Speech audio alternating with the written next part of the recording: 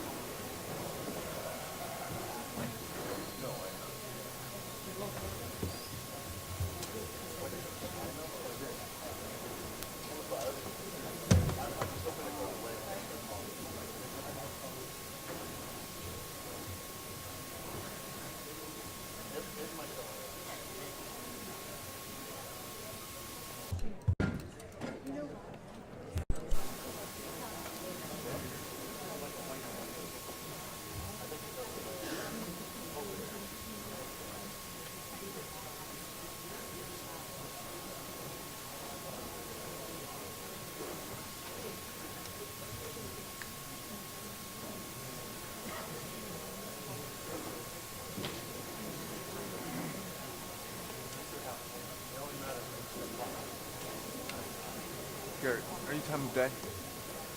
Yeah. Or how close are you to time of day? 9:41, 41, 42, 43, 44,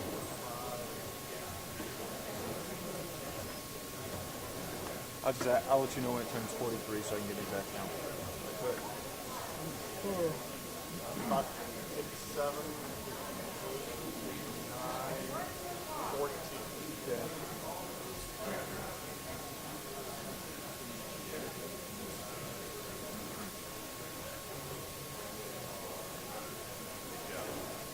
See about, it just turned 43, so where are you guys at? 14 seconds. Okay. As in you're 14 seconds on 42. It was 42-14, right?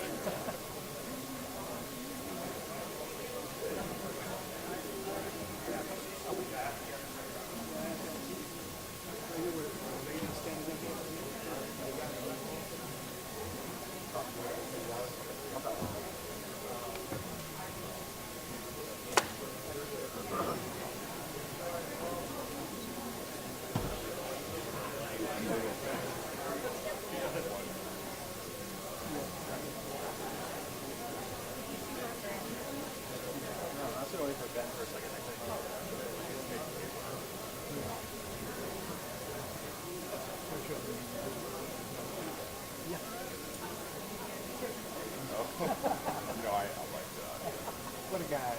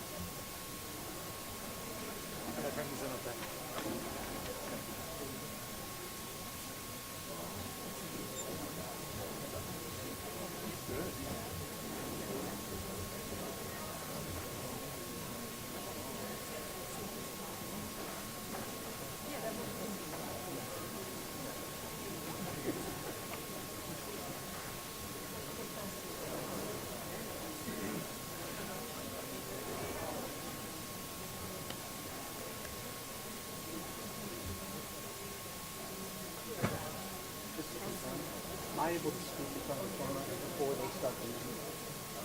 I have no idea. I would imagine so. One, if I can just get your attention briefly, I'm Bill Gates, Chair of the Maricopa County Board of Supervisors. I want to thank everyone for being here. We still have people who are coming into the auditorium, so we want to give everyone the opportunity to come in and get seated before we get started. So it'll be a few minutes, but again, thanks to everyone for being here.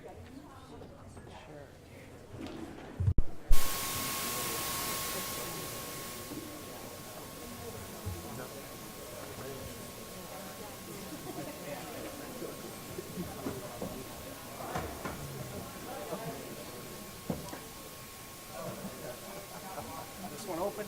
No, Jordan County. No. There's two down here. Oh, okay. Go right ahead. There's two. There's two. Are you with someone? Just waiting for you. I'm going to stand in front of your camera so I'm going to take it. Is that one on the end taken? Oh. Yes, sir. Yes, sir. I'm inside the meeting. It's delayed because there's so many people outside trying to get in.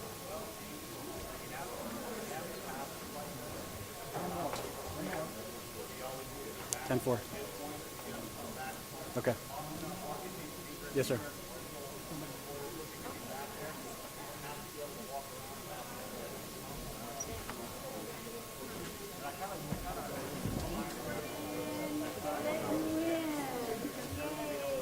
Yes, ma'am.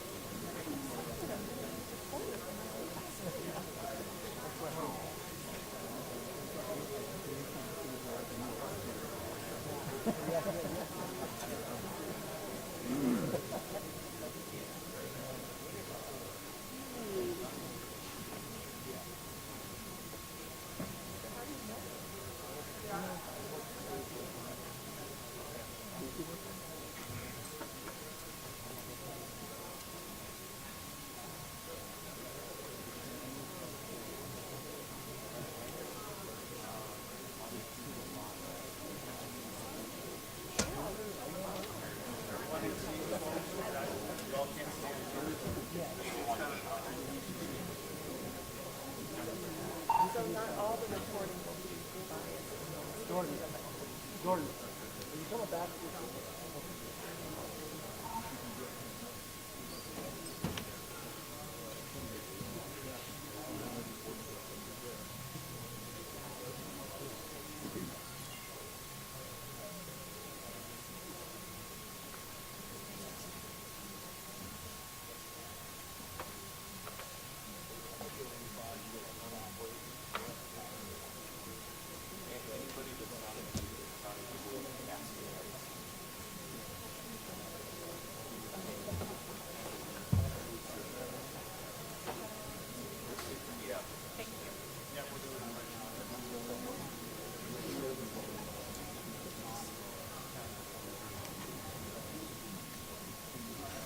Hey, Steve, we're inside right now. The meeting was actually scheduled to begin already, but the line was so long out front that they're giving more time for people to come in. The room is packed already.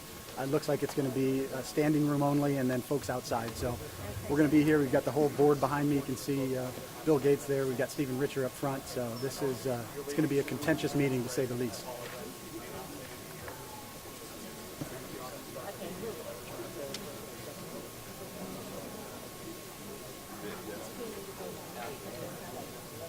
Revote or nothing is basically the message I'm hearing. They don't trust the vote at all. It's there's irreconcilable issues with the day of voting, and basically, unless they don't certify, they're going to be outraged. They don't believe this vote can be certified based on just everything that we've seen. Outrageous, the day of election, but everything else that's gone along with this. It's just it's outrageous.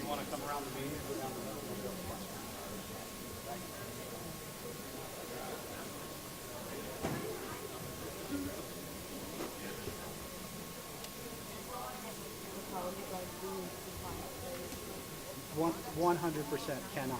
100% cannot certify.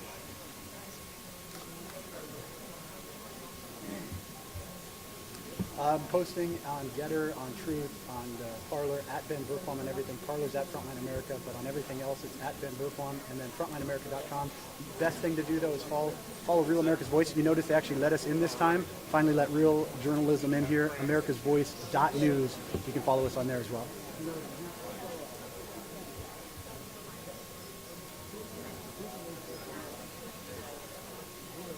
Thank you, sir.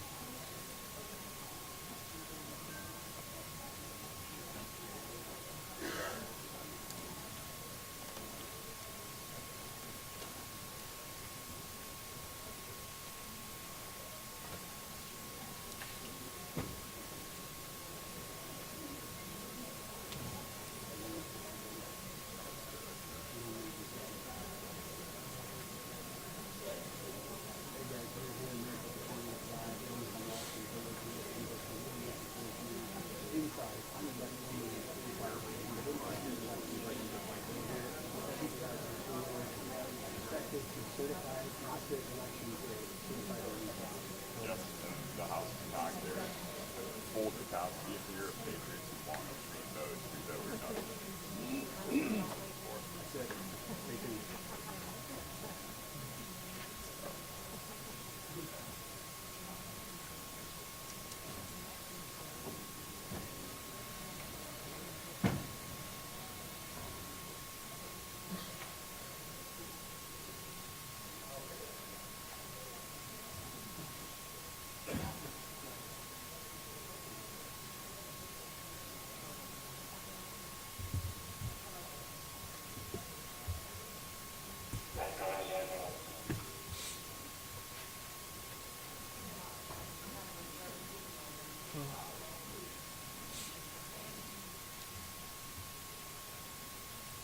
The broadcast is now starting. All attending are in listen-only mode. All right, well, good morning, everyone, and welcome to today's special meeting of the Maricopa County Board of Supervisors. And today's item will be the canvass of the 2022 general election. If we could please have the clerk of the board call the roll. Yes, good morning. Supervisor Sellers. Present. Supervisor Galvin. Here. Supervisor Gallardo. Here. Vice Chair Hickman. Here. And Chairman Gates. Here. And before we get started with the meeting, I would like to ask everyone if you're able to stand, and I will lead us in the Pledge of Allegiance.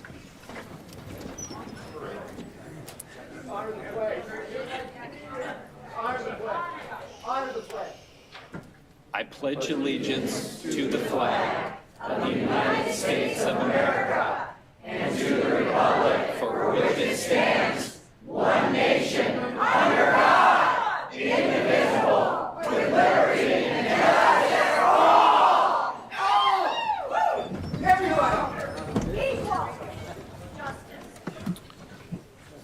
All right, so I'm going to start by just giving some remarks, making sure everyone understands what it is that we're doing today, and then we'll go over basically how we'll be proceeding with this meeting, and then discussing a little bit about the public comment, which will be available today. So we are meeting today to certify the canvass of the 2022 November general election. ARS 16-642 dictates that boards of supervisors are to certify the canvass of an election no later than 20 days after election day. Certification is not an optional act for boards of supervisors. It is our statutory duty to complete this part. Okay, now I'm going to stop. And I really appreciate everyone being here today, and I know that we're going to show decorum. We're not going to talk while you come up and do public comment. We would ask the same. I have no doubt that that's how this is going to run today. We want everyone to have the opportunity to speak. And at this point, I'm just going over the ground rules for today. And with that, it is our statutory duty to complete this part of the election process. Any registered voter in Arizona who would like to formally contest official results must do so within 5 days after the county and the state canvasses as outlined in Arizona Revised Statute 16-672 through 674. To challenge unofficial results would be like challenging a TV network's prognostications after the polls close. The canvass is what makes the results official. Once official, those results can be challenged in a court of law. Now, some people have questioned whether the board is rushing or moving up certification, but we've had this date circled on our calendars for quite a while now. November 28th is exactly 20 days after the November 8th election. This is the very last day that the Board of Supervisors can certify the canvass by law. My colleagues and I felt it was important to gather all the data and information that we could about the administration of the November general election before holding this public meeting to discuss certifying the results. Far from rushing, we're being very deliberate and methodical before certification. Public testimony, as I've mentioned already, public testimony is very important to me and to my colleagues. And we look forward to running a canvass meeting today that incorporates comments from the public as well as a deep dive into the facts and data from the county's election professionals. So let me talk about what the run of show is going to be. After I've completed my statement, then we will ask the recorder, Stephen Richer, to make remarks about the November general election. Then we will open it up for public comment. And the way that public comment is going to work is that people need to sign out their speaker sheets if they haven't done that already. Fill those out before we start public comment. We will not allow anyone else to fill out a speaker form once public comment has started. You will be provided 2 minutes, just like we did in a recent meeting of the board. You'll have 2 minutes to speak. At the end of the 2 minutes, you're done. There will be a chime with 15 seconds left to let you know that you're coming to the end, and at that second chime, your time is up. And we're going to treat everyone exactly the same way. So after the public comment, we'll then go into a presentation by our co-directors of elections, Scott Jarrett and Ray Valenzuela, and they will discuss the canvass in detail and address some of the questions that have been raised over the past few weeks. Then at that time, we will have questions and comments from the Board of Supervisors, and if there is a motion, then a vote will be held, and that will be the end of the meeting. So that kind of walks you through everything. A few housekeeping things. First of all, the media is free to carry this meeting live, but we ask that you not do any interviews from the auditorium as this meeting is ongoing. And again, to talk about decorum for a second, again, I know no one's going to use profanity, and to move this along, and again, we're going to give everyone the opportunity to speak who's filled out a form. We ask no clapping, no cheering, no booing. Just be respectful of one another. We want to listen to what everyone has to say, and then we will proceed with the meeting. But if it does get out of hand, as the chair, I have the right to recess the meeting. I don't anticipate that that's going to happen at all, but we will do that if we lose order in here. Again, I don't expect it from this group.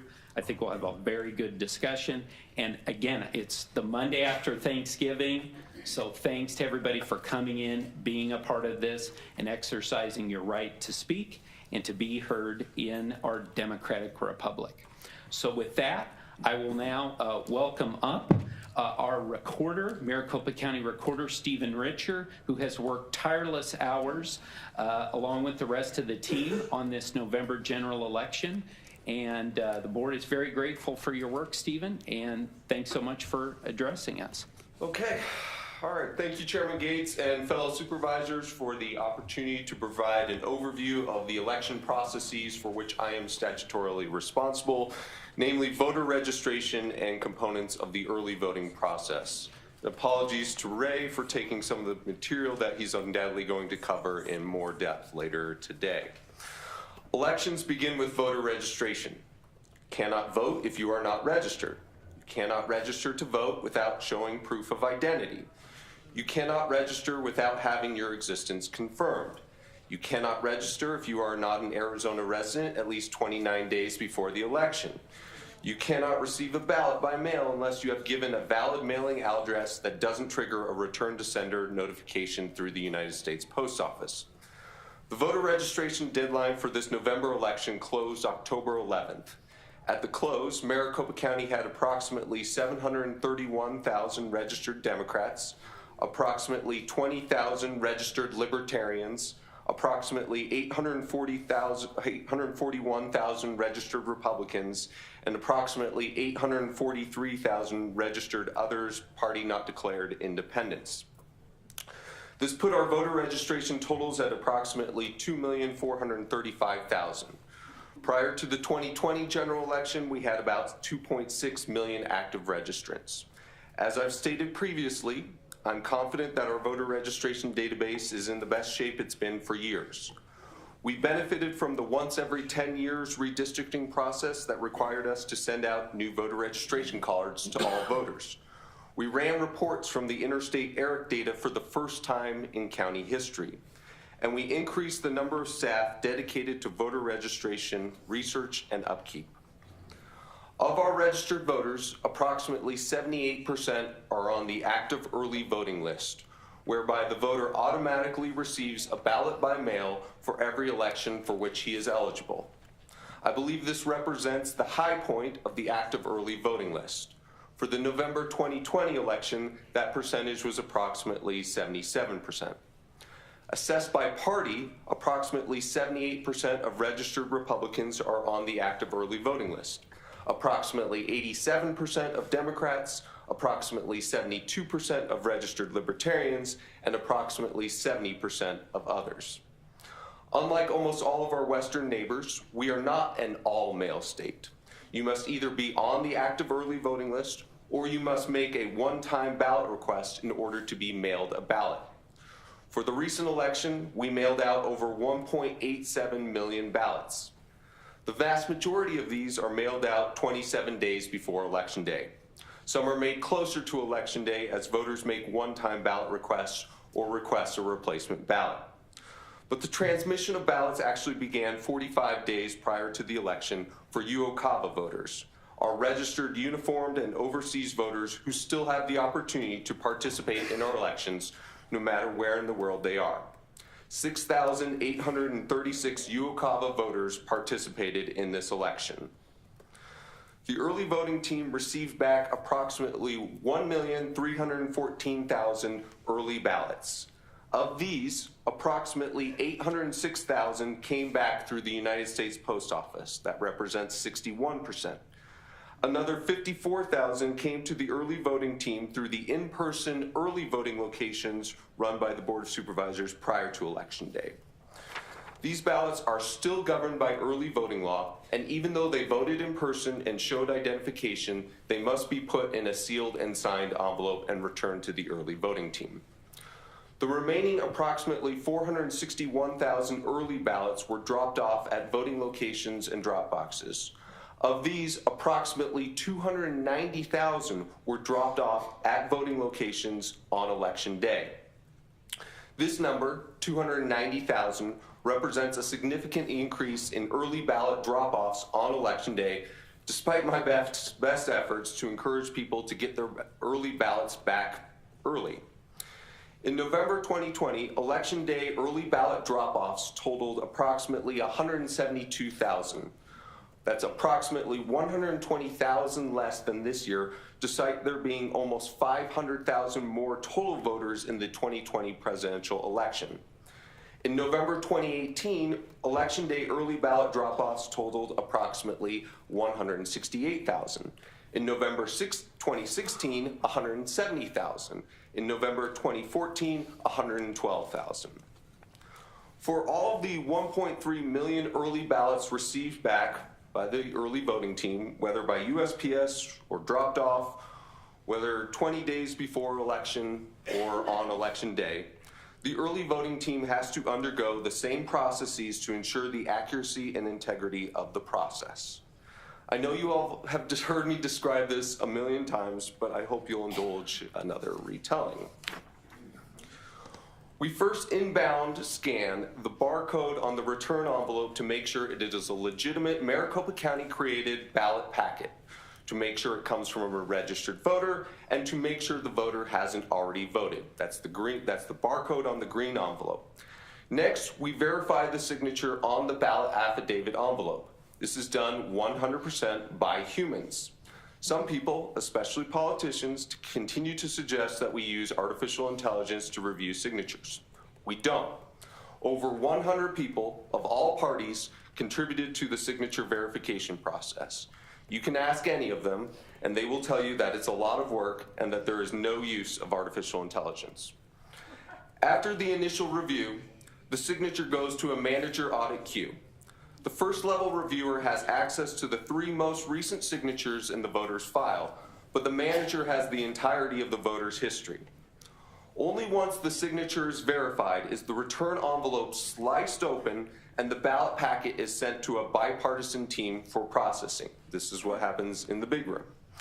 Those bipartisan teams extract the ballot from the envelope, make sure the ballot is the right style, make sure there is only one ballot in the envelope, make sure the ballot isn't damaged, and make sure the ballot has nothing on it, like gum, that would interfere with tabulation.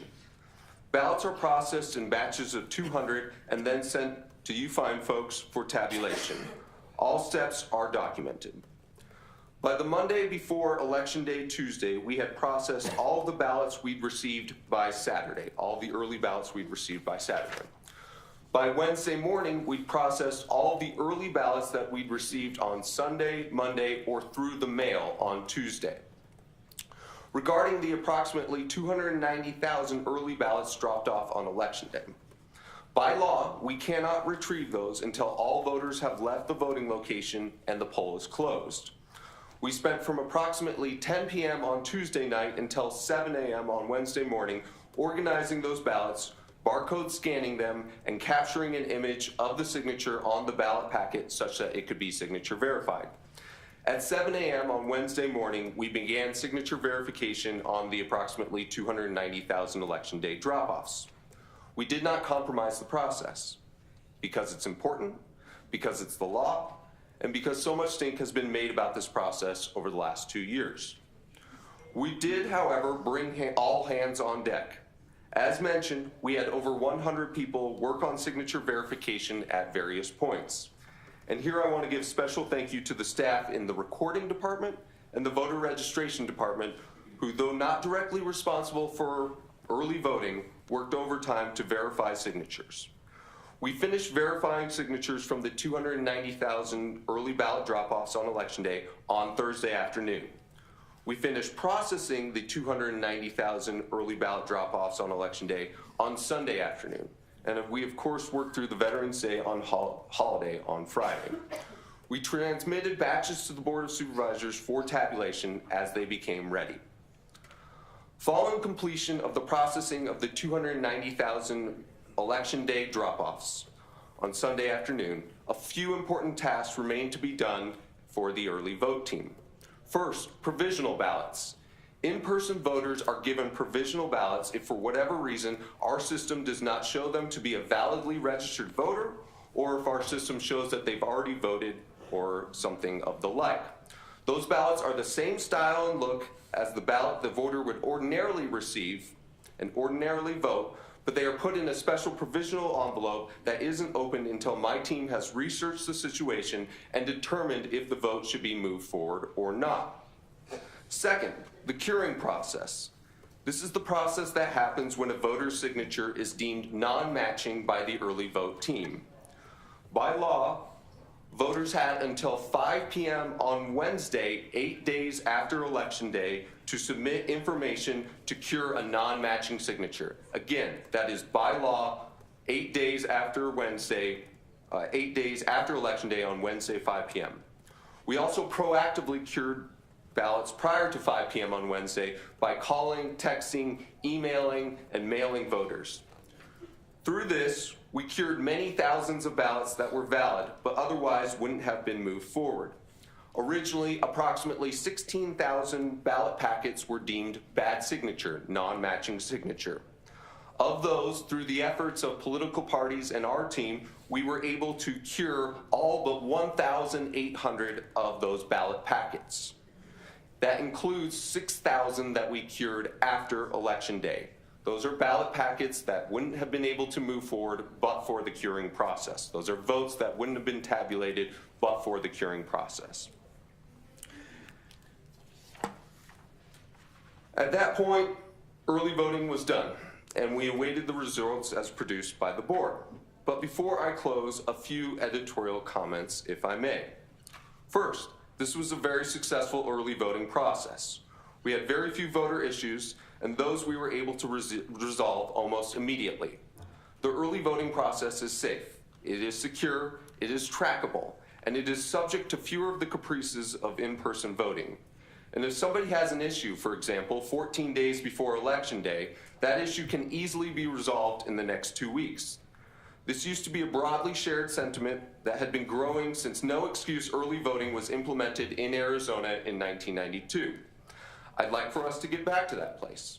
I'd like for us to get back to the place, back to the world where the responsibilities that the 15 county recorders oversee, voting by mail, is rightfully encouraged, not discouraged based on some falsehood that then steers voters to methods that might be less convenient or more challenging for them.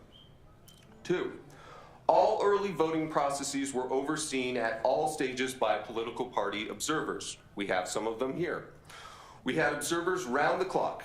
Even during our evening work, 2 weeks before Election Day, we had observers. I am very impressed and I am very grateful. 3, thank you to the team. My permanent team has undergone a lot over the last 2 years, a lot of challenges, but they continue to show up, they continue to care, and they continue to work hard. They continue to support each other.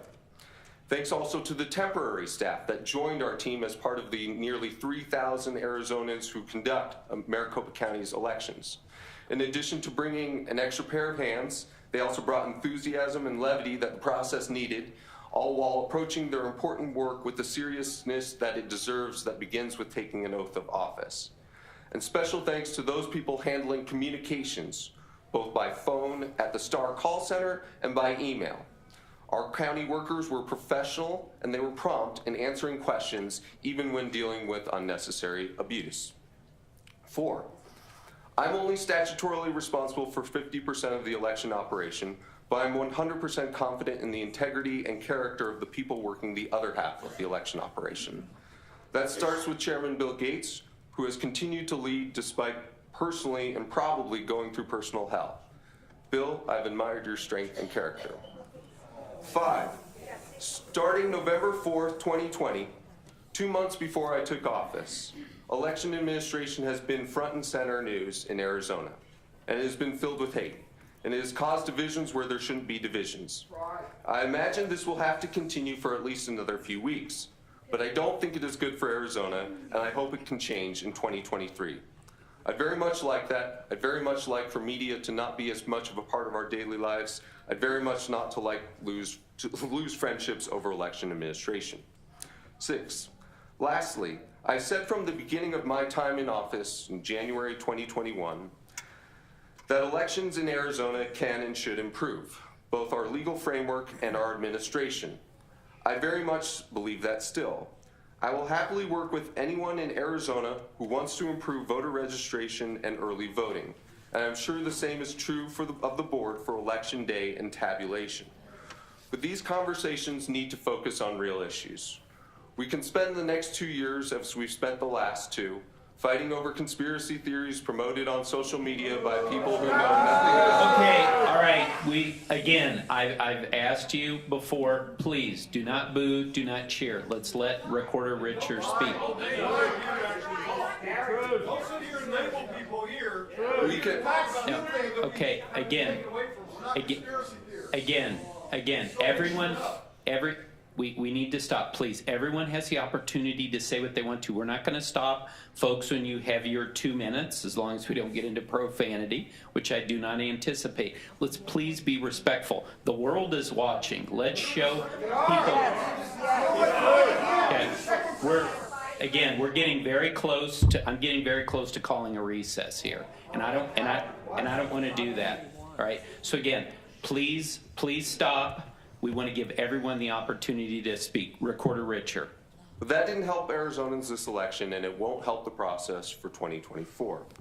If we spend all of our time on stuff like Splunk logs, fractional voting, and ballot mules, then we won't be addressing the questions that all Arizonans care about, such as how can we speed up the time it takes to process election day early ballot drop-offs, or how can we prevent third-party groups from confusing voters by masquerading as a county entity. That's what I want to be working on.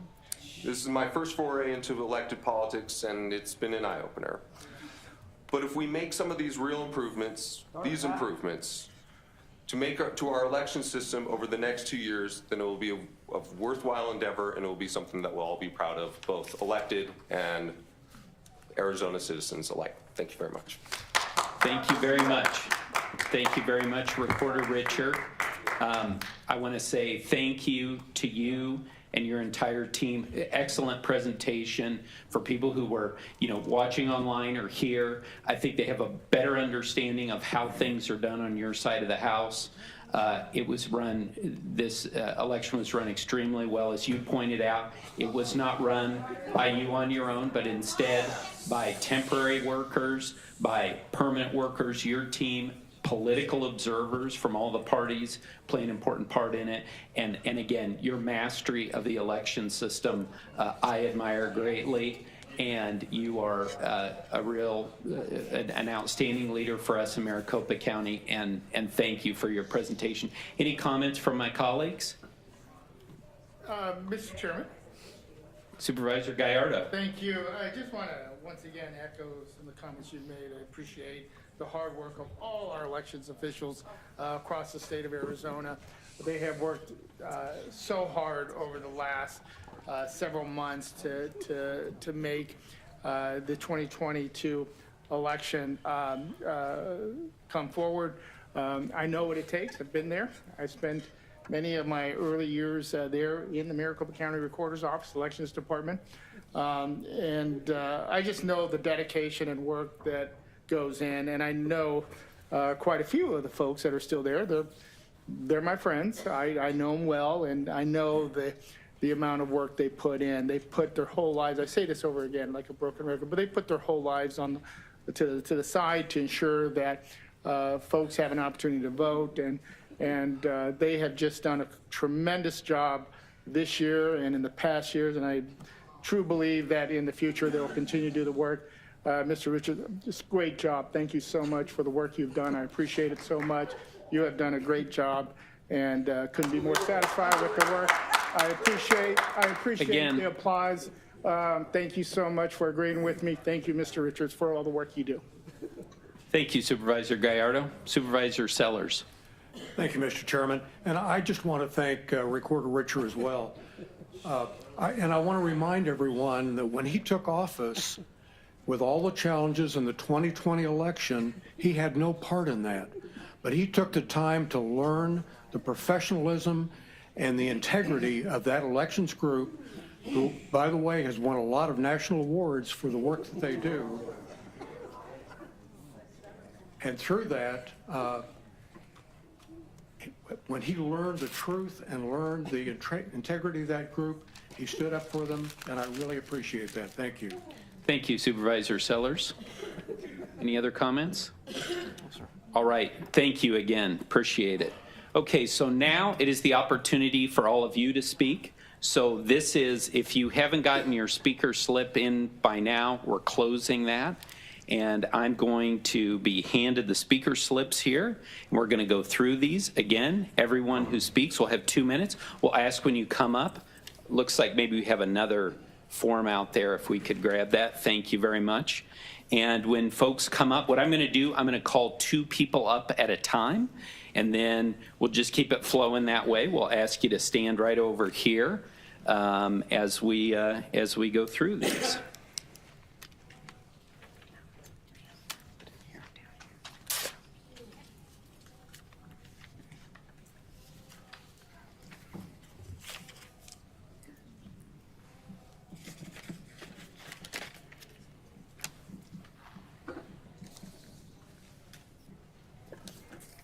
Okay, so our first 2 speakers I'm going to call up are Catherine Sigmund and Lewis Herms.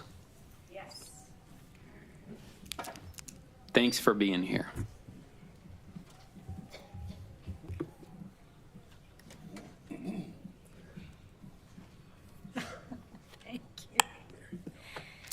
Thank you all so much. I didn't expect to be the first speaker, but I want to say I am a voter in Tempe, Arizona. I've lived in Arizona for 25 years, and I have happily voted by mail all the times I've been able to. I find it an incredibly convenient and safe way to vote. I appreciate all the elections officials. I appreciate Stephen Richer, who has run an excellent recorder's office here in Maricopa County. I thank all the workers who volunteered, all the professionals who have made sure that our elections are safe and reliable. I've personally been able to watch the signature verification process. It's incredibly impressive. I just wanted to say I appreciate all of the work that you have done to make our elections safe and secure. I appreciate having the freedom and the liberty to vote here in Arizona and in Maricopa County. Thank you so much. Thank you very much. And then I will call up as well Joe Oltman and Chris Fernandez. And then Mr. Herms. Thank you for joining us. You have to hold it down the whole time. No, we're good. We're good. Okay. Oh, thank you. Appreciate it. Yeah. And again, if we could ask for folks' addresses as well. Hello, my name is Lewis Herms, and just want to put on record really quick that Bill Gates let the fans of Stephen Richards clap out loud without reprimanding them, so let's just be aware of that going forward. Also, directly from a person in the South, I'm sure they would say to the Maricopa County Board of Supervisors, bless your heart. Okay, again, please, no outbursts. Please proceed. And I just like to, another reminder, please, that you do work for we the people. Thank you.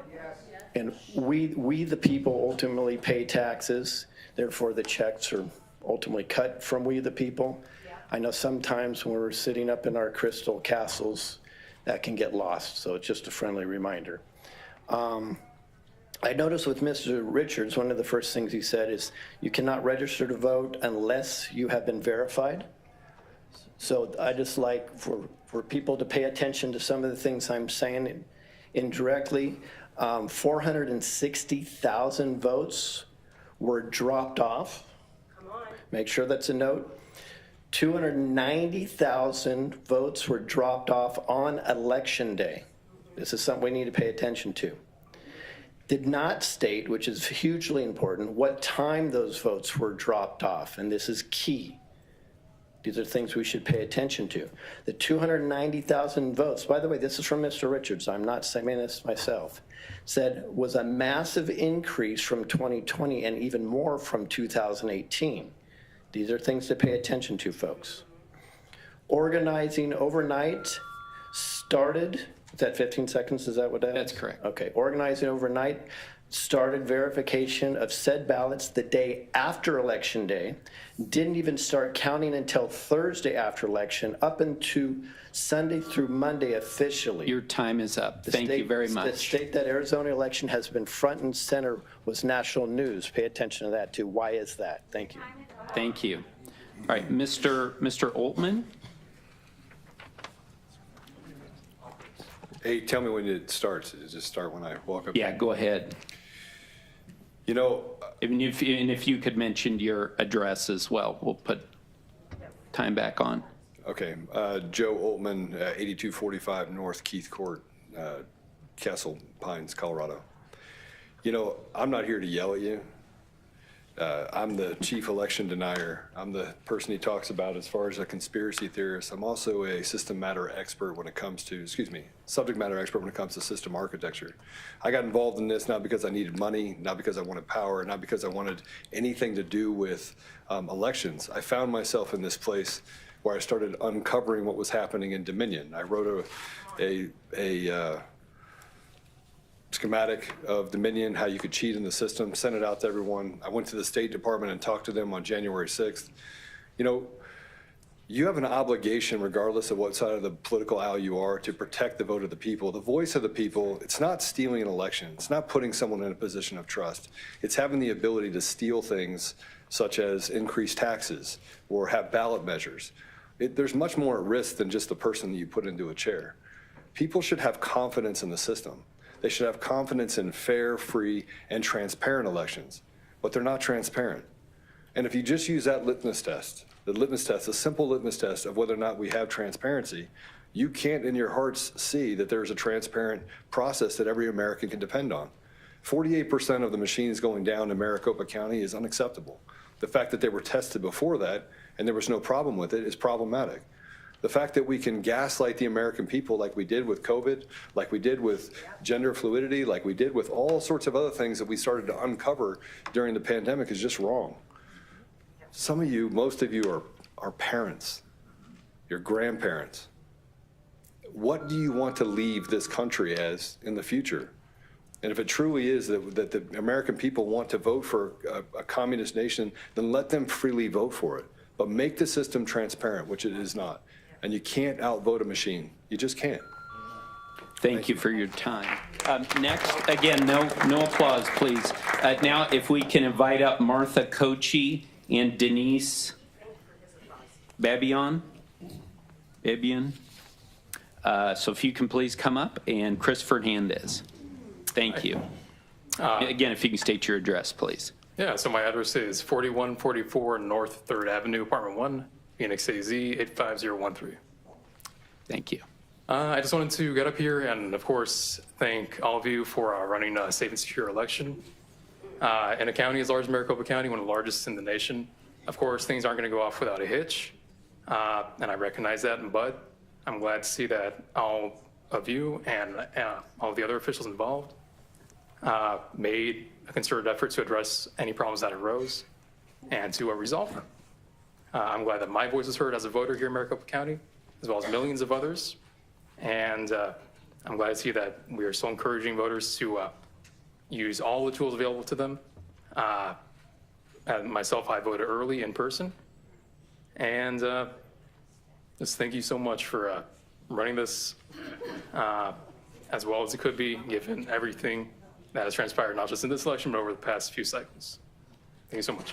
Thank you very much. And then if I can call up Dawn Henninger and Lydia Abril, and now we'll have Martha Kochi. And if you can state your address, and then we'll start the time after the speakers stated their address. Hello, everyone. My name is Martha Kochi. I noticed the first speaker was not asked to state their address, and the form said it was optional, so I'm not going to state my address. That's your right to do so. I want to encourage everyone in this room to please remain respectful. Mr. Gates did advise us to not be noisy, so we want everybody to have a chance to speak because this is a very important day. So I just encourage everyone to, I know your emotions are high, but please remain calm. So I was a poll worker on November 8th from 6 a.m. The tabulator machines at my location were not accepting the ballots. We had long lines inside the building and they were not moving. I also received a text at the same time from my friend who voted in, gotta get it right, Cave Creek, sorry, up north, Cave Creek. And it was the same problem up there. Our troubleshooter was responsible for 4 locations. They were not, the tabulators were not working. And this is a very important election. These should have all been screened ahead of time. They should have been proof that they were working correctly. My husband came to vote at the same location where I was a poll worker later on in the afternoon. He put in his vote in both machines, backwards and forwards, upside down, right side up, over and over again. It would not accept. As a poll worker, I know sometimes the ballot itself is rejected for a reason, such as an overvote, or there's a mark on the ballot that shouldn't be there. These, you know, his was, it said, see a poll worker. I saw many people putting their ballots in and it said, see a poll worker. Sometimes I did see overvote, I saw legitimate reasons, but there were many times where there was no explanation. People filled in their bubble correctly. So, I also want to say we had 3 ballot on demand printers. One of them stopped working for several hours. It was causing logger jam, you know, backups, people waiting for a place. Thank you very much. Thank you. Appreciate your time. And then if we could, did I call up Lydia Abril already? Okay, perfect. So then if we could have Denise, Dawn Henninger. Yeah, Denise. Hi, my name is Denise Babian. I live in Phoenix. To Mr. Richer, I have to tell you that your voter rolls are a disaster. I banged on over 6,000 doors. And those, when you pull up the names of who's supposed to be living at the households, there are sometimes 7 or 8 or 9 people listed, and not one of those people are the person I'm talking to at the front door. And that person does not know who any of these people are. That happens, I'd say, at least half of the time I knock on doors and get to talk to people. Same thing happened in 2020. I banged on over 4,000 doors that year, same exact result. Nothing's changed. This is not a crystal clear election, as you say. You thanked all of your workers and all of the 3,000 Arizonans that gave up their time and energy to do this. Did you see the latest Rasmussen poll that came out? It reads, survey of election workers, poll watchers, and volunteer attorneys reveals election chaos in Maricopa County. 84.3% of the people that took this poll say that they have zero confidence. 84% of poll workers in Maricopa have zero confidence in our election process from this year. You're wrong. You don't consult with we the people. You think you know and you don't. I'm addressing Mr. Richer at the moment. Also, I would like to tell you that I electioneered all throughout my district, and that was 10 different polls that I electioneered at, and every single one of those polls, I had people coming out panic-stricken because they were freaking out that their ballot was not accepted. They did not know if it was legitimate. They were told to throw it into the famous, infamous box number 3, or they were told to go and come back another time. Every poll I visited, I had no idea what to tell them because I'm outside as an electioneer. They're coming to our tent asking us what to do.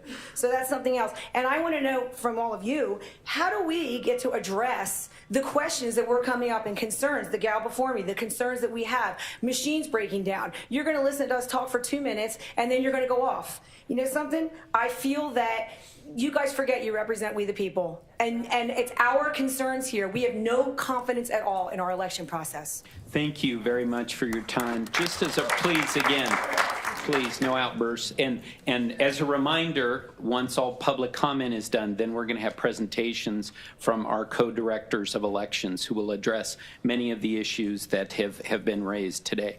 Ms. Abril, is that Yes. correct? Okay, Yes, it and then is. if just before you get started, if we can invite up Jean Pierce and Michelle Althor.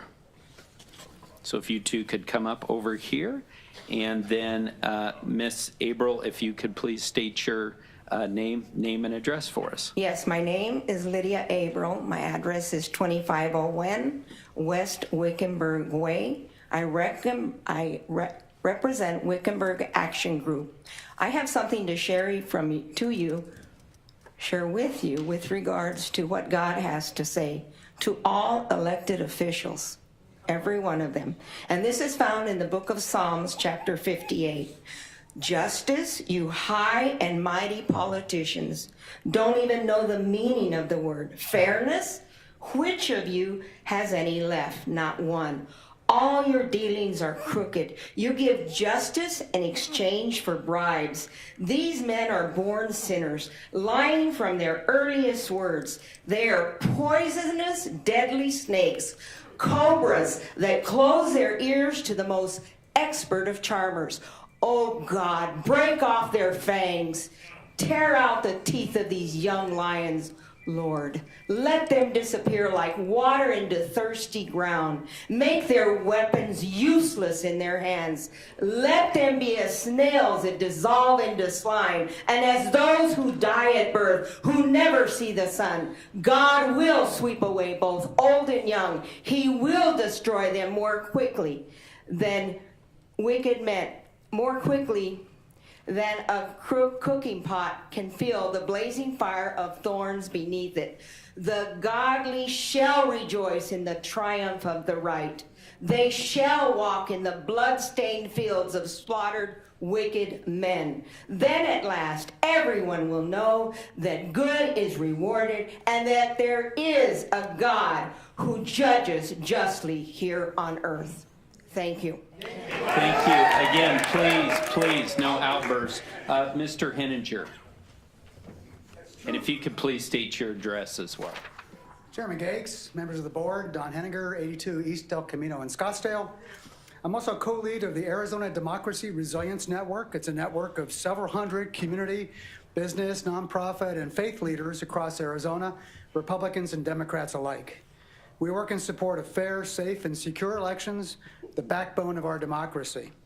Here today to support your certification of the election results in our county, seeing no evidence that anyone who wanted to vote couldn't, and no evidence that any votes were not counted. We share the disappointment over the technical problems on Election Day, and we empathize with voters who were inconvenienced, but we appreciate that our leaders and our election workers reacted quickly to the challenges and were transparent and upfront at every stage of the process. On behalf of our network, I'd like to say thank you. Thank you to the thousands of workers and volunteers who spent many hours working to bring this election to a conclusion. Thank you to our leaders who admitted the challenges, moved quickly to solve them, and had the courage to stand up to those who criticized and sometimes threatened them along the way. Thank you for your time and for your service to our county and to our country. Thank you, Mr. Henninger. Again, please, no outbursts. At this time, I would like to welcome up to join us here on the line Kathy Roscoe, and also Barbara Russell, and then Jean Pierre. Sorry, my apologies. I'm sorry, you mangled my name. It's Joanne Pierce. Sorry, Joanne Pierce, my apologies. Your address, and then we'll go ahead and have you get started. Let me get my glasses on.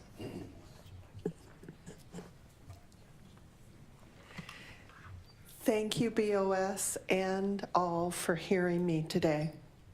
I am Joanne Pierce, an in-town resident of Wickenburg. On October 10th, 2022, a massive hurricane hit and devastated Florida. On November 8th, 2022, a few weeks later, 7.5 million people voted on written ballots in the general election. 5 to 7 hours later, all ballots were hand counted, and the winners of those elections were announced. Meanwhile, in our Arizona, U5 BOS's and AZSOS's department was incapable of providing anything resembling a final count for weeks. Every single one of you ought to be ashamed of how Arizona is now the laughing stock of the nation because Maricopa County is inept. Corruption occurred, people's votes haven't been counted, and thousands of votes have been disenfranchised. Arizona needs to vote and count as Florida did November 8th, 2022. Shame to hell to Maricopa County for dragging our fine Arizona straight to the toilet. Again. Thank you very much. Next speaker is Michelle Alther. And if you could please state your address. Michelle Altair, I'm from Goodyear. And I was a marshal at this last election. But prior to even having November 8th, when I went to training, as we were practicing on the tabulators, they didn't even work on that day. We were given different ballots, and as you scan the ballots, they're supposed to have a certain code on there, and none of them worked. I think maybe one out of how many tries we did. He kept saying, oh, it's supposed to give this code. So they didn't even work when we were training. On election day, few minutes after the first person comes up to get their scan their ballots, misread, turn it over, misread. And that's how it happened for the whole entire day. We also had an incident where our scanners lost power. We didn't realize when they set them up, they didn't turn them on. They didn't have the power strip on. So 2 hours into it, our scanners went down. It took about 30 minutes for them to reboot. And so we were able to scan. I was able to keep people at the polling place because I told them stay there. But I know, with everything that you're hearing, all the testimony, I know what I'm saying is probably just going to be dropped into bin number 3 as I'm dropping the report. This election report is going right into bin number 3. Because the thing of it is, we are living in perilous times. This is a battle of good and evil. You can sit as lords over us. And I hope that anybody that's running for a position in politics would get it through their heads that when they're elected, they're not gods over us. They are elected and they're servants to us, we the people. And there will come a day when you will sit before a higher judge. You will sit before a higher judge, and you will be held accountable for your role in what's been going on, for the deception and mocking God with calling evil good and good evil. Thank you. Ma'am, if I could just ask you which voting center that was at that you were working at? It was at the Estrella Foothills. Thank you very much for your work on Election Day. And then at this point, let's ask up Vern Bybee and Randy Miller. So if they can come up here, and then we have Kathy Roscoe. Yeah, please come join us. Thank you. And then if you could state your address. My name is Kathy Roscoe. I live in Maricopa County. I came here today to get an up-close and personal look at the 7 traitors to the United States Constitution. Okay, again, please. Sitting at that desk. You were set to receive a subpoena this morning at 9:30.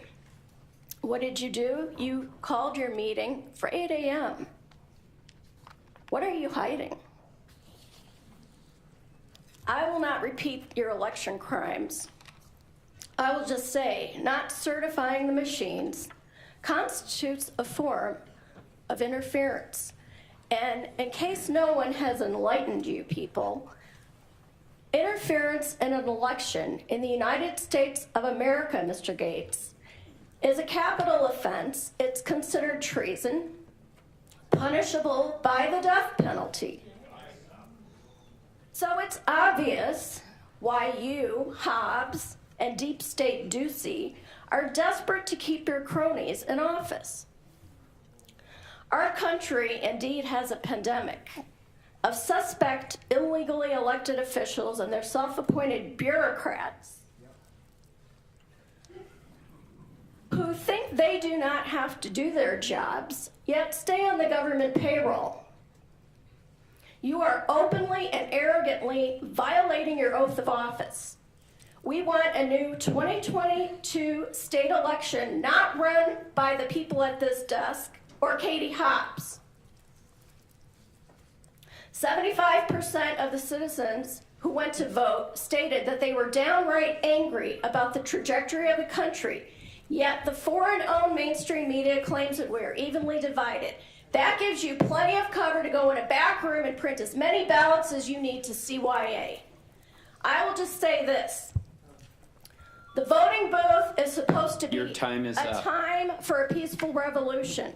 Those who make peaceful revolution impossible make a violent revolution necessary. Your time is up, and again, I just want to clarify, reference was made to the subpoena that this board received from Senator Kelly Townsend. This board, in fact, responded to it, hand-delivered a copy to it before 9:30 this morning. Next speaker is Barbara Russell.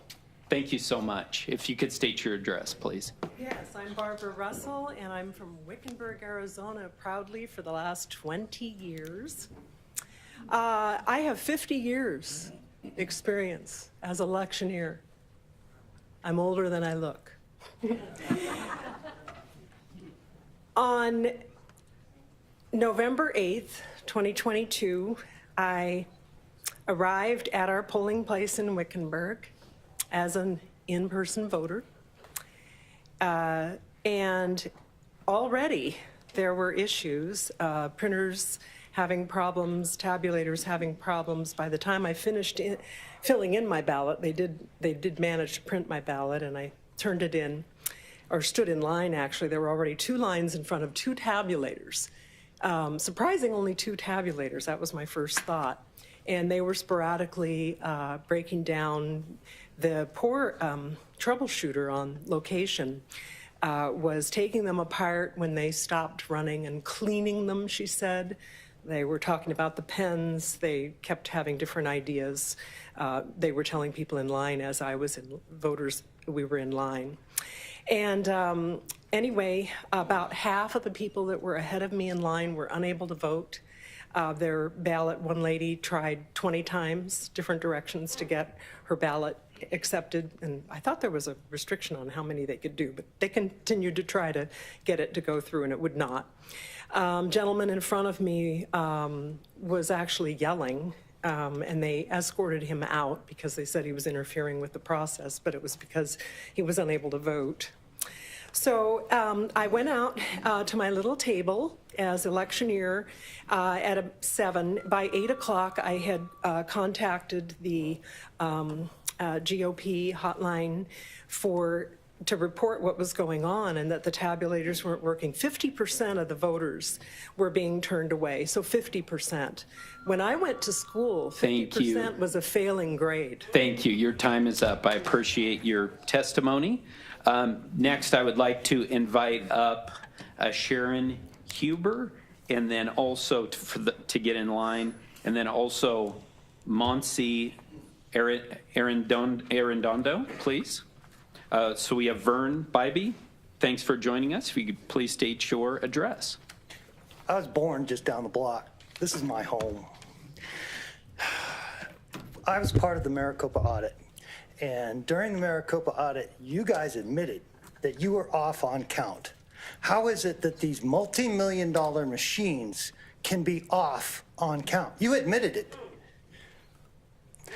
And then another point. Why is it that during your 2 weeks to take the count, there are trucks going from the counting center to the printing center? There's no reason there should be any trucks going in and out of that counting center. Those votes should be there, and they should stay there. Why are trucks transporting back and forth to Runbeck? which, by the way, the Maricopa audit was told, do not touch Runbeck. Runbeck is who prints our votes. Why is there trucks going back and forth? I pose that question. I'm done. Thank you very much. Appreciate your testimony. And next, Randy Miller. Thanks for joining us today. I'm a resident of Maricopa County. First, I want to address that this whole process of the 2 minutes is a violation of our First Amendment right to to petition our government and address our grievances. You have no right to limit our time while you give government officials that work for us all the time in the world that they need to talk about what they're gaslighting us about. The second thing I want to say is everything that Mr. Richard was talking about, early ballots, mail-in ballot, it's a violation of the Constitution. Have you read Article 7, Suffrage in Elections, Section 10? It says general elections shall occur. Shall under law is mandatory. I'm sure you're aware of this, Mr. Liddy. Is mandatory under law, shall occur the first Tuesday following the first Monday of November.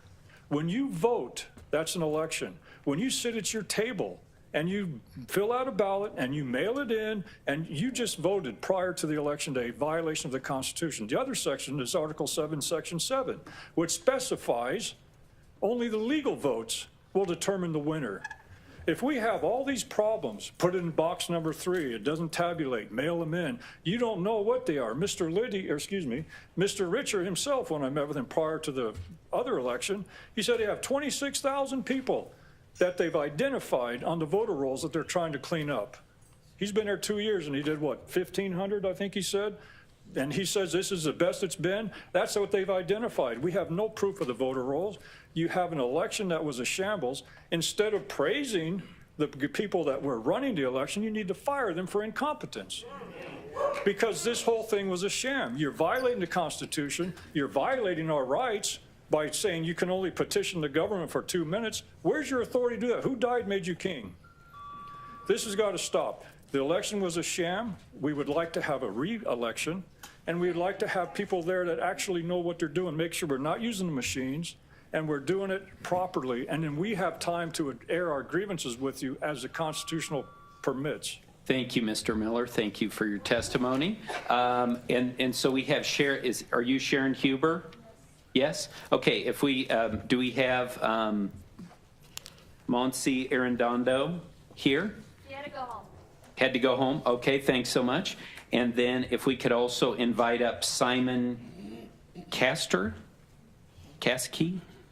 and then also Mike Peterson. Ms. Huber, your address? Hello, I am a resident of Maricopa County. My name is Sharon Huber, and I live in Wickenburg, Arizona. I feel that the voters of Arizona, and in particular Maricopa County and Wickenburg, had their votes disenfranchised because Maricopa County had so many problems on Election Day with their printers, tabulators, and other machines malfunctioning throughout the day. Thousands could not vote. Thousands left discouraged. I was one of those voters disenfranchised in Wickenburg and Maricopa County. I tried to vote in person, and I was told by the poll workers I had the right kind of ballot, that they had problems with the printers at first and then the tabulators all day long. Sure enough, the tabulator would not accept my ballot. I tried over and over for close to an hour, going from one tabulator to the other tabulator, turning it right side up, upside down, and every which way. I inspected my ballot to make sure I had filled in completely all the circles and that there were no stray marks. And I used a black ink pen. My ballot looked perfect. And no matter what I did, the tabulator would not accept it. I watched dozens of voters having the same problems. We were given an option. Put it in drawer 3, labeled misreads, and assured it would be counted that night. Actually, I didn't find out until 10 days before I got confirmation that it was counted. Or we could spoil it or try again, go to a different town to vote. They said 60 plus tabulators in Maricopa County were not working correctly. I reluctantly finally put my ballot in drawer 3 ballot and noticed there were hundreds of ballots stuffed in both tabulators in drawer 3. I was later told there were 17,000 plus ballots in drawer 3.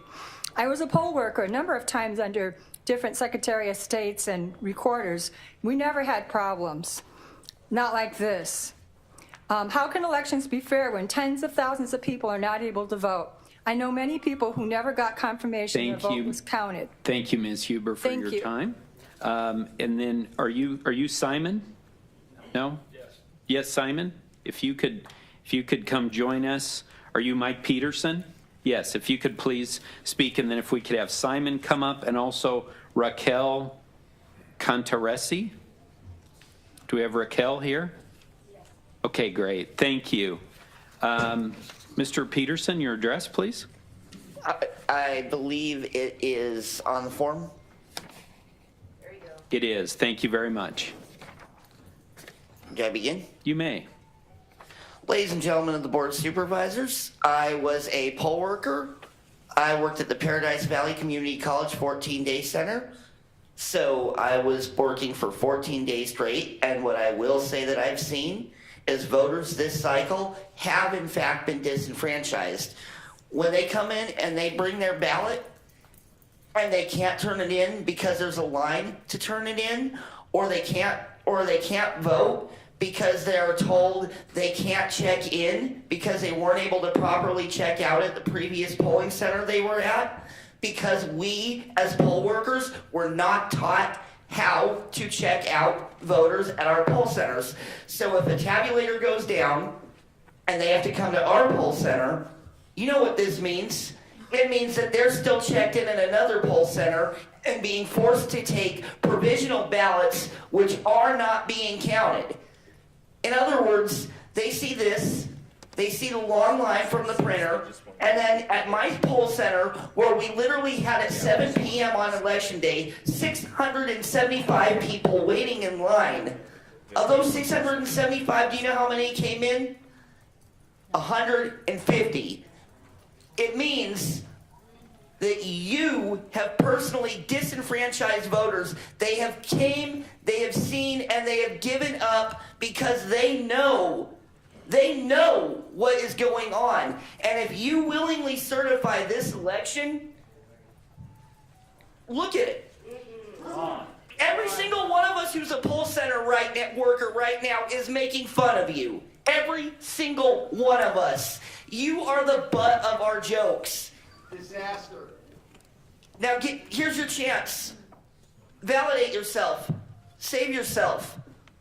Be the hero for once in your life. Thank you, Mr. Peterson. Our next speaker, Raquel. Thank you. And then I would like to invite up Susan Truix and Ben Berkwam, please. My name is Raquel Contachesi. I'm a Maricopa County resident. There's a lot to say, but a lot's already been said at the last meeting and this meeting. You have had people personally come up here and testify of their personal experiences as a voter, as a poll worker, and as a poll watcher. I was also an observer, and I can let you know that there were multiple problems going on, just as you've already heard and that you guys are already aware of. I think one issue that's kind of not being highlighted enough is that in drawer 3, when the polls close, when the last voter leaves, when the equipment is being taken down, when tabulators were opened, there were, at one site in particular of someone I know, they did not separate drawer 3 ballots from the tabulated ballots. That's in the tabulator. In my particular site, they did at least initially try to rerun the drawer 3 ballots, but then at that point, and there was only 2 that ever, took from, I don't know, the hundreds that they were trying to rerun, they commingled the untabulated ballots of drawer 3 with the tabulated ballots. There is no way to ever sort that and track that. Those are lost votes. Those are lost voices. You guys have heard. I have no idea why you can say and Richard can say things like election run extremely well, mastery with election process, professionalism and integrity. How can you say that after hearing people coming up personally, not just here, but you've heard other reports, but here, you cannot say that this went well. People were disenfranchised. There were problems. Things were not run okay. So quit trying to say that. Just acknowledge it, and let's figure out what we need to do to fix it. Thank you. Thank you. Appreciate it. And may I ask you, thank you for your testimony, so you were a worker at this? I was an observer. Observer. Yeah, And which one were you an observer at? I was over off of Central Lutheran. It was off of Camelback and 7th Street, right before there. Thank you so much. Appreciate that. All right, so I would like to ask as well, Scott Brogy?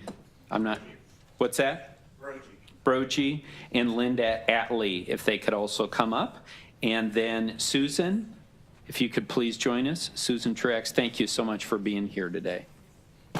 Hi, my name is Susan Truax, and I am a native of Arizona. I am from Scottsdale.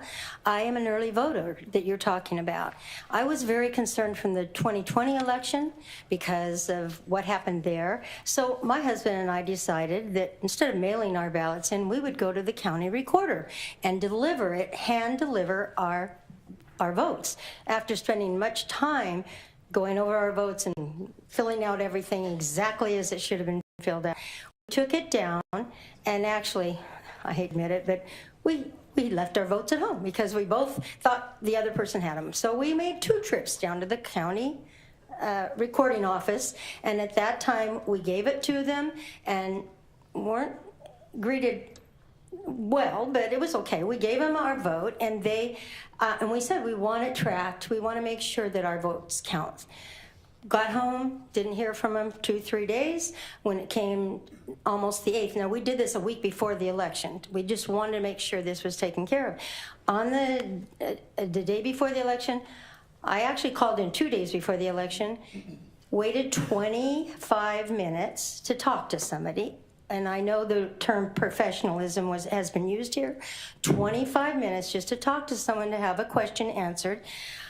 When I got on the phone, I explained the whole situation, and she told me that it should be counted. Okay, so still no notification, nothing that my vote was counted. So then I wanted to do the pure vote where you have to, I went through the whole process, giving them the last 4 digits of my Social Security, filling out all their forms to make sure that my vote was counted. Still no notice. Then my husband, we called about his. They said his signature is fine, which of course my signature should have been fine, and they said that his vote should be fine. It should be counted. To this day, our votes have never been certified as far as them counting. So, Ms. Truax, thank you so much, and we'll make a point to follow up with you on that. Thank you for bringing that to our attention. Next, if I can ask Barbara Jennings and Roger Mayeb also to get in line here, and we have Ben Berquam. Thank you for joining us today. Thank you, Supervisor. I typically don't speak at these. I represent folks. I have an organization called Frontline America, and I also represent a media outlet, Real America's Voice News. We were denied entry, along with my colleague Jordan Conradson, to the election office, and I figured this was an appropriate time to redress my grievance. I spend most of my time on the southern border exposing the invasion that's going on down there, especially here in Arizona, and what's coming into our country. The biggest concern I have is if this election is certified, the only parties that will benefit from this are the cartels. They've taken over Mexico, and sadly, they've taken over many politicians in America. What we saw on Election Day was outrageous, and to say that it was anything but that is either you think we're stupid or you're just that arrogant. What we've seen from you in the election office and your response, very simple questions needed to be asked. 2020 was a disaster. How was 2022 worse? You cannot say that you can certify an election when half of the voting machines were down. Was it 1,000 people that were disenfranchised? Was it 10,000 of the people that were there in line, or the people that didn't show up because they saw on the news the election machines didn't work? The fact that you've already made up your minds, you've already made the decision, this is all semantics. All of us coming up here and speaking is semantics. You've already made your vote. You've already made this decision. You said the world is watching, and you're right. They're watching, and they're watching this disaster play out in front of them. You responded to the AG with the most pathetic, inept response I've ever seen. You have not redressed the grievances of these people. That is the question. And the answer that I hear from everyone across this room is, you cannot certify. So the question is, what is the remedy? The fact that you were on a PAC that was going against Kerry Lake, as well as Richer, going against Kerry Lake, how can you say that there's no conflict of interest? You have a Secretary of State running against a gubernatorial candidate. How can you say there's no conflict of interest? And then your machines go down on election day. It is absolutely outrageous. If you certify today, the only thing you'll be certifying is your corruption. Thank you again, please, no outbursts. Next speaker is Scott Brogy. If you could please state your address for us. Good morning. It's Scott Brogy, and I live in Mesa, Arizona. Good morning. Good morning.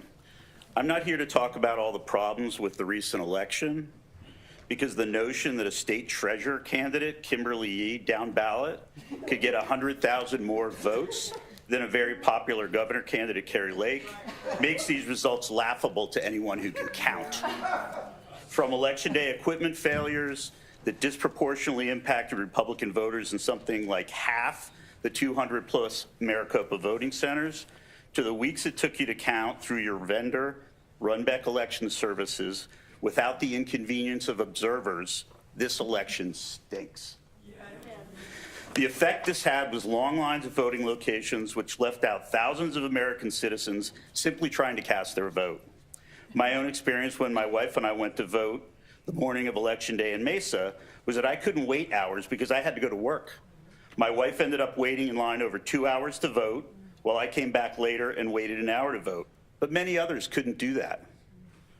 Many people also passed me in line to drop off their completed green ballots personally at the polling center.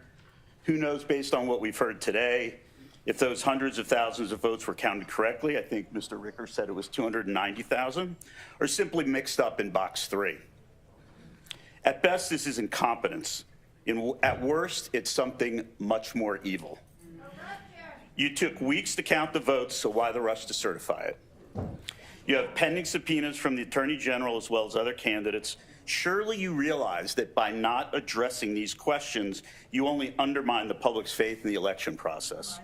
With all these problems, intentional or not, the only way to restore confidence in the process is to address these subpoenas and do not certify this election prematurely. Today, the 5 of you have an opportunity to stand up for what's right, but you will be judged.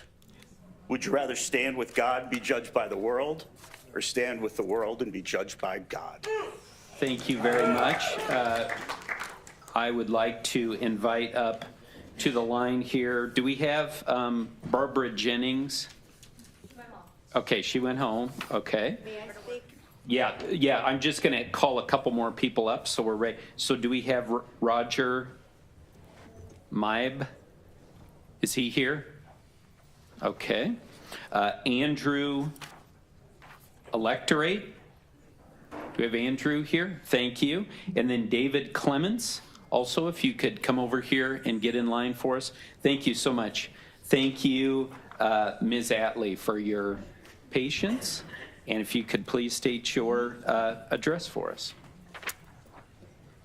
I live in Phoenix, have for 40 years. Welcome. I'm reading this on behalf of Barbara Jennings, who had to go to work. Thank you. Today, I want to speak of your legacy, how the people of Arizona and your children will suffer because you continue to steal the voice of Arizona. The fact that Stephen Richer and Bill Gates formed a coalition against the grassroots candidates is enough of a reason for their immediate resignation. Now another scandal with FTX stealing money from the Americans with the false narrative it's going to Ukraine, when in fact it went to the majority of Democrats, including Ruben Gallego. All the suffering in our state and country is a direct result of the corruption and stealing of our elections. Every child that dies from fentanyl, the increase in homelessness, is a direct result of your weak, corrupt leadership. Resign and dissolve the Maricopa County elections. That is the only answer for free and fair elections. Thank you. Thank you for your testimony. Next, Andrew, electorate. Thanks for joining us, and if you could please state your address. I'd rather not. That's fine. My name is Andrew. I'm one of the voters, obviously, and I just want to ask you, did you watch your own press conference where you acknowledged that there were so many issues with many machines, and then later it became known that there were a lot more issues with a lot more machines? So if you haven't seen that yourself, or if you didn't have you heard yourself speak those words, then I can understand why you would thank somebody like this for doing the terrible job that he did at his election. Yes. Also, yeah, but I'm assuming that you're an intellectual. But so if you know what you said and you know what is available to the public, how can you then say that this was a well-run election and then thank this guy, thank anything, or just say that this election went well in any way? It just does not make sense.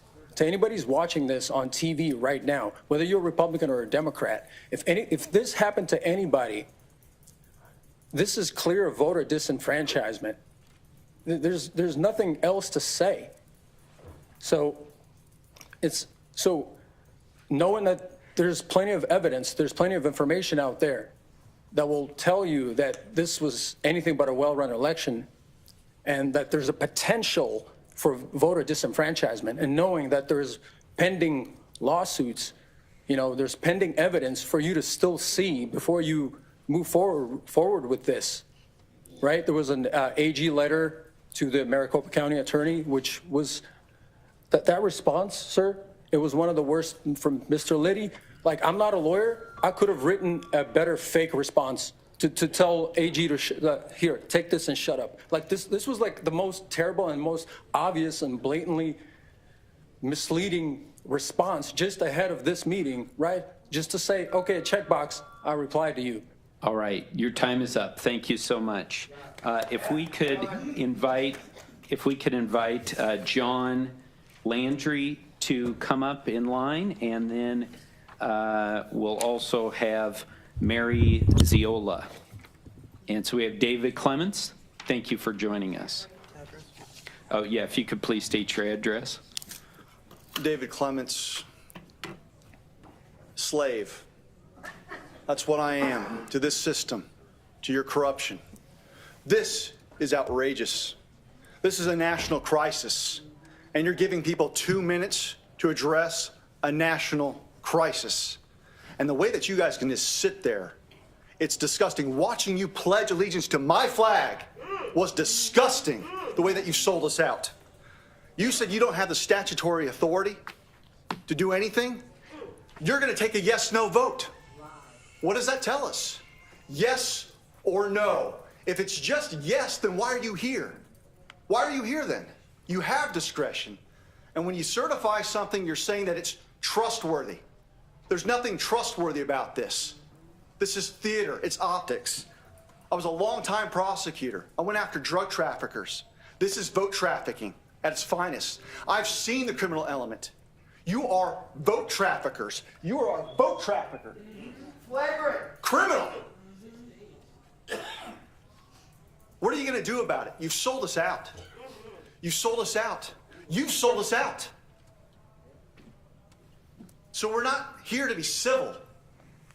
You're worried about language. We're worried about our voices being stolen and never getting a fair election again. That's what we're worried about. Kids. Freedom. So a curse upon you. A curse upon all of you. You smug, smug people. What, you got another chicken farm that needs to burn down, Mr. Hickman? All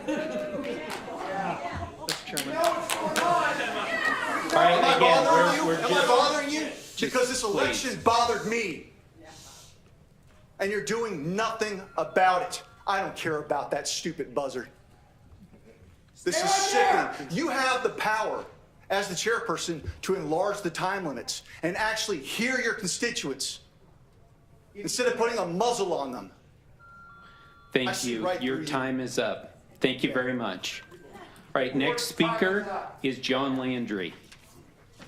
And these sheriffs, you got to know who you stand with. This is disgusting.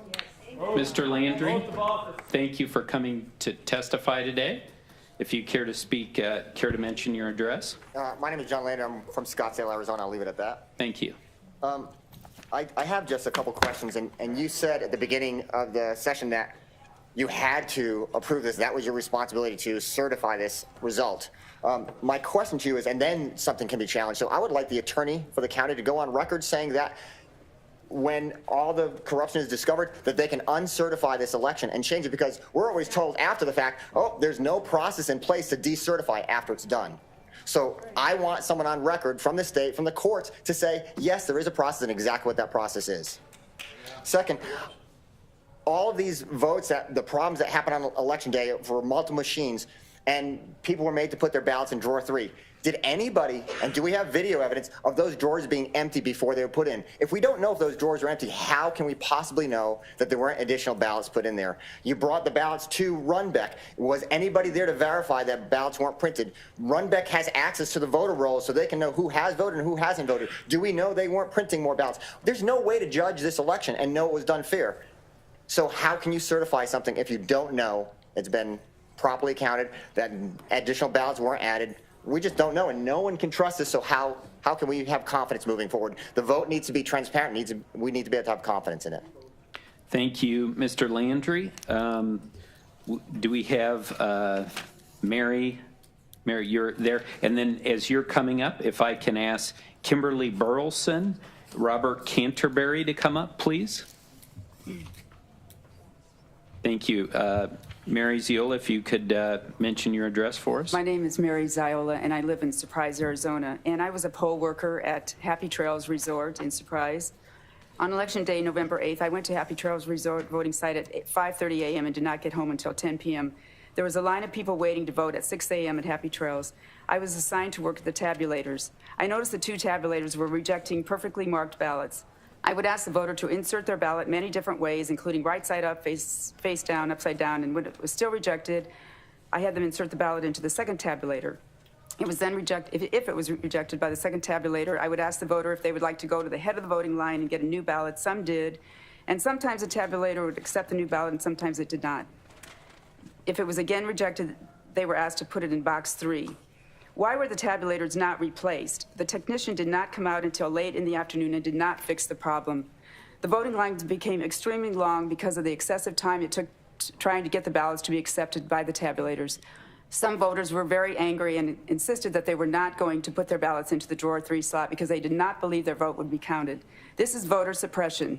Many voters told me they did not have time to get in line again to recast a new ballot. One such person was a policeman, was on duty, and said he had to leave on an emergency call. Another voter told me she was a nurse and needed to get back to work. There were 157 misread ballots that day. It was a complete chaos the whole day. Throughout the day, there were many mail-in ballots brought into the drop box. When the polling sites closed, we were told not to count them, but simply put them into bins and send them down to MICTEC. We filled 2 large bins with these envelopes. Why were these mail-in ballots not counted? Why were they taken to Runbeck to be scanned with no observers when there was no count of how many there were taken from the polling site? Ballots could be thrown out or illegal ones added in at Runbeck, which opens up the possibility to election fraud. And how does Steve Richer know there were 290,000 mail-in ballots on Election Day when they're not counted at the voting place? Also, the cables for our tabulators were missing the night before the election. Our troubleshooter had to drive down to Phoenix to get the cable, so I don't know how they could have been Your tested. time is up. Thank you very much for your work as a poll worker. We also have Samantha Paez and Chris Hamlet.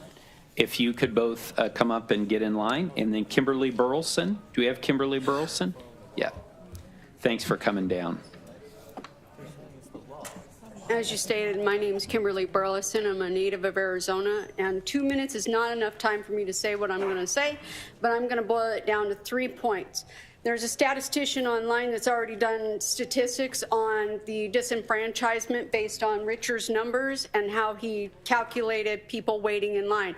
It's over hundreds of thousands of people that were not able to vote, that they disenfranchised. The second thing is everybody that's been paying attention for way years before 2020, and then when 2020 came along, and they've been paying attention since then, do not trust these machines. There have been investigations going on for 2 years. The evidence is in. They've got it all. It's gonna bubble up to the top. If we had journalists that were doing their job and asking questions, people would know this by now, but they don't. So here's my next point. It's going to bubble up. This is a fork in the road right now, today. You all have the option. There are people that don't know what they don't know. I don't know if it's you guys don't know or you are purposely disenfranchising the whole world with this gaslighting this stuff, okay?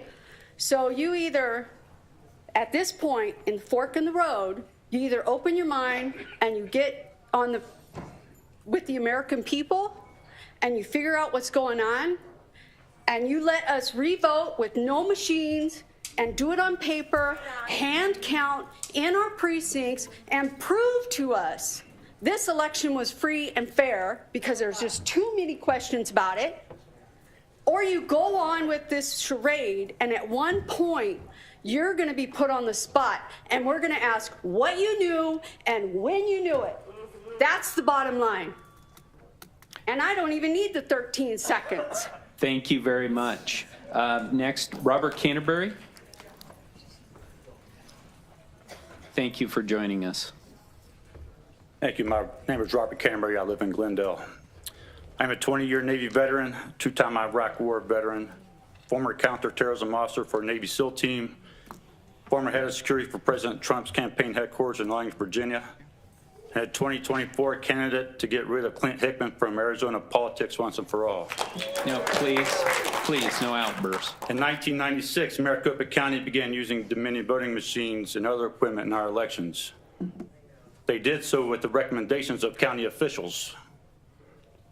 Since September 2021, I have spoken to several former county supervisors throughout the state of Arizona, and all of them have told me that this was your responsibility and your duty.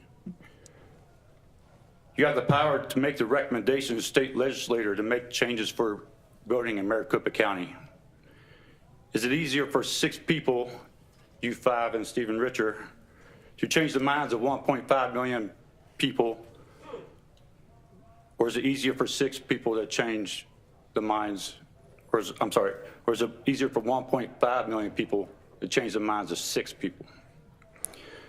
Until you publicly come out and make recommendations to the state legislator, please stop telling us, the people of Maricopa County, to do the job that you're too afraid to do, to go against the machine and the McKinney to do so. Many of the state legislators are rhinos, much like yourselves, and they too do not listen to us. You can continue to pass the buck to us and the state legislators because you are too immature to realize that you are not perfect and that you do not make mistakes. This is from the Recorder's website. Maricopa County Recorder's Office is widely recognized as a leader in recording services, voter registration, and elections in the nation. Are you serious, Stephen Richer? Thank you. Your time is up. Thank you. Next, if we could call up Teresa Breithout to join us, and then Samantha Paez. Thank you. Hi, I'm Samantha Paez, and I'm a mother of 5. My husband's home with the kids right now, but I felt like I had to be here because if we don't stand up now, I don't know when we will stand up. I'm a PC and active in my legislative district. I remember when Mr. Richer came and he was running, before he ran for office, I was so happy to hear that you were going to do something different. I trusted you and voted for you, and I'm sad. I'm really sad today. I feel extremely disappointed All of the things that we can do from home, send emails, make phone calls, get people to show up, it just seems like nothing ever happens. And I have a duty to teach my children the importance of voting, of being an active citizen, but it's very discouraging to know that it just seems like it's for all for naught today. Like if we don't have this fair election, then and it's a selection of our leaders, what can we teach our kids? What can we pass down to them? What can they strive for? If all of our efforts, us grassroots people who are standing here telling you, we saw with our eyes problems. I was electioneering that day too. I mean, there's so many awesome poll workers here that gave their time and saw so many problems.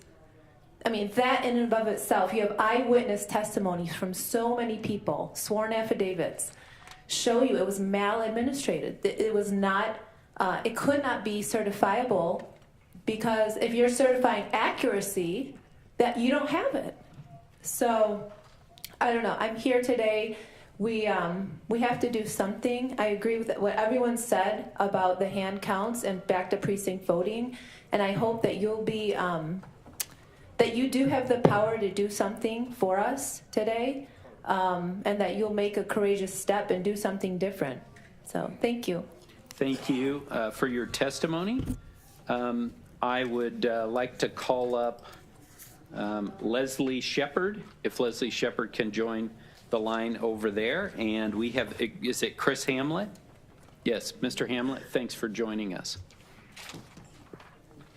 My name is Chris Hamlet. I was a candidate for the Mesa School Board, 82nd Airborne veteran. I was a medic in the United States Army. I'm quite certain you've already made your decision, just like Ben said. We understand the decision was already made. So everything at this point is nothing more than political theater and listening to our comments so that you can get us all out of here and still do what you were planning on doing before we got here. So let me frame this right. We're not framing this properly. This is a war between good and evil. And you all represent evil, including you. I want to look in your eyes, especially you. I see the way that you look at people when they come up here and speak truth. Such arrogance dripping from your mouth, just like the smile on your face right now. You guys represent evil, good versus evil. All you God-fearing men and women out here need to understand that and get up every day and start donning your body armor before you step on this battlefield. We cannot continue to fight this war with these earthly weapons and continue to talk on deaf ears. We must get God in the middle of this thing.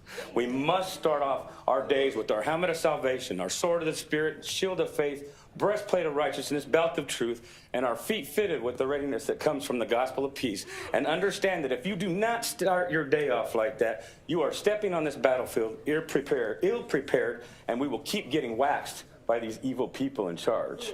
Okay? So I just want to say something about Mr. Richer here. He came up here, and during your thorough reading of laws and processes and everything you said, not one time did you say a trash bag was acceptable to put ballots in. Not once. Yet that's what we have going on at this time. You're not losing friends because of the way that you handled this election process. You're losing friends because you're evil and corrupt, and you know it. Okay? That's why none of you have friends. I can't stand that smirk on your face, and neither can anybody here. Keep doing it. You're showing us exactly who you are, Mr. Gallardo. You're showing us exactly. Now, Pentel pens. Why are you telling us to use Pentel felt tips when the ballots clearly say black and blue ink only? None of this. Your time is up. Thank you, Mr. Hamlet. All right, so we have Teresa. Yes, thank you for joining us. And then while you're walking up there, let's invite Janelle Weaver to speak as well, to wait in line over there. Yes. Thank you. And if you could state your address, please. Yes, I'm Teresa Breithaupt, and I live in Phoenix. I don't normally do this, so I'm really kind of nervous. I'm doing this for my child and my grandchildren. I feel that we're losing our nation because we can't have fair, transparent elections. I do have a question. Many of the issues I'm going to bring up have already been addressed, but one of my questions is why we have board members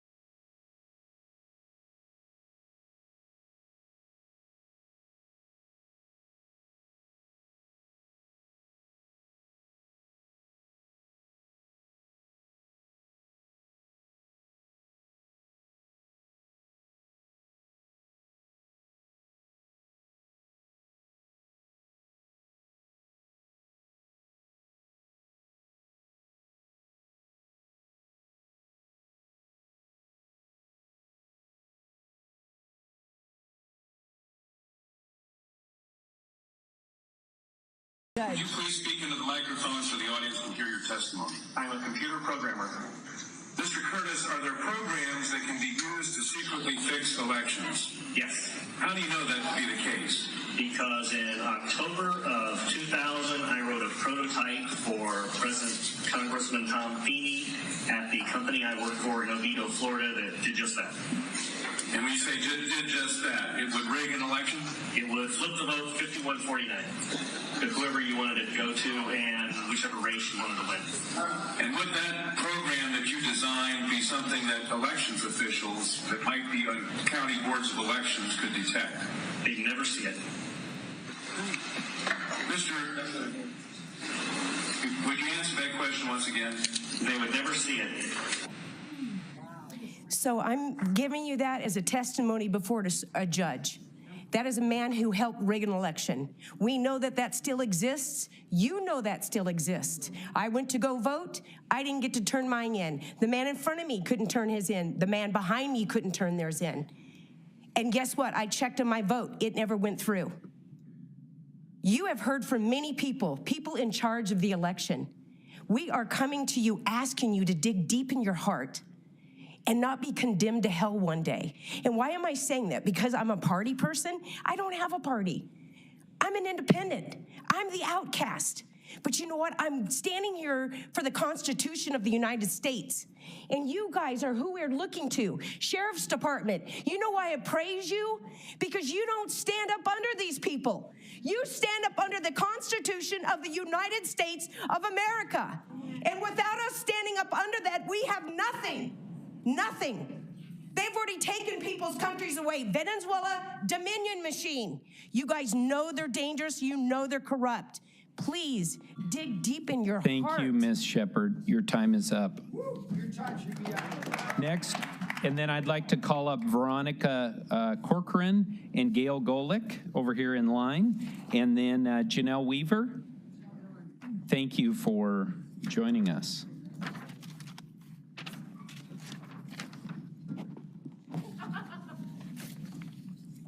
If you could please state your address.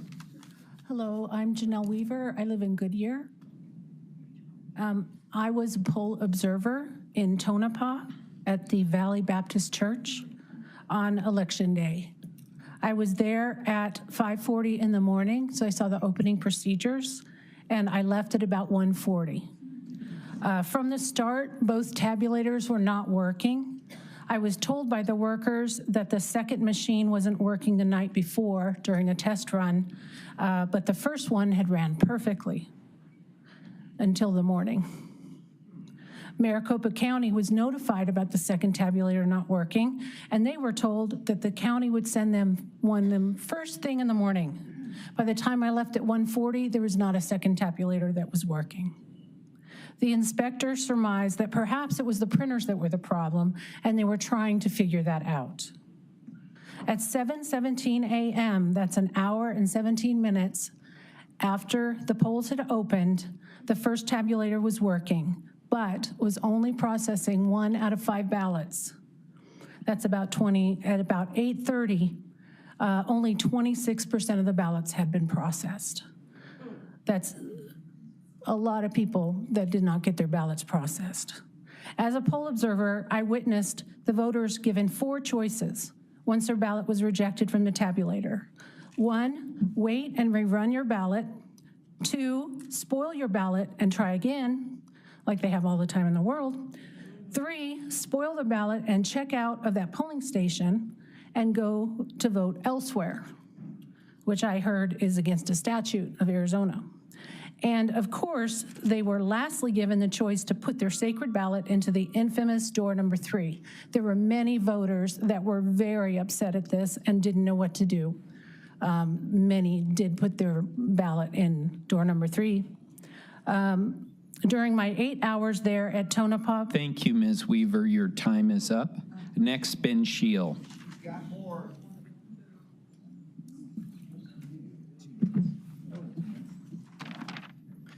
If you could please state your address. Yes, my name is Ben Shield, and I'm from Phoenix. Thank you, Chairman Gates and Supervisors. My name is Ben Shield from Phoenix. I'm a proud supporter of democracy and protecting our elections and the results of them. I just want to take a moment to thank our election workers for all they do to keep our elections accessible, safe, and secure. We appreciate that they count every eligible vote, and even as the county grows, to make improvements on the speed of counting so we get results as quickly as possible. Thank you, Recorder Richer, for your seamless early day voting or early voting record. We appreciate that. And I look forward to working with you in the future to improve the early voting system, as you spoke to earlier. Finally, thank you all on the board, in addition to the folks I have thanked earlier. I'm sorry, Mr. Shield. Again, can we please stop with the interruptions? Go ahead. Yeah, thank you all for doing your duty as elected by the voters of this county. It shouldn't be controversial to do your duty and follow the law.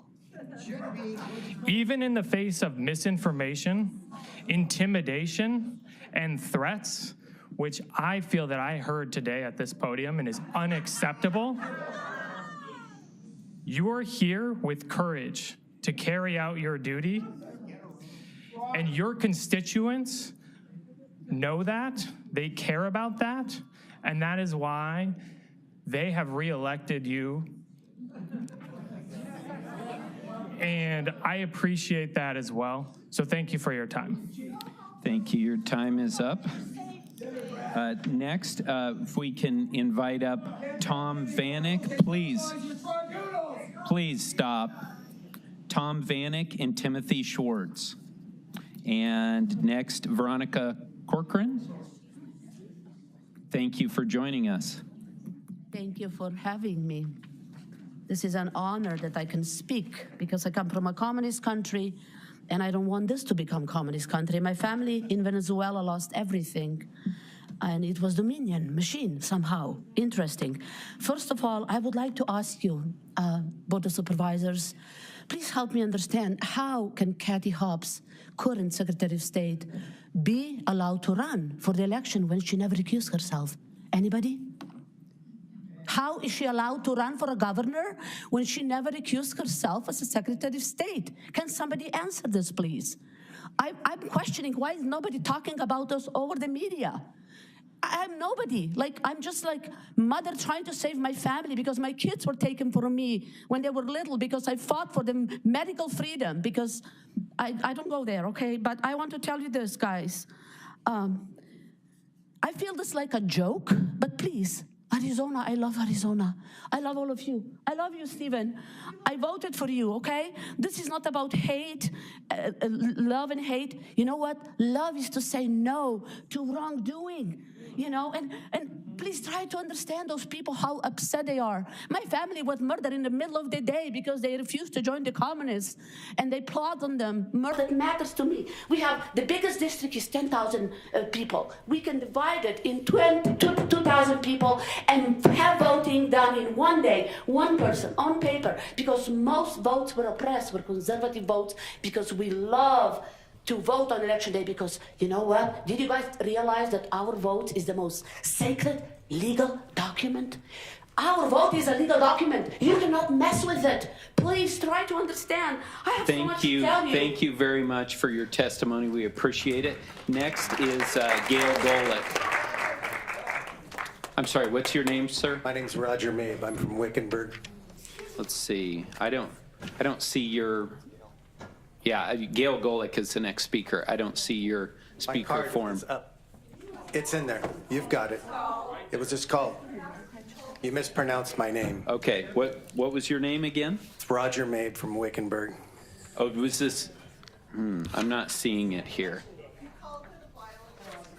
Yeah. Okay. And I've been patiently waiting. Yeah. No, that's fine. We'll go.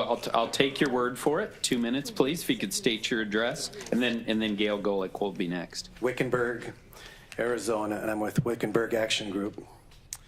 I'm going to read from Proverbs 28:1. It says, "The wicked flee when no one is chasing them, but the godly are bold and lions." You see any bold people who are lions here? They're committed to this thing, so am I.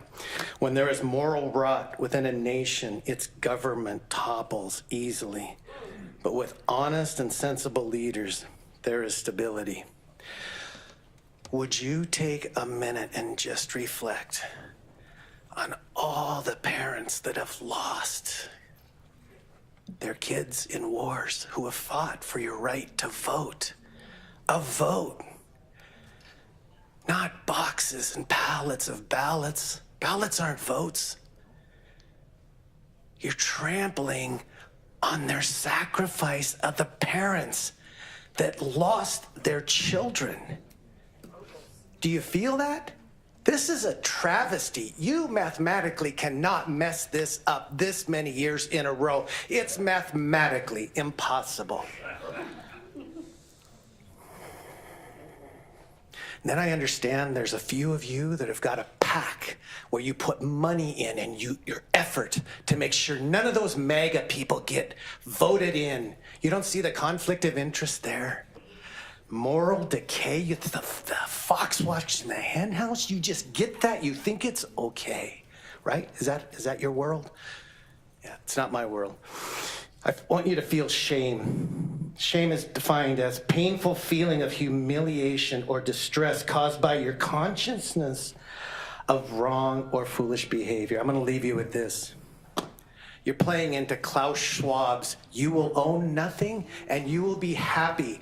Sirs and ma'ams, nothing is not owned by nobody. Everything is owned by somebody. Thank you very Your much stuff for your is going to be time. owned not by you, and you are playing into Thank their you. hand. Gail Golick. And then I would like to invite up Jim O'Connor and Michelle Dillard. Oh, we've got a power. All right, if you could please state your address for us. Hi, my name is Gail Golick, and I'm from Scottsdale, Arizona.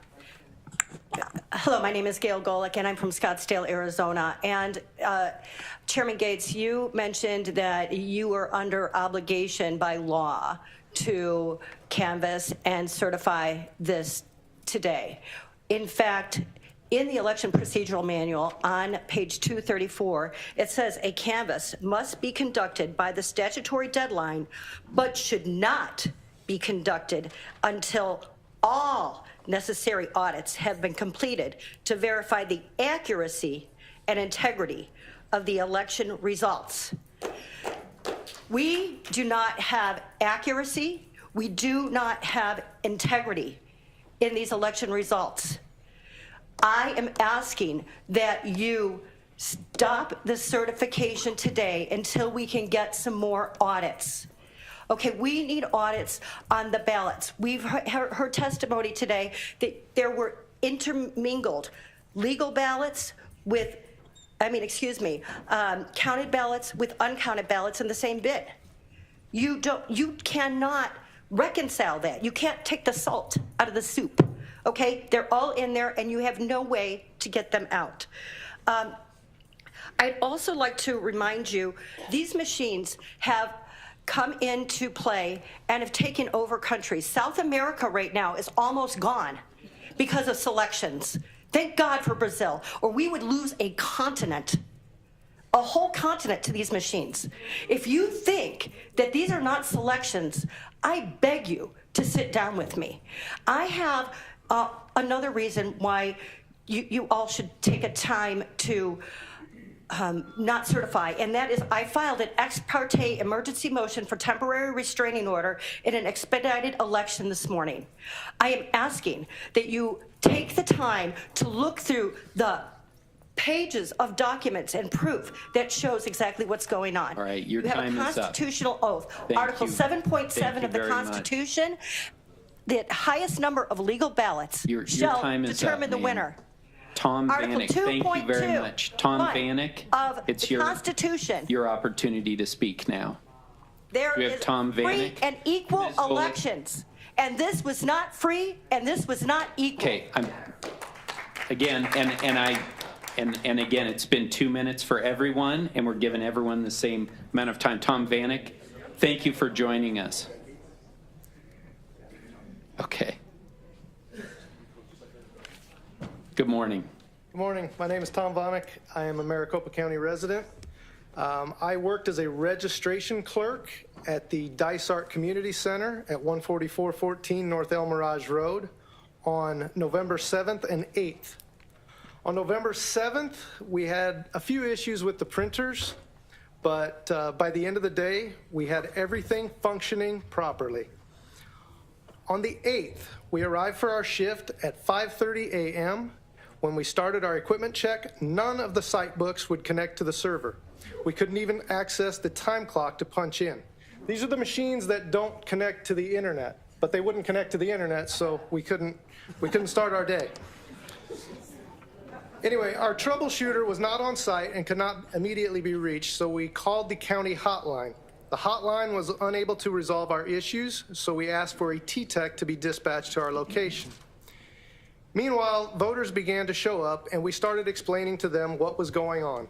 By 6 a.m., we had a small crowd, 10 to 15 voters, and we had to tell them we had no way of checking them in.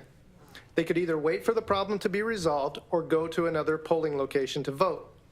Most of them left. Eventually, our troubleshooter showed up, but could not fix the problem, and he suggested that we continue to wait for the T-Tech. While we were waiting, more voters showed up and had to be given their options. At least 50 people were turned away in this process. The T-Tech eventually showed up and got the site books to communicate with the main server, so we were able to clock in for our shift, but there was still a communication issue with the printers. When we finally ran test prints and it looked like the issue was fixed, we announced that the polls were open, and I checked in the first voter. It was now about 7 a.m. The first voter was checked in, but the printer immediately failed to print her ballot. We again started scrambling to figure out the problem and managed to get it resolved fairly quickly. We were officially in business, but we were over an hour late. I'm so sorry. Your time is up. Thank you very much for your work as a poll worker. Next, Timothy Schwartz. Again, it's 2 minutes for everyone. Everyone is getting the same amount of time. Mr. Schwartz.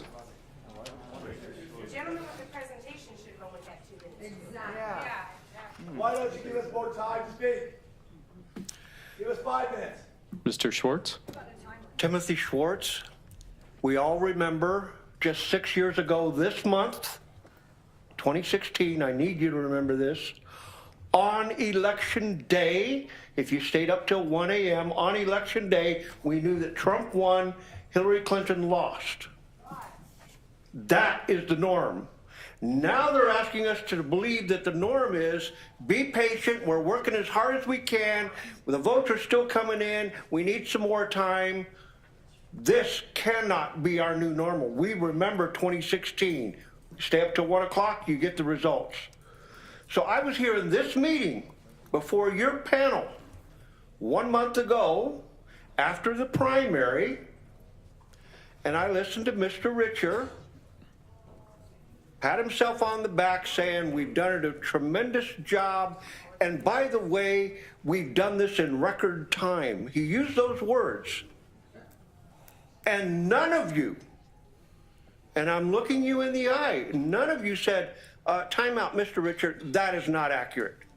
You clapped and you cheered, and you said that, yeah, great job.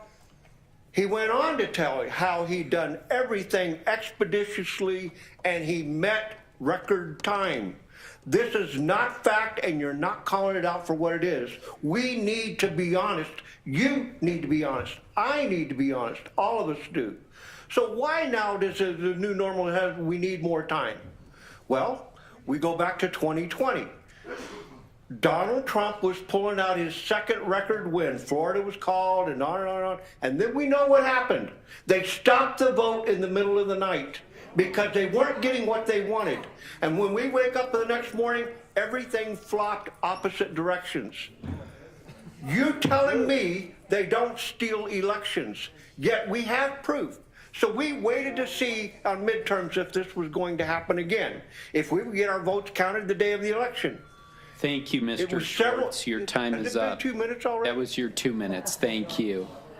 Do we have Jim O'Connor here? Your time's about up too. Jim O'Connor's not here. All right. Michelle Dillard? Michelle Dillard, thank you so much.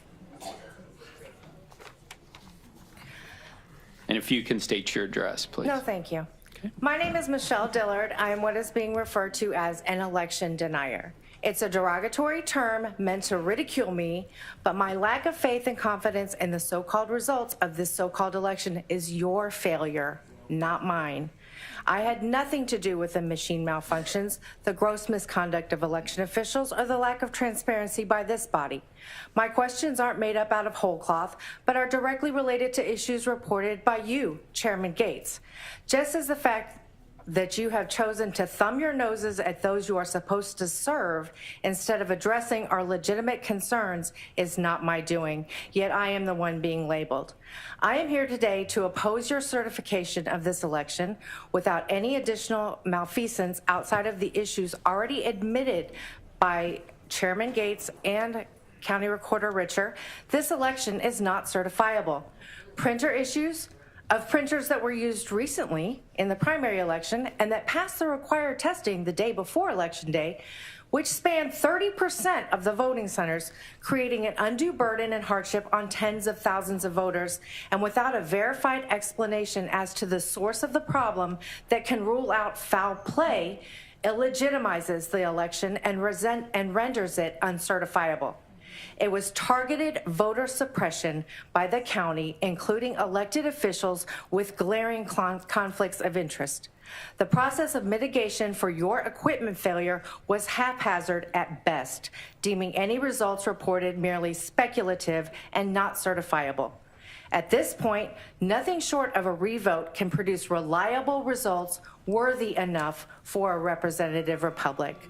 Also, deciding on your own that a subpoena is illegal and that you don't have to comply with the timeline set forth in the subpoena is not an acceptable response, and you had alluded to that earlier today. Okay, thank you. Thank you very much, Ms. Dillard. Again, we did respond to the subpoena before it was due, even though we did have objections to it, but we responded and we'll continue to respond to it. Blake Lister, do we have Blake here? All right, the last speaker that we have, and then do we have Simon Castre? Simon? Okay. All right, so this will be our last speaker then. Blake, thank you for joining us. And then if you could please state your address when you come up to the podium.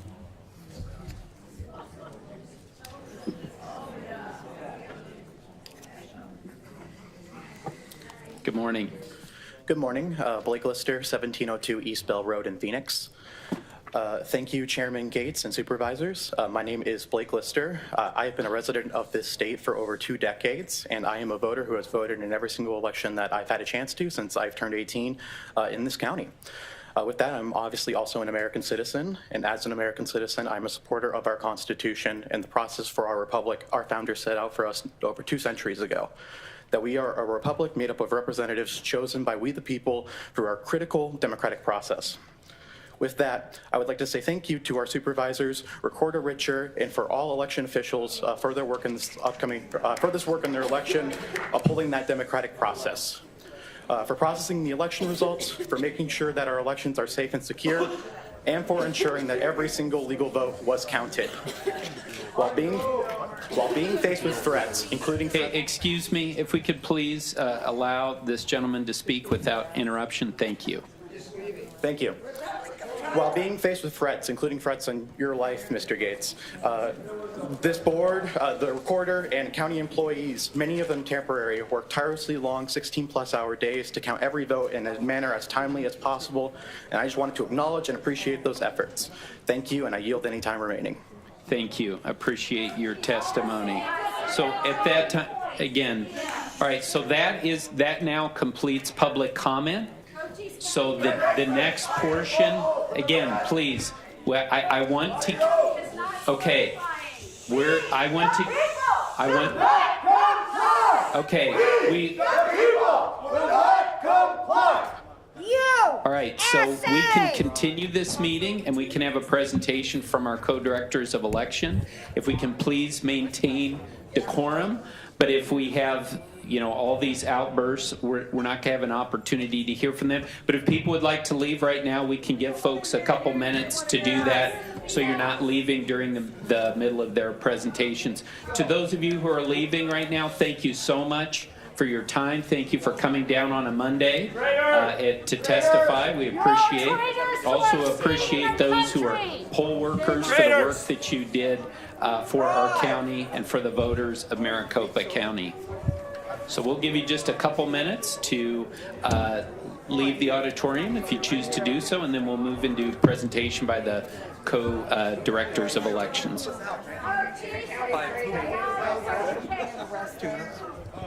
For the fraud they committed against our state. They're going to certify it anyway. Whoops. This is theater. So that's okay. Where's Stacey Abrams when you leave? It's okay when she says it.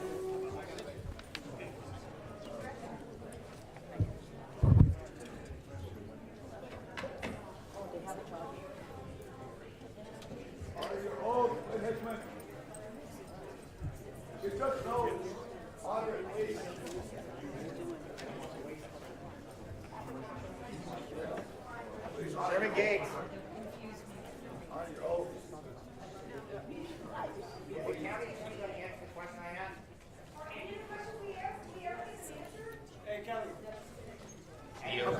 We are in a recess to allow people to leave, and the next part of this meeting is going to be presentation by the co-directors of elections answering many of the questions that were raised, and I'm sure that my colleagues and I will have questions as well.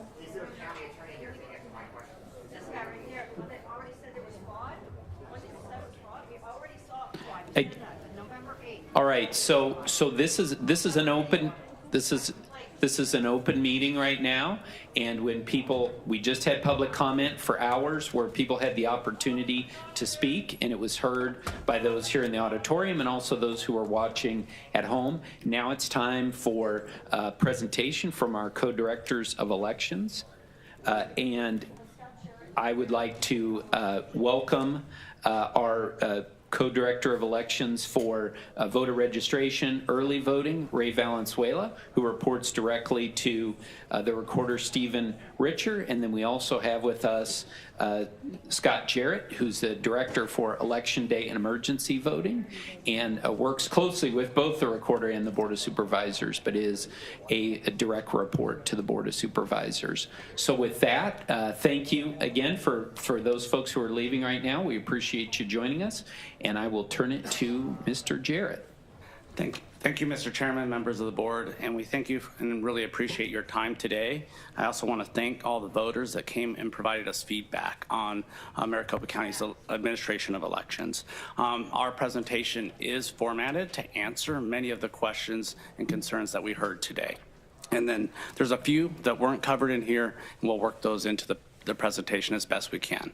So first to start, just some overall stats. So the number of ballots and envelopes that we had requested for in this 2022 midterm election, we had over 1.87 million ballots requested from early voters. We had 1.3 million of those returned. We also had over 12,900 ballot styles, and that is actually a really key stat. And we're talking about being able to provide a vote center model, being able to provide any one of those ballot styles at our voting locations. And I a lot of times get questions about, well, why is that number so high? And when you think about all the different precincts that we have in Maricopa County, and then we have different special districts, school districts, splitting those precincts, we get to about 2,000 different ballot styles when we talk about the Fed-only ballots and also the nonpartisan ballots. And then once you add the Spanish ballot, which is a requirement of Maricopa County to be able to provide that to both English-speaking and Spanish-speaking voters. We get up to about 4,300 ballot styles, and then we implement a election day only ballot style, a early ballot style, and a provisional ballot style. And the reason we do that is to provide additional security in our voting locations so we don't have double voting occurring, and that gets us to about 12,900 ballot styles. A few other items. We had a very robust in-person voting option for voters. We first had a phased-in opening approach. So at 27 days, we had 12 voting locations open and available for voters. About 2 weeks before the election, we had 56 voting locations open and available for voters.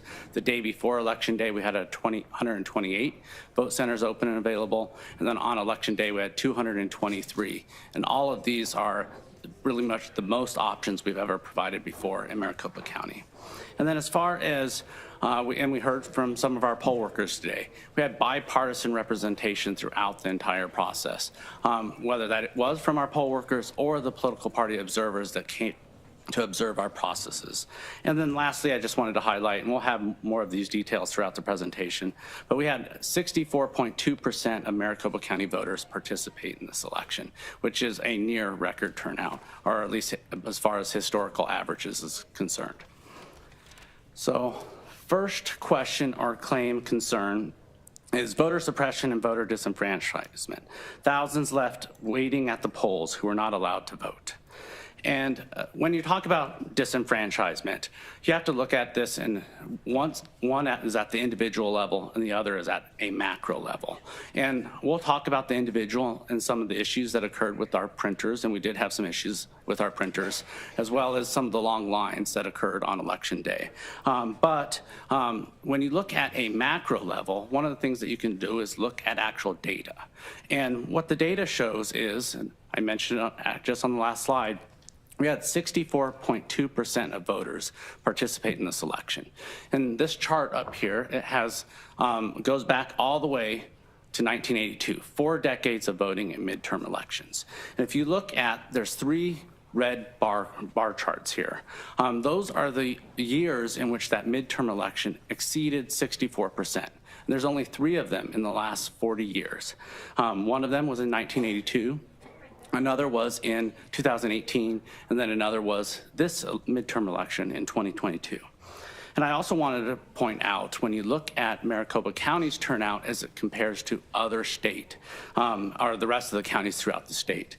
So we had 64.2% turnout, but the rest of the state had 60% turnout. So we exceeded the turnout when you compare us to other counties throughout the state.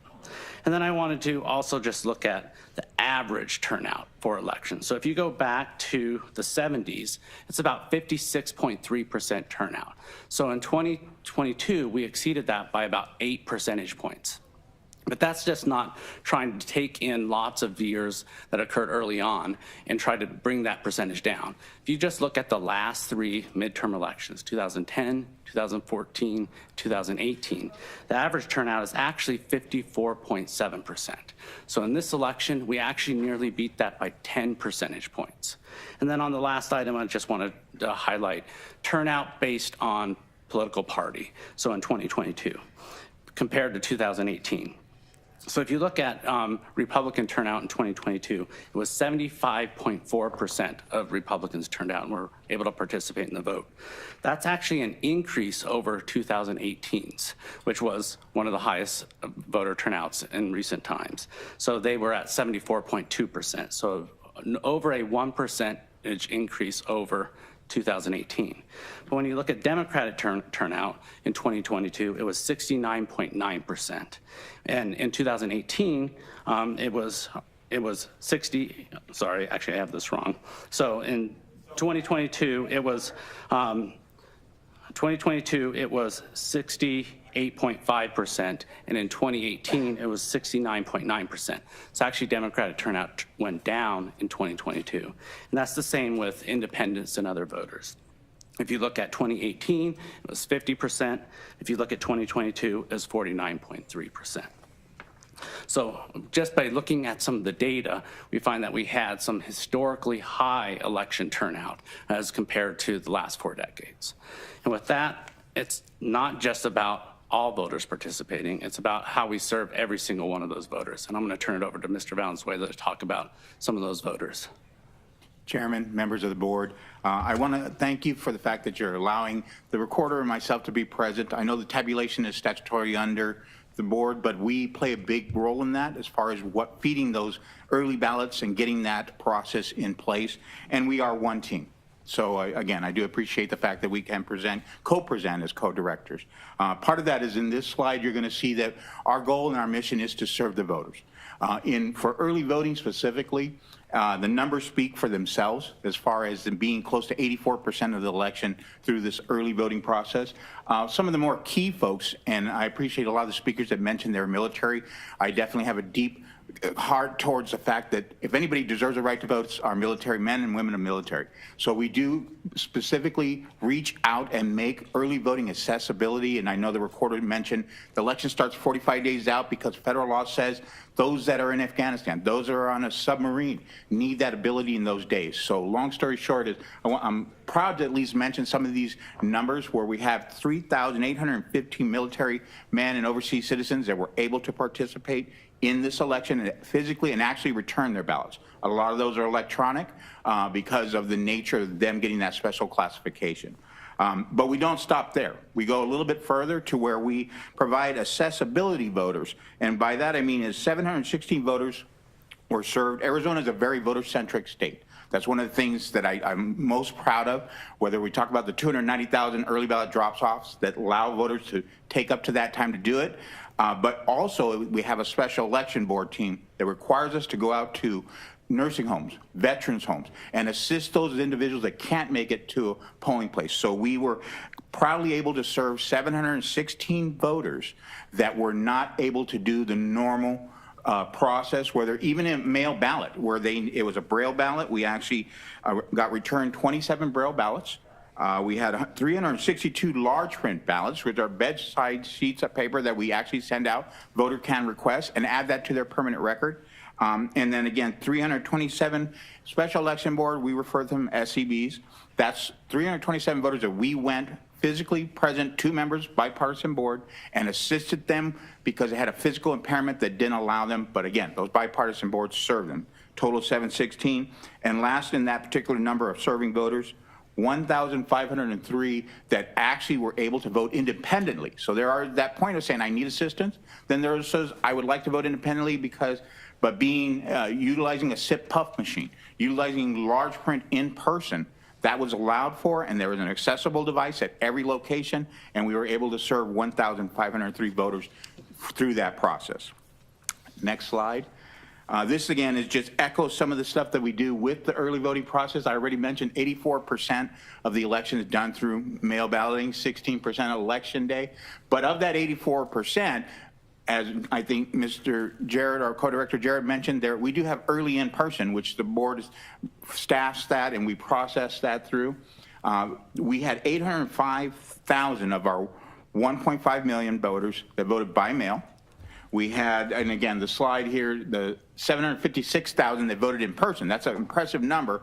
But one of the benefits that we have is in-person early voting, statutory allowed for, constitutionally allowed for, and of that, many people took advantage of that to the extent where we had close to the 28,000 that voted in-person early, another 16,000 that voted on emergency, and then 461,000 plus that dropped off the early ballot, to include that 290,000 on election day. So again, we're really proud of the fact that we are voter-centric. We give options to these voters, and a lot of people here even mentioned they exercise different options because we do afford that. Mr. Chairman, if I could just interject, we had a couple questions from some of the members of the audience about those 292,000 that Mr. Valenzuela just mentioned. And so those were dropped off throughout the entire day on election day. So state statute does not allow us to go and retrieve those until the polls close. And those are transported from those voting locations by poll workers of different parties in actually transport containers. They all have blue lids on them. They all have tamper evidence seals, all of those are logged and they're scanned in as they're received. Then we send those over once they come back to the elections department. We organize all of them. We send in bipartisan teams those over to our vendor Runbeck to scan those in to get that digital image so we can start that signature verification process. And we had bipartisan team, actually a Republican there appointed by the county chair, observing and participating in that process as we were scanning those. So we maintain chain of custody over them through that entire process. The next slide. And to add to that, we're continually trying to educate. Some of the folks had mentioned that, well, those go to Runbeck. They're not loose ballots. They are just as if they were in postal. They remain sealed in their green affidavit envelope that has a unique piece ID. So again, I want to make sure to clarify that. And they said, well, we send these loose ballots to Runbeck. It's not. It's actually sealed envelopes, and they are just scanning that image for us to do signature verification, put in a vault, and then we then take those, and when they're verified good or whatever, they are dispositioned, we then process them. So we'll move on to one of the claims, and it may answer one of the questions, where an individual is saying that they cast their ballot, and we have a very robust tracking system. Folks, they can track their ballot today even on BeBallotReady.vote. So if you went there or you're part of the subscription service, you can actually get a text that says we received it. We verified it and we counted it, all those statuses. But we did have claims of folks saying that in 2022 they checked and it doesn't show that it showed up. Now we do have voters that went to, as we educated them, to go to BeBallotReady.vote, and they went to the voting history section, which was a add-on that maybe no good deed goes unpunished, and it may be misunderstood that voting history means current election. They went to voting history and did not see their status for this election. That's because it's history. It went to 2022 primary and down. Up in our Be Ballot Ready, prominent up in the top right-hand corner of that page is your current voting status. It says status for 11/8/2022 election, and there is where you would find your ballot, whether you cast it in person on election day or you cast it by mail. So for folks now that still are curious, saying, "Oh, I'm going to go, I want to know," you can do that. Look on that, right on that main page, and there'll be a ballot. My ballot status is what it's titled. Oh.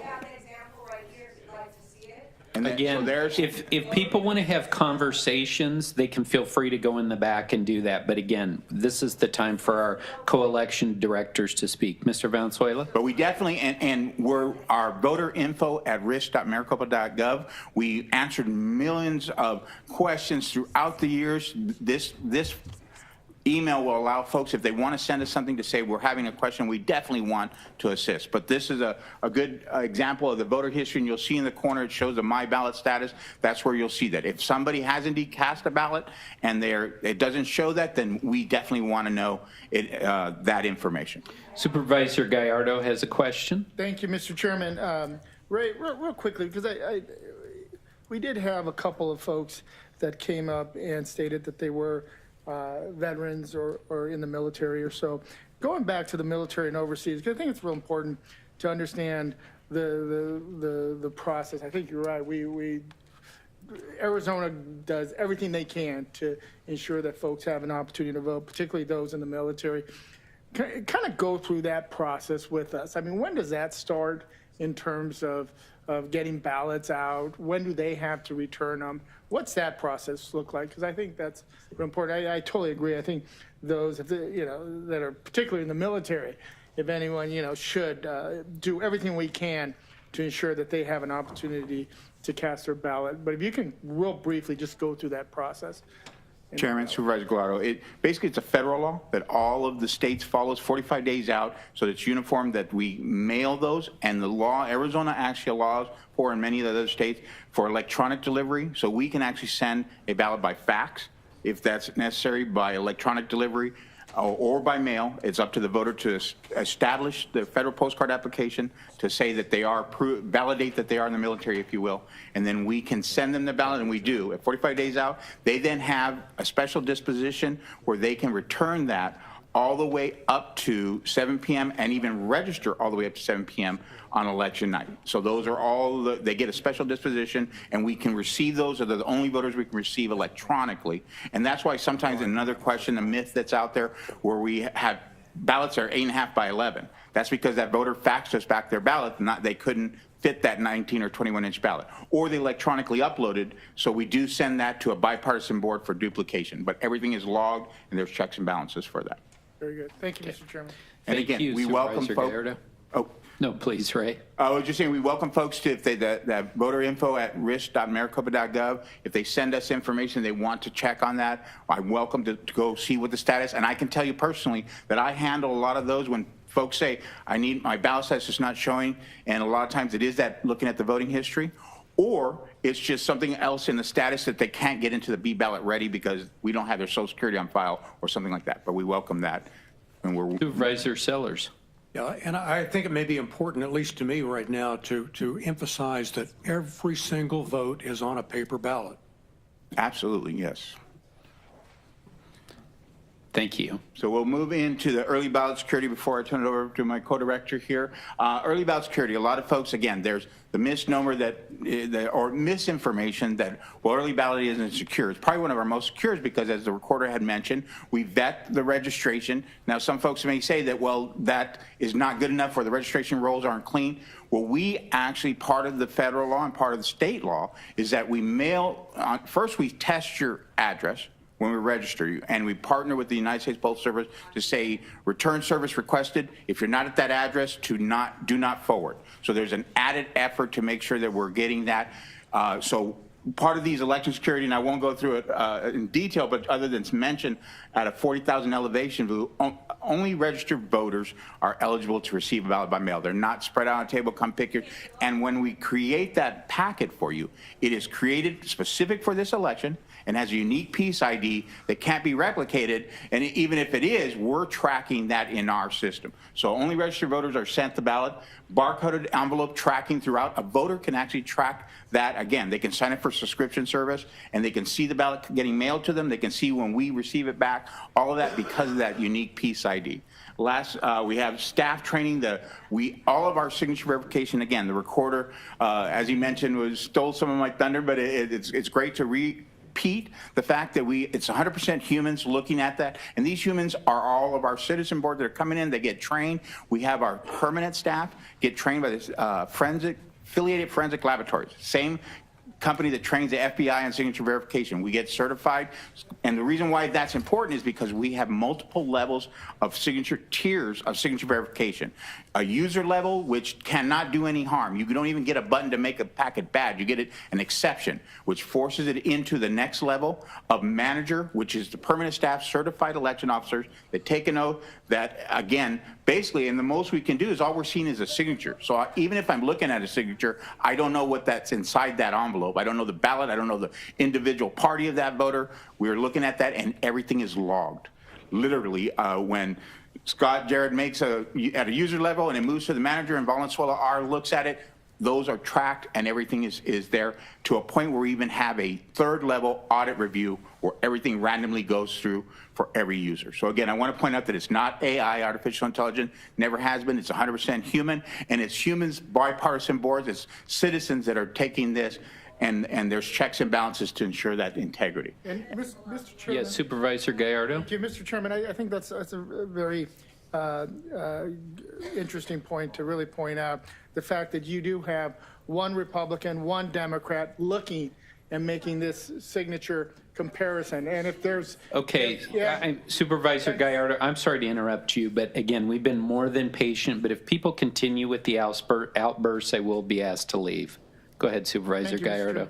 And then if there is a discrepancy, it is elevated to the next level, which is... It indeed is. A board, signature verifiers at the user level are differing parties, and then it is elevated to that manager's level, and it requires that consensus that even on a good, that we both say it's good, on a questionable, we both say it's questionable, and we contact the voter, and there's that outreach that's made, which leads us to that last part. But yes, you're correct. Everything we do is done through bipartisan boards. Even to the last point where we're mentioning bipartisan ballot processing, even after we've said it's good, it goes to another bipartisan board made up of differing parties that are auditing that. So hypothetically, let's just throw this out for a discussion. If, let's say, Clint and I are looking, and Clint disagree. I say, yes, it's a good signature. Clint turns around and says, no, it's not. I'm assuming that goes up as well. If the Republican and Democratic volunteer board worker does not agree or can't come to consensus, it then goes to the second level, which is. Well, each board individually, so a DAM or a rep could be looking at that. But if you think you, and I apologize because my analogies are really terrible, but you take a happy pill and you say everybody is good and there's no signatures there. That basically it's logging that Gallardo S has done that. It goes up to, it automatically goes to a manager who is a certified election officer or has the manager's training. And then at that point, I know that Gallardo S says this is good and there's not even a signature there.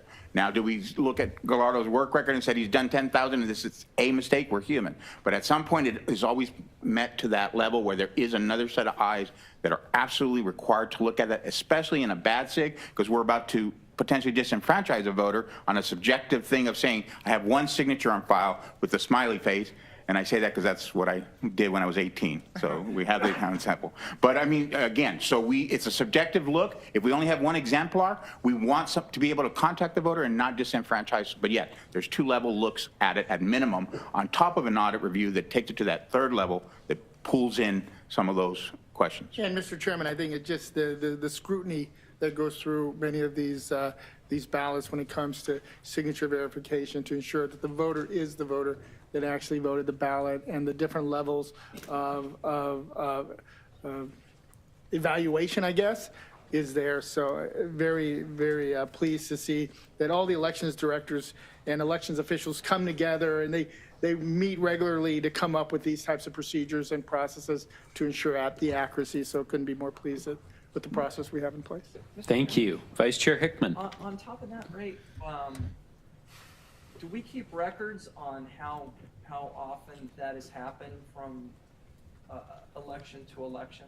Like, are we seeing that on ballot or on the signature verification?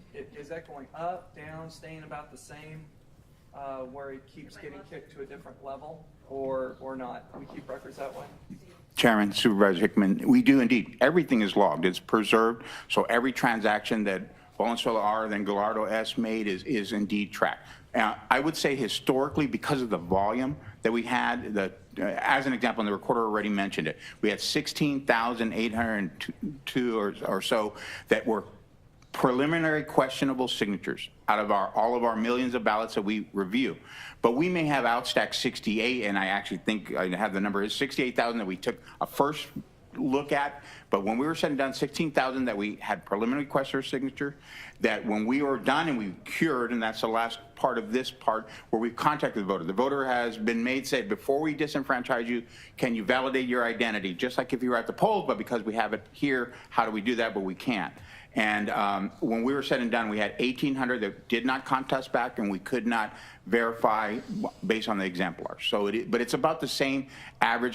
In 2020, as an example, a presidential election, I know we had about 20,000 questionable signatures. So we were about 16,800, 20,000, and of that, we had about 2,000 plus that we were not able. And that's why it's important to put that phone number. Yes, the phone number on the packet itself, we don't add it to your record because we know folks tend to say, well, I don't want a candidate or committee calling me during lunch, and all 80 of them. So we purposely indicate on that packet for question signatures only, and that's why we were able to cure so many. Even that 290,000, why it takes some time, is that the recorder indicated we finished the signature verification, then out of that, maybe outstacked another 5,000 that are preliminary.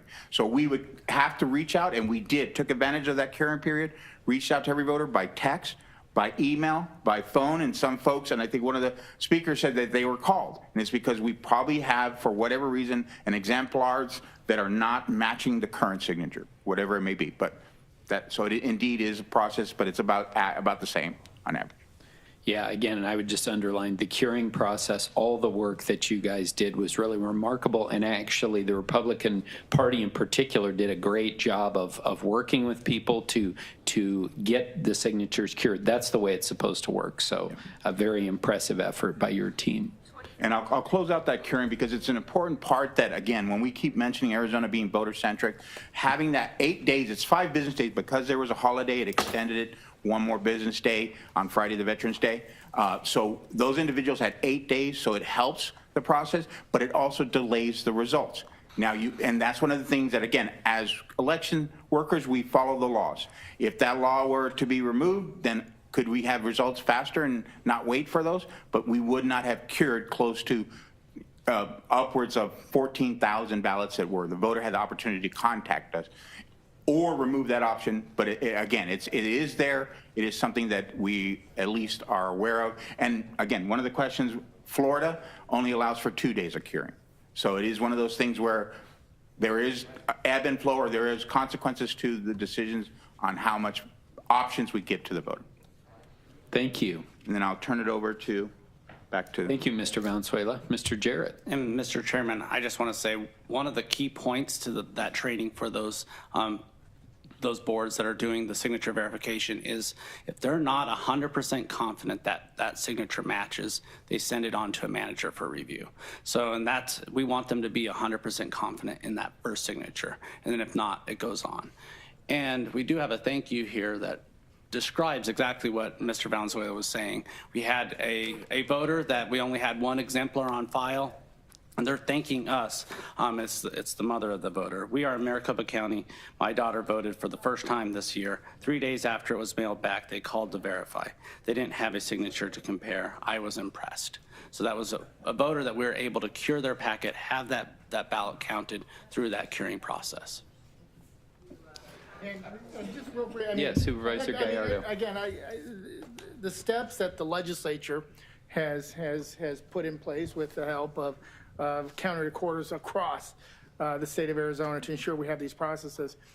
If it wasn't for this type of process, here's exactly a voter who would have been disenfranchised if we did not have that curing process. And I think through the wisdom of the legislature and many elections officials, they realize that there has to be a process in order to ensure that this first-time voter, this young gal, had an opportunity to ensure that her ballot was counted, and it was because of this process. So, thank you. Mr. Jarrett, okay. I think we're at the point where if we have further outbursts, we're going to have to ask people to leave. Again, if you want to have a conversation, you can do it in the back. There's a lot of people here and online who want to hear these presentations and want to hear questions from my colleagues. Mr. Jarrett. Thank you, Mr. Chairman. So the next claim or concern is 2+ hour waiting in line during a workday only in Maricopa County, only in a Republican stronghold district. Did the machines and lines not work and were too long? So just a reminder about the voting model that we provided to voters in Maricopa County, right? It was one of the most options that voters had to participate. Mr. Valenzuela highlighted many of the early ballot options or the voting through mail. We had 52% of our voters return a ballot through mail, but the other 48% visited one of our voting locations. That was maybe one of those early voting locations that opened 27 days before the election. We had 12 in 2022. We only had 7 of those locations open in 2020. When we got to 2 weeks before the election, we had 56 of those voting locations open and available. That was an increase of 15 over 2020. Once we got to election day, we had 223 vote centers available. Any voter could go to any one of those vote centers on election day. That was an increase above from 175 that we had in 2020. We also had 12 standalone drop boxes. Those were either in city or town clerk's offices or outside of our Maricopa County Elections Department or our drop box in Mesa as well. So those voters could return that early ballot affidavit, drop it in that drop box. We work to make sure that our voting locations are accessible. So they, on average, are fewer than 2 miles apart. And that's actually looking at the entire county, all the way out to Gila Bend and Aguila. So in the more urban and populated areas of Maricopa County, it's much closer, about, on average, 1 mile distance between each vote center.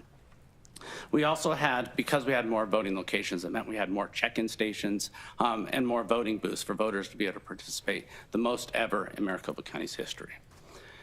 One thing that we strive for is being able to give voters as much information as they can so they can make decisions of how they want to participate. And one of those is making sure that we're capturing wait times from our voting locations.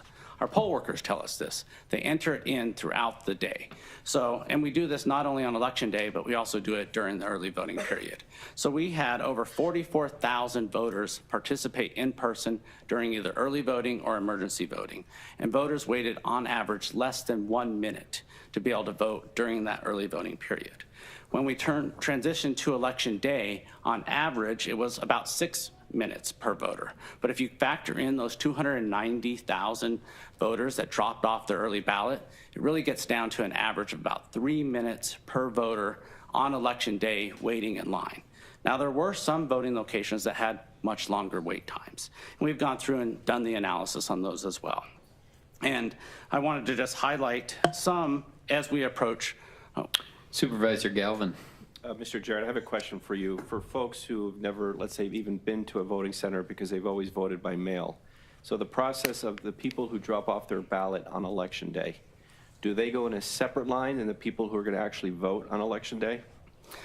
Mr. Chairman, Supervisor Galvin, yes. So a voter that has a green affidavit envelope, they actually don't need to stand in line at all. They can skip the line entirely and go straight to the ballot drop box, which is in the voting location. And the ballot drop box is manned by someone? There's a person there monitoring it when they drop off the ballot? Mr. Chairman, Supervisor Galvin, so we have upwards of 10 to 12 poll workers in every one of our voting locations. We have our marshal manning the tabulation equipment and the ballot box that those live ballots are going into. The ballot box where those early ballots, it is a big, secure blue box, has tamper-evident seals, is locked. And those voters, as they walk out of the voting location, it's inside, can drop their ballot right into that.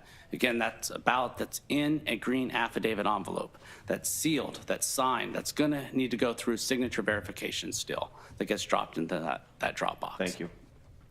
And one other item, Mr. Chairman, Supervisor Galvin, you mentioned the different lines. So the reason why a voter has to stand in line at a voting location to get an actual live ballot is because they're gonna check in at our site book. And that was actually mentioned, that they are actually connected to the internet. This is separate and apart from our tabulation equipment. So for us to be able to provide a vote center model and confirm that a voter hasn't already voted, we need a live connection, what we established through our MoFi connection. It's a virtual private network, secure, back to the recorder's voter registration system so we can verify they haven't already returned their early ballot or they haven't voted at another vote center. So we can confirm that before we issue them a live ballot, thing can be tabulated on site. And then I mentioned the MoFi, the virtual private network. One of the things we had one of our poll workers mention in the Dicer Community Center, right? There was an issue at the beginning of the day. It was actually one of our MoFis had failed during the early voting period. Once we got that, our technicians went outside, replaced that MoFi to get that voting location up and running and serving voters. So just to clarify on that point then, you're saying that none of the vote totals are transferred via the internet? Mr. Chairman, that's correct. It's just the number of check-ins, number of voters that checked in at the voting location. Okay, thank you. So back to Vice Chair Hickman. Yeah, as I'm prone to do, as you know, in most meetings, I was wondering if I could ask Amy and her crew. We're about the mid part of this canvas. Would you let me know how many viewers, if you can, during this part where we're trying to answer questions? I would appreciate knowing what that is. At your leisure. Thank you. Thank you, Vice Chair Hickman. Mr. Jarrett.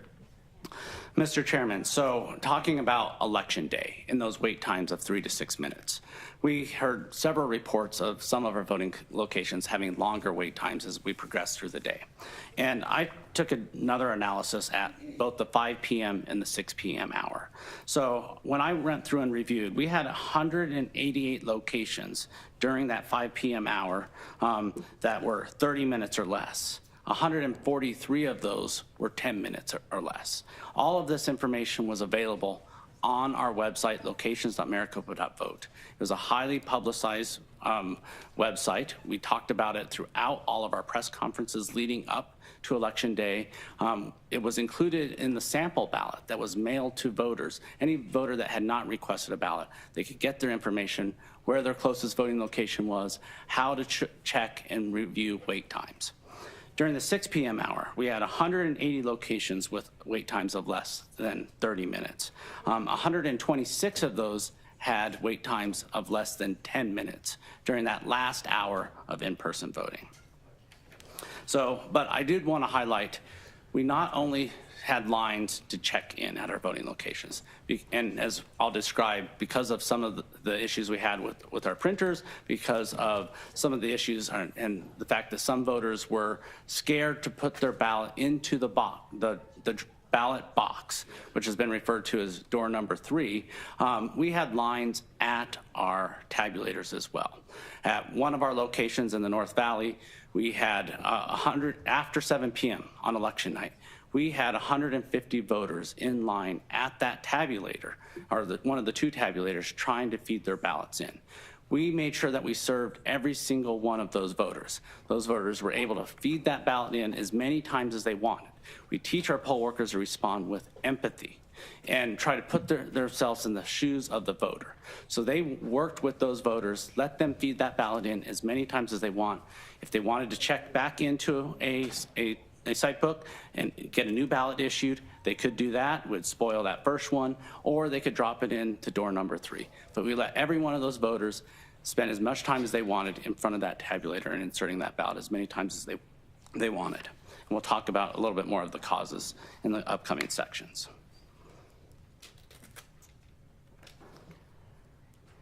So the next claim or concern. But real quickly, Mr. Chairman. Yeah, Supervisor Gallardo. Just so I hear it clear, because I've heard quite a few people come testify. They had an option, every voter had an option to put their ballot into the ballot box. They had that option. No one was told you can't put it in the ballot box. They were instructed to put it in the ballot box. Mr. Chairman, Supervisor Gallardo, and you're stealing a little bit of my thunder later on in the presentation, but that question is yes. Every voter had that opportunity to be able to put their ballot in that ballot box, and this is a decades-long practice that we've used since 1996 because Maricopa County recognizes that there can be issues with tabulation equipment. There can be issues with printers. That is commonplace in elections throughout the entire country, and we need that redundant process to be able to offer that to voters. So the next claim or concern. Funny how all of the printer and tabulator problems occurred in predominantly Republican districts. How many voters were disenfranchised because they were told to leave because you screwed up the election process? So this on this slide is a heat map of where we have all of our different voting locations that we used in the general election. And one of the items that we're doing right now is we're doing an analysis, a root cause analysis to get to the bottom of exactly what the issues were that occurred on election day.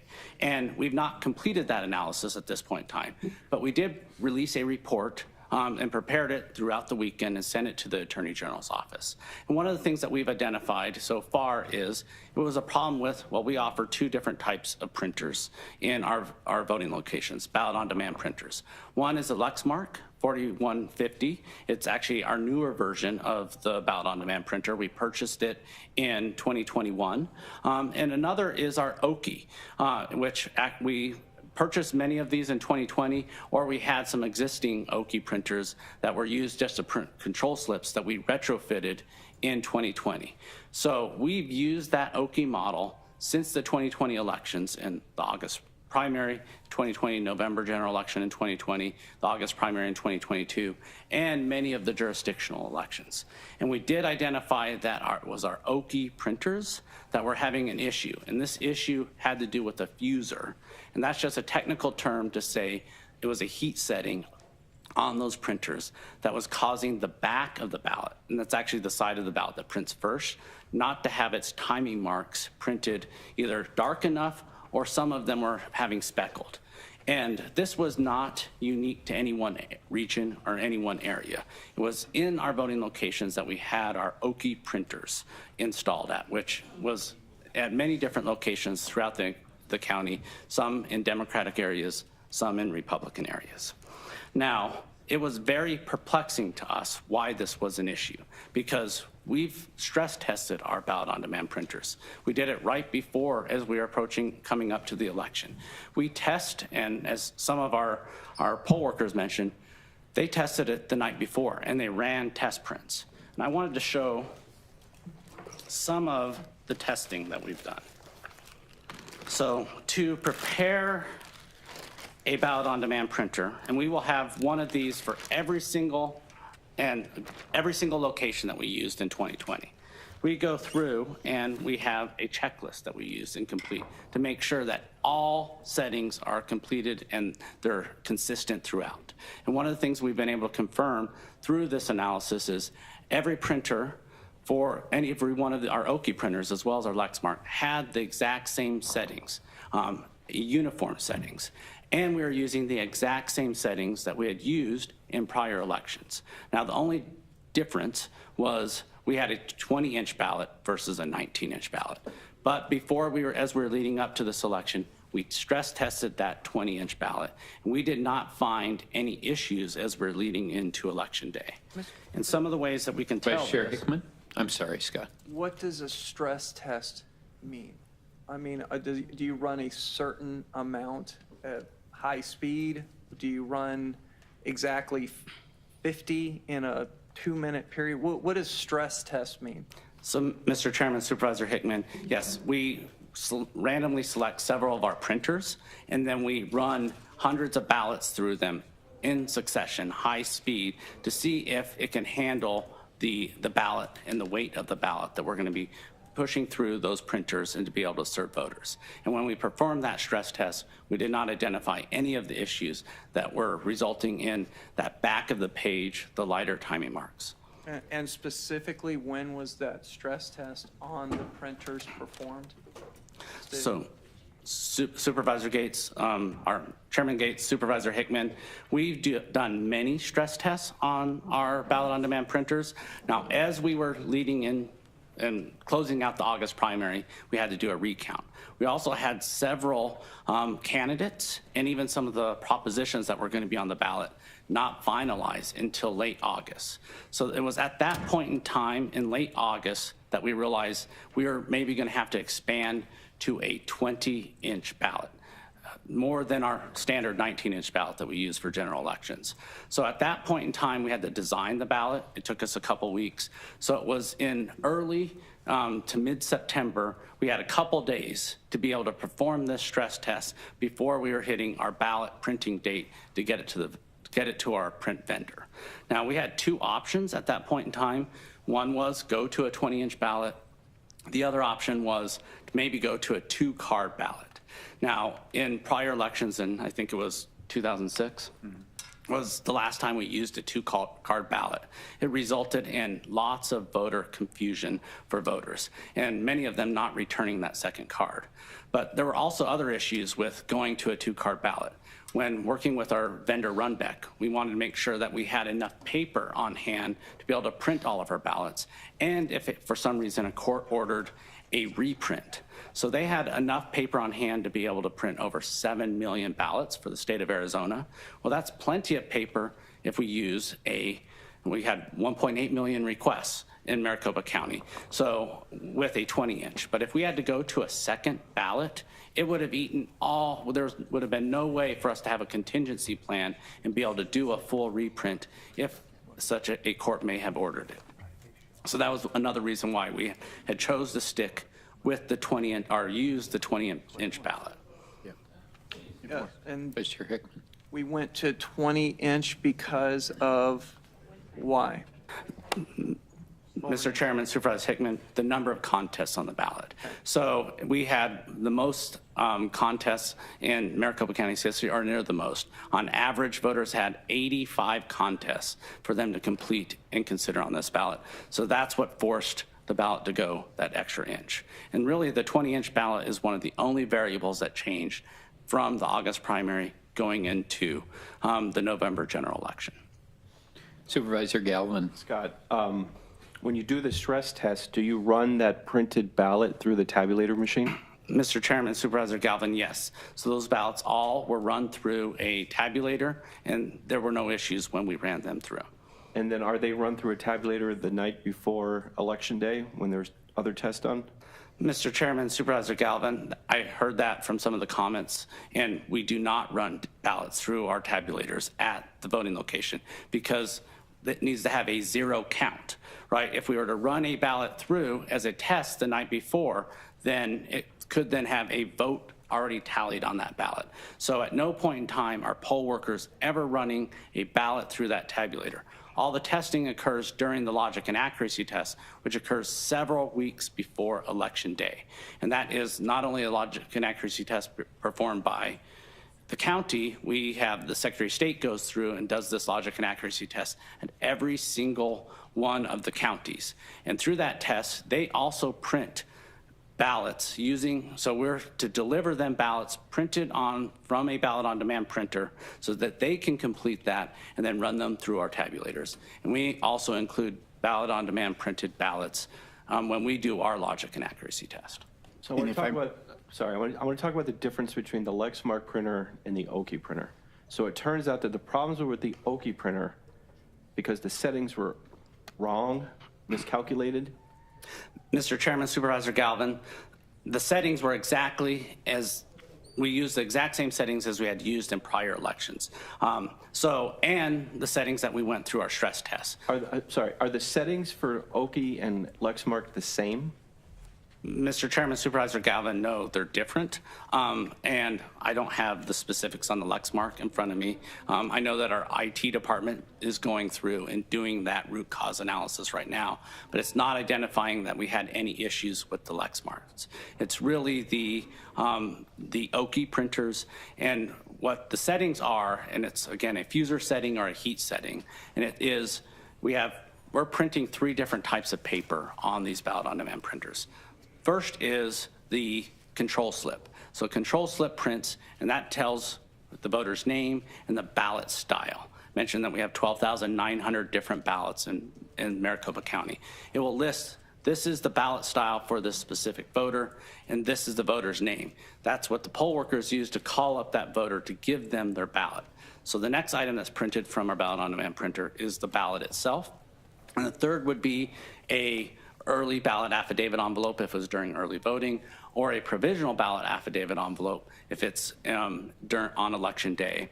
And then I guess the final item would be similar to that control slip, but it would be a provisional ballot receipt form that could be issued to a voter, and they can look up whether their provisional ballot counted. And there's different heat settings depending on the paper. So if it's a control slip or an envelope, they would use our standard settings as a medium heat setting. If it is the ballot itself that's thicker, it needed a heavy heat setting to be established. And what we had to do on Election Day, and this was through a combination of troubleshooting with the recorder's IT department, who's assisting and supports the elections department, and our vendor, Runbeck. We had technicians out in the field troubleshooting this, and they identified that if we change the heat settings for all 3 types of media, the control slip, the ballot, and the affidavit envelope, that we changed it all to heavy, it resulted in that back of the page of the ballot being printed more consistently and resolving the issue. But envelopes are not printed on Election Day. Mr. Chairman, Supervisor Galvin, unless it's a provisional voter. So then those would be printed.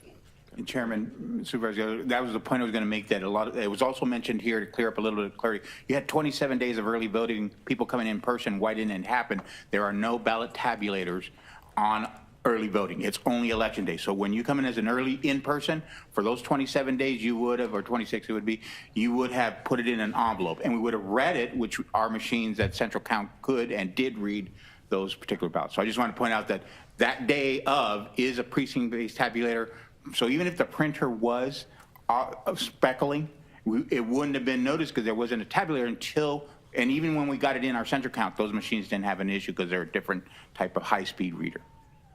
Thank you, and I just want to thank you for the questions. I just did want to make the point. There were sort of 3 stages to this. One was on Election Day, when the team identified the issue, made the fixes so that the tabulators could accept the ballots. Secondly, is the sort of midterm, intermediate explanation that Scott has just talked about. And then additionally, this board will be doing an even deeper dive, including with outside folks, to take a look at this and make a determination so that we can do everything we can to make sure this does not happen in future elections. And again, if people will please stop talking while I'm talking. Thank you, Mr. Jarrett. Mr. Chairman, that's a good point. The Elections Department welcomes scrutiny and oversight. So we've taken all those Oki ballot on demand printers, all but 10 of them. So to be able to answer questions before the board today, to be able to prepare a response to the Attorney General, we took 10 that were used during Election Day to do an analysis. Every single one of those others has been sequestered and locked in our cage for that independent review if the board, or when the board wants those to be looked at. And the other things that will be available for that independent review is all the paperwork that I was describing, all the checklists that were completed for every single one of those printers, the exact settings that they were established when those printers were set up to be deployed out to the voting locations. And not only all the settings, every test copy of the control slips or the provisional slips that went through for one of the voting locations. This actually happened to be for the Deer Valley Airport, this location, right? All the envelopes that were tested, right, that went through. So we have this for every single one of our voting locations, as well as the test ballots themselves. So we'll be able to see exactly what those timing marks look like for every one of those ballots that were printed during testing, as well as when they were set up at the voting location, because our T-techs, along with the poll workers, do a test there when they set up the voting location, and they also do a test print in the morning from those printers to make sure that they're connected to the sitebook check-in station appropriately. Mr. Chairman. Vice Chair Hickman. First of all, I want to thank you because I remember getting on the phone with you pretty much immediately after what we were dealing with the printer. You know, the county purchases or leases a lot of equipment throughout the entire sector of the county. Dump trucks, backhoes, pens, what have you. And when we do that, we go through an RFP process and we hopefully buy the best of the best. And sometimes that best of the best fails. And I know that you had told me what we are going to do is sequester some of these printers that the Maricopa County taxpayer either purchased or leased. I don't even know just yet. But and I also had heard that we were going to have independent people in this space to take a look at this, because these printers went and passed your stress test, right? They passed the stress test. And that's what I still am trying to get my arms around a little bit, where if one failed, and thank God this didn't happen, why didn't all of them fail? That's what doesn't make sense to me. Why did just some fail? So anyway, we're a businessman's board. We look into our stuff, and because we know we purchased those. We know that they're a vital part of the operation, and it delayed the vote. So can I ask a question about the technicians? You know, we started to get phone calls, and we were trying to figure it out. The easy thing is, you know, they're not running through the tabulators. It turns out that the tabulators did their job. They pushed out misread ballots. So thankfully, those didn't fail. They did their job. They pushed out misread ballots. And then we found out it was a printer issue. How much time did it take for your staff to identify the problem, then find the problem? Because we want to be very careful in this space. There's people voting while we're trying to run technicians to figure out what's going on with the tabulator, or is it, and then it turned out it was the printer. So thank God we didn't start pulling tabulators, you know, out of the system, and we found out. So tell me the duration it took between the original call then when the technician, somebody figured it out, and then how much time did it take to get that fix transparently in place so that we would continue, now we have a free, an election running at full speed again. Can you hit me with those times? So, Mr. Chairman, Supervisor Hickman, we received the first call around 6:20 in the morning from our voting location, or one of our voting locations, that they were having an issue. Now, it took us a little while to figure out what the issue was. First, because we had gone through all the stress testing. We had done test prints on all of our ballots. So we did not know at that point in time, was this a tabulator issue or was this a ballot on demand printer issue? But by about, I think it was about 8:30 in the morning, we had technicians on site, we had our command center, we had technicians in our command center running test prints, trying to figure this out. And we had then started receiving reports back that the back side of some of the ballots, the timing marks were not printing dark enough. So at that point in time, we were able to rule out it being a tabulator issue. And then we just started focusing on, all right, why is the ballot on demand printer not printing these timing marks dark enough on these ballots? And so we're troubleshooting those, running through different options. We had our vendor, our print vendor, available to us, also experts in printers, helping us troubleshoot that. Then around, I think it was between 10:45 or 10:14, we had identified a potential, so this is 10:14 in the morning, a potential solution, and that was to change all the settings from, right, to have that heavy setting for the heat setting. So all three pieces of media, whether that's the affidavit envelope, the control slip, as well as the ballot. So we're testing that, and we actually identified a success at one site at that point in time. So then we rolled it out and said, okay, let's go out and test this at a few other sites. We don't want to think that, okay, this is the solution that's going to work across the board. So then once we had confirmation that we had several sites being able to print those timing marks darker, and then those voters being able to run that ballot through a tabulator.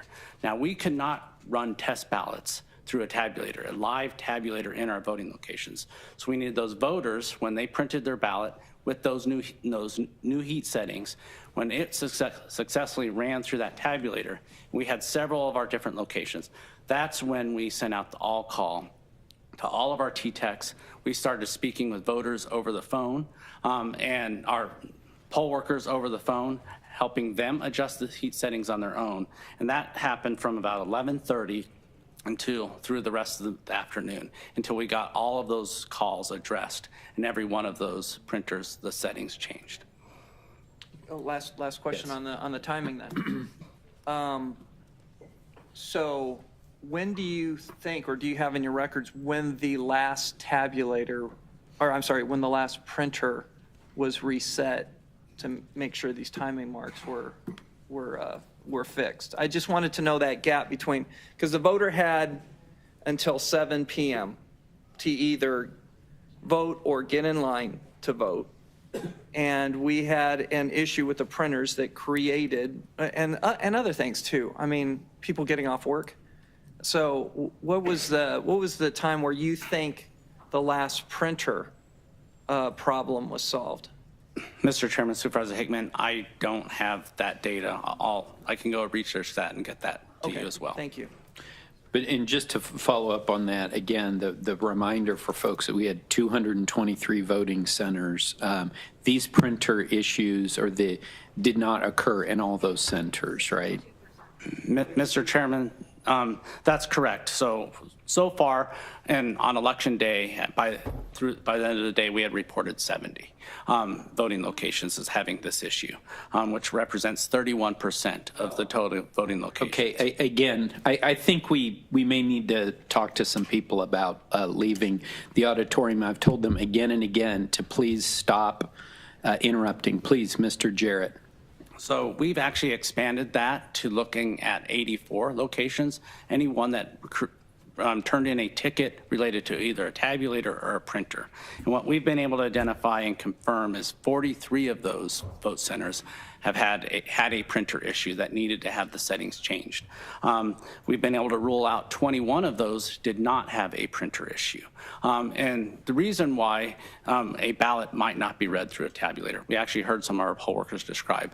We had a couple of our tabulators not have enough power, right? So we have our poll workers plug those in the night before, and if that outlet is not charging or providing enough power to those precinct-based tabulators, we need to go out and replace them. So that could have been one of the issues. We also have a potential of a voter using a very thin writing utensil, such as a ballpoint pen, and then voting with either a check mark or an X and not filling in a sufficient amount of the ovals. So we identified, so there was just over 16,000 ballots that had to be inserted into those door number 3 or the ballot box, that secure ballot box. About 10% or a little over 10% of those had ambiguous marks voted. Our precinct-based tabulators are programmed not to accept ambiguous marks. Why? Because that tabulator can't tell how a voter is voting. So if a voter doesn't fill in a sufficient amount of the oval, it's going to tell the voter there's an ambiguous mark and they need to re-vote that ballot or spoil that ballot or put it in door number 3 to come back to central count to be tabulated, and then a bipartisan team, a Republican and a Democrat sitting together can then review and look at that ballot for voter intent. So that was one of the issues. 10% of those ballots were not being read by a tabulator, not because of a printer issue. It's because they were using a check mark or an X with a ballpoint pen. We also had, this is the longest ballot, 20 inches, that we've used on our tabulation equipment. Those ballots need to be fed in exactly aligned as they're going into the tabulator. If they're off just askew, it'll kick that ballot back out. So if it's kicking that ballot back out, then that voter would then ultimately end up putting it into door number 3 or the ballot box to be brought back and counted at central count. Thank you. Supervisor Galvin. Just a couple more questions. Sorry. Just a couple more questions. You're talking about how sometimes ballots were being rejected because someone had put an X mark or something like that. So if you keep feeding it through the tabulator, it's going to keep spitting it out, right? So That's correct. Does the poll worker see that that is the issue, or the poll worker just thinks to himself or herself, oh, the tabulator's not working, and or it's one of these ballot printer issues we've been hearing about today? Mr. Chairman, Supervisor Galvin, we train our poll workers not to look at a voter's ballot. Right. So, but they will then assist at the machine in what it's reading out. And I believe the combination with some of those printer issues, as well as then a voter, and we had a higher percentage of voters using those ambiguous marks on election day, that the poll worker might not have identified and said, oh, this is an ambiguous mark. You need to go either revote this ballot, spoil that, or they alerted the voter and offered that voter to drop it into door number 3, which would be consistent with their training. Okay, and one more question. Can you please walk through like poll worker training? Because I'm sure poll workers are trained if in the eventuality that there might be a situation where the tabulators ballots are either not going through, or they're being misread, or the tabulators themselves are not working. Because that morning we were seeing videos, spread on social media like wildfire, where we saw, poll workers in the fog of war, so to speak, standing outside and being like, hey, we have issues, and then people standing along lines, people venting their frustrations, which is completely understandable. Walk me through the poll worker training to deal with situations like this if they would occur. So, Mr. Chairman, Supervisor Galvin, I appreciate you asking that question, because I saw some of those videos of our poll workers. I couldn't be more impressed with the role they played on election day. Some of the training we provided was empathy training, right? How do you put yourself in that shoes of the voter? And we saw that demonstrated on some of those videos, them going out into the line, talking with voters on what to expect at the voting location. But as far as the technical pieces of this, the training, we teach every one of our poll workers how to spoil a ballot. It's common for a voter to get issued a ballot, go and then vote that ballot, and then make a mistake, right? And then they need to vote a new ballot. So that's part of every poll worker's training, our in-person, and it's in our training manual. However, after the August primary election, we implemented a new procedure, which was if a voter had an issue at one of our voting locations, they could actually spoil that ballot and then be able to go to an alternative voting location. And if they did that, they'd be able to be issued a live ballot at that second voting location. So that training was provided briefly in our in-person voting for those poll workers that worked and went to training for the general election. Now, we did not require every single one of our poll workers that that worked the August primary, that went to in-person training for our August primary, took a computer-based training program to attend another in-person voting or in-person training prior to the general election. If they had stayed in the exact same position that they were in the August primary, they just took a computer-based training for the November general election. But any poll worker that went to in-person training, we covered it there. We also created a new addendum to our training manual that went out to our inspectors that described that checkout process, the spoiling and the ability to go to a new voting location. And then we provided weekly inspector workshops where we went and covered this in depth. And the inspectors are the supervisors of our voting location on how they could provide that spoiling that ballot and that opportunity for a voter to be able to go and vote at a new location. And one of my slides coming up, we had 209 total voters in Maricopa County vote at one location and then go to that second location. And 84 of them actually took advantage of checking out and going to that second location and being issued a standard ballot. All right. Mr. Jarrett, please proceed.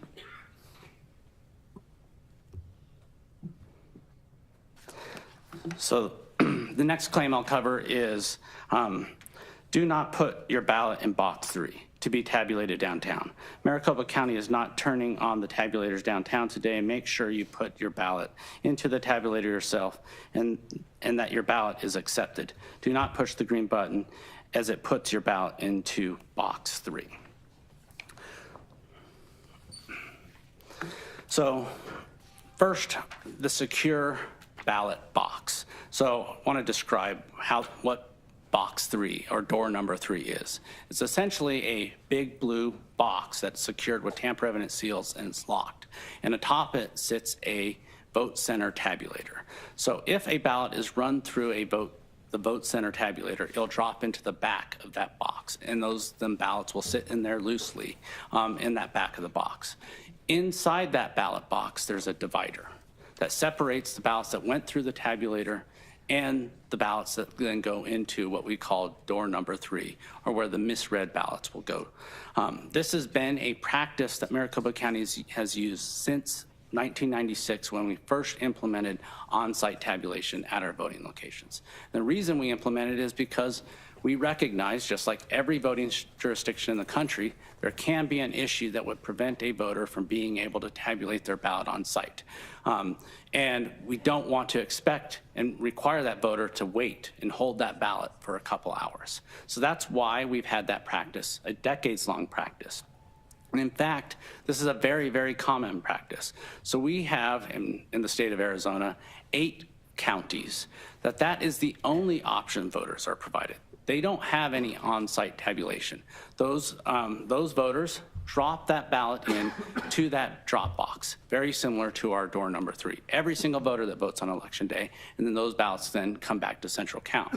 But it's not only those 8 counties, the other 7 all have a very similar process to Maricopa County, that if a tabulator on site is not working, those voters would have to put that ballot into a secure container to be transported back from that voting location to the elections department. So, but as we went through and progressed through election day, and we heard some of that testimony provided today from some members of the community and members in our audience, that voters were scared to put their ballot into box number 3. And why is that? Well, we've just gone through 2 years of disinformation, discrediting the Maricopa County Elections Department, eroding voter confidence in our processes. So when we told our poll workers immediately, we got that 6:20 call. We reminded them, remember your training, guide voters to put that ballot into the door number 3 or that secure ballot box. They immediately started getting pushback from voters. And it's because we had highly influential members of the public telling voters not to put their ballots, creating fear, creating fear in those voters to be able to put that in the knowing that it's going to be securely transported, which it was on election night. Every single one of those ballots ended up being counted at the elections department. So when you think about it, and I tried to think of sort of what was an analogy that every sort of person could sort of relate to. And one of those analogies is, all right, you're driving down the road and you get a flat tire, right? What's the backup plan or redundancy to having a flat tire? Well, you have a spare in your car.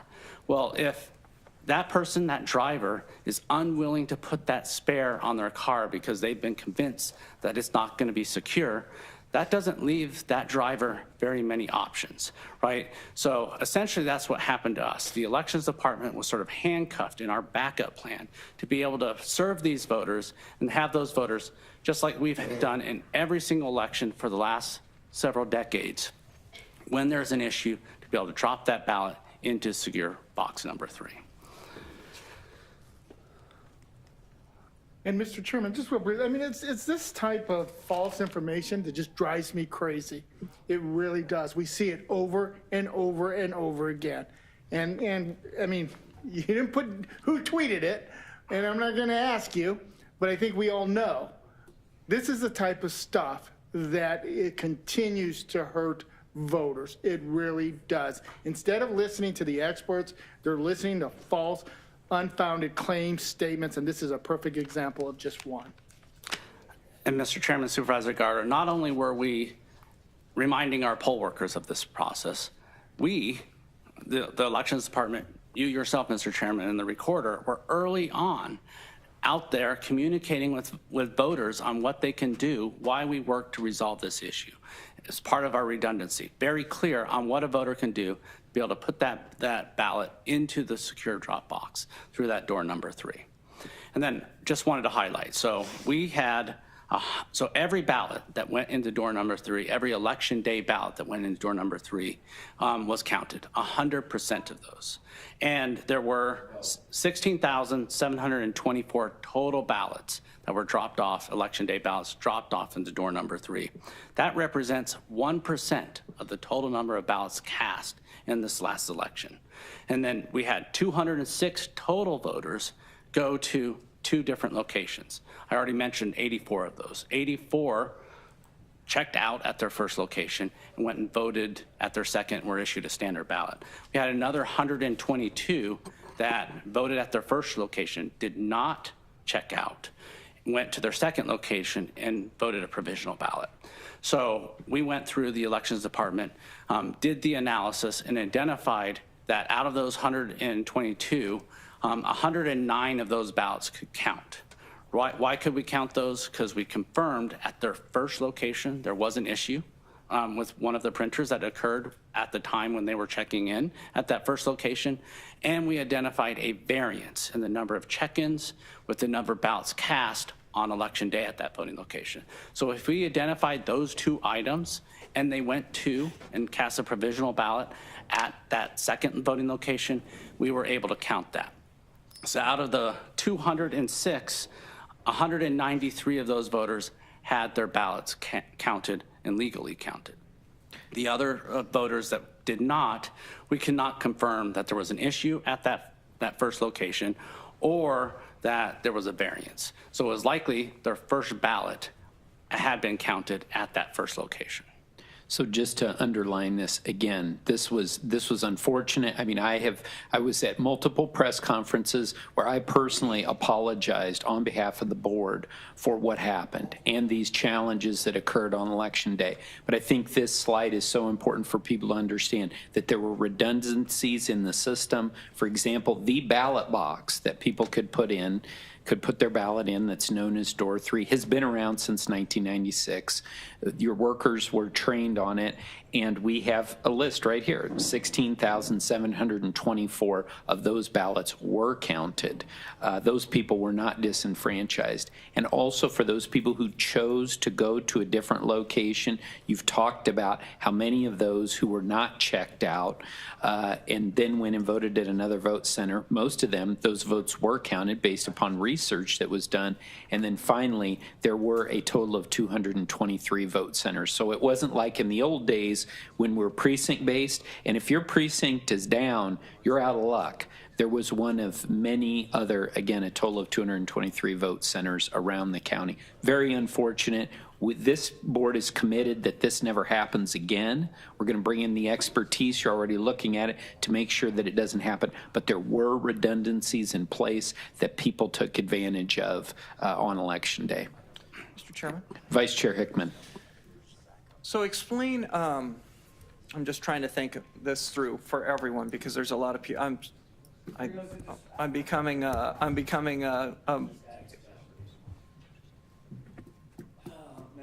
bless this room. God bless your soul. Thank you. All right. Okay. So, All right. So thank you for your comments. Vice Chair Hickman. Thank you, Mr. Chairman. You guys are a bunch of political hacks. That's what you are. All right. You should be ashamed of yourself. All of you should be ashamed of yourself. And you, Richard, you should be ashamed of yourself too. Political hack jobs. Let it be on the record. You guys are awful. I apologize for those. No, we apologize for you and your dishonesty and your lies.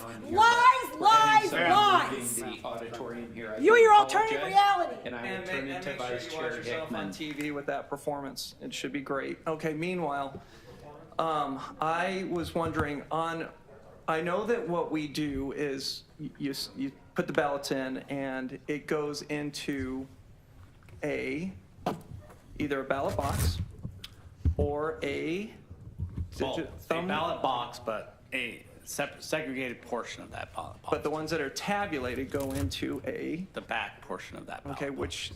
And that vote or that ballot is used to aggregate. Take me through this, and does this speed the vote a little bit? Because I hear so many times people say, we're going to make it, Republicans, Democrats, everybody, the governor, easy to vote, hard to cheat, okay? So easy to vote. It looks like we are offering up where very few counties have this offering, right? So tell me what happens to the digital card, how it gets to the main tabulator. Take me through that, because I keep going back to the smaller counties or some of the counties that only offer the option of a door 3 ballot box option. So tell us what happens with that, if you don't mind. Yeah, Mr. Chairman, Supervisor Hickman. So all of our vote center tabulators, they first go through a logic and accuracy test to make sure that they're going to be accurately be able to tabulate those ballots that we've programmed for this election.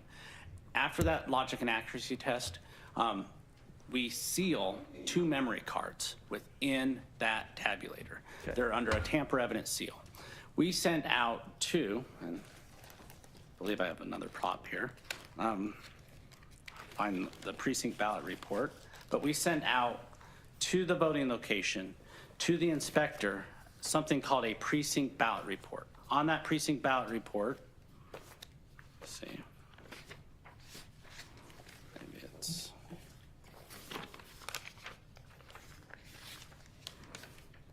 this document.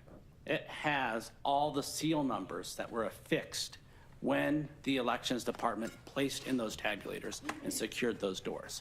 The poll workers are asked, before they open the voting location, verify that those tamper evidence seals are still affixed. Those memory cards have not been removed. Then they open the polls on election morning. They verify that no ballots have been counted on those tabulators. As voters go through the day and they tabulate ballots, then at the end of the day, they're going to have to close those polls. So they're going to run when they open polls, they ran a tally receipt called a 0 report. When they close, they run another tally receipt showing all the votes that were counted.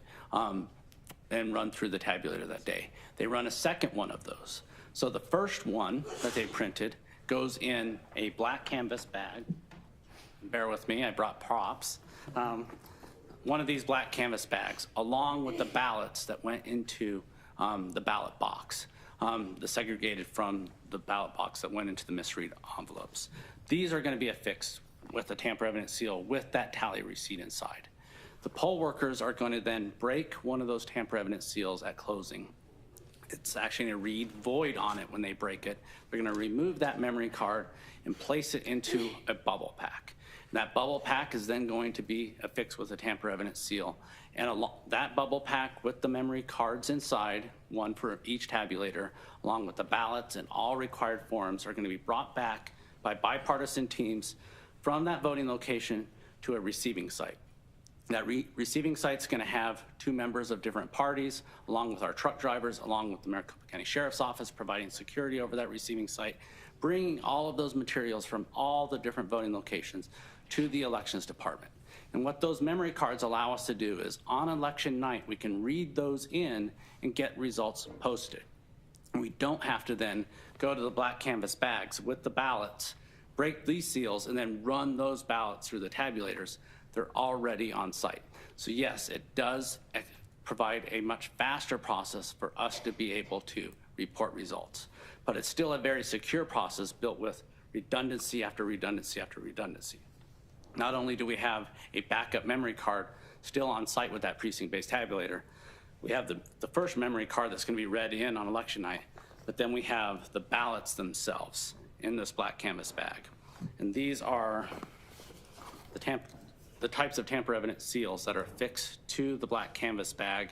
They have little barcodes on here that as they go through every step of the process, we're scanning them in to say, okay, custody's been transferred to this person at this point in time. Custody's been transferred once it gets to McTech. Custody's been transferred once it goes into our ballot tabulation center.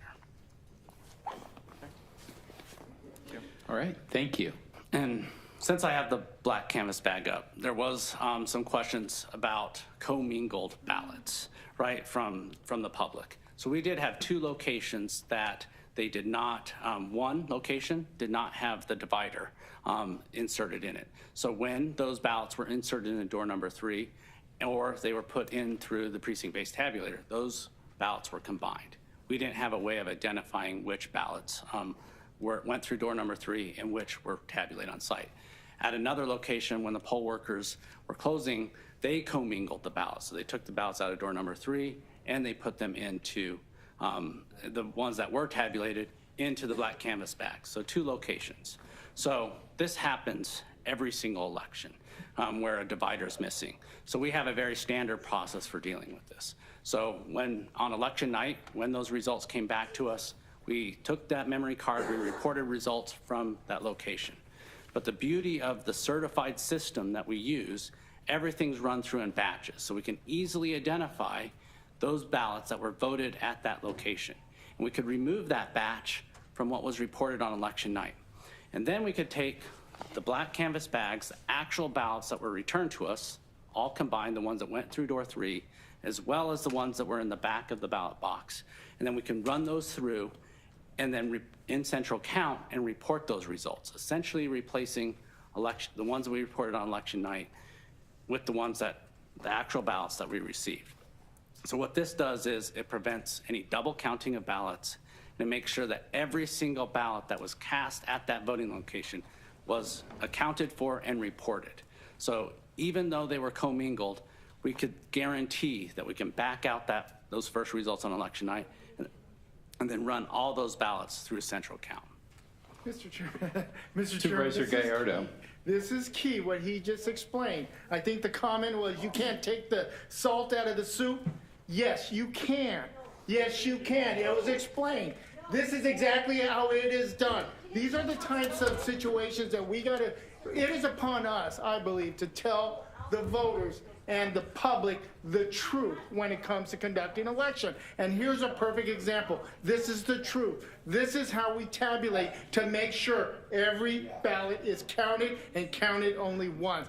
Great job. That's the type of process that we have in place to ensure a fair, accurate election. Thank you, Scott, for that explanation. Chairman and Supervisor Ballot, if I may, the photo there is of political party observers looking at those bags before it's even, we're saying now we need these. We know that we need to rerun to get the full thing. And you can't probably take the salt out of the soup, but you can take the garlic out. It's a big enough chunk and it's in a bag and you can, I just had a Thanksgiving, sorry. But at the end of the day, Mr. Chairman, but at the end of the day, every ballot is counted. Right.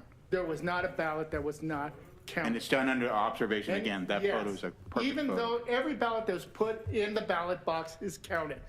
Some folks may not want to believe that or buy that, but that is the truth. And I think that's our responsibility, at least mine, as a board member, is to ensure that the public has accurate information. It is the truth. That's our job, is to tell the public the truth, and that's a perfect example. And again, to emphasize Supervisor Gallardo's point, which is great, and this was done with observers from the political parties throughout. So people's interests are being represented there as the officials in Maricopa County Elections Department are going through this process. Mr. Jarrett. Mr. Chairman, and this was done not only for the 2 locations that we had those commingled ballots, but so some of our vote centers returned the ballots that were dropped into that secure ballot box, door number 3, so we send every voting location 2 black canvas bags. They returned the door number 3 ballots in one of those black canvas bags with those tamper evidence seals, and that's what this picture is showing. The political party observers, so as we were identifying them watching us, observing that process, and then even taking note of which locations that occurred at. So oversight through the entire process in this post-election audit that we did. Mr. Chairman? Vice Chair Hickman. Thinking of that with all the observations that is done by both political parties and also so often under the direction of the chairman of the Maricopa County Republican and Democratic Party and Libertarian, I think. Do we have any sign off even in this spot where if problems are put forward, like maybe something didn't come back right, or maybe somebody didn't put the right signature? Do you guys find that out during these types of processes too? Because this is a blizzard of paperwork and chain of custody that is dictated to us, thankfully, by the statutes or by the election manual of best practices, good practices, and we study these things for years and try to implement everything that is put forward to us. Do you guys have almost a grading card of what you guys can go off of hey, this time a signature wasn't put on, or they did something wrong, prior to votes being counted, where it stops the process? So, Mr. Chairman, Supervisor Hickman, at our voting locations, again, we had pretty much political party observers at every one of our voting locations, even during early voting. Those political parties are observing, watching, and reporting information back through to their county chairs. Our poll workers, if there's an issue, we have what we call, and it's a golden form, so we call it a golden rod. They complete and log any type of issue that's out of the norm. So then those come back and we enter those into our election reporting system. At McTech, those political party observers, as they're observing this process, we issue every single one of them a form that they can fill out and complete if they have any concerns, if they have any questions that they see as they're observing this process. And then we take those forms and then we're able to respond to them if we weren't able to answer that question on site. And actually, one of my future slides, we talk about our ombudsman program and how we serve and make sure that those political party observers are not only able to go through and observe at all different areas within MCTEC, but they're informed of the process. We want them to understand the life of a ballot and how it moves through the process so they can be knowledgeable about what it is that they're observing and be able to identify if there are any anomalies.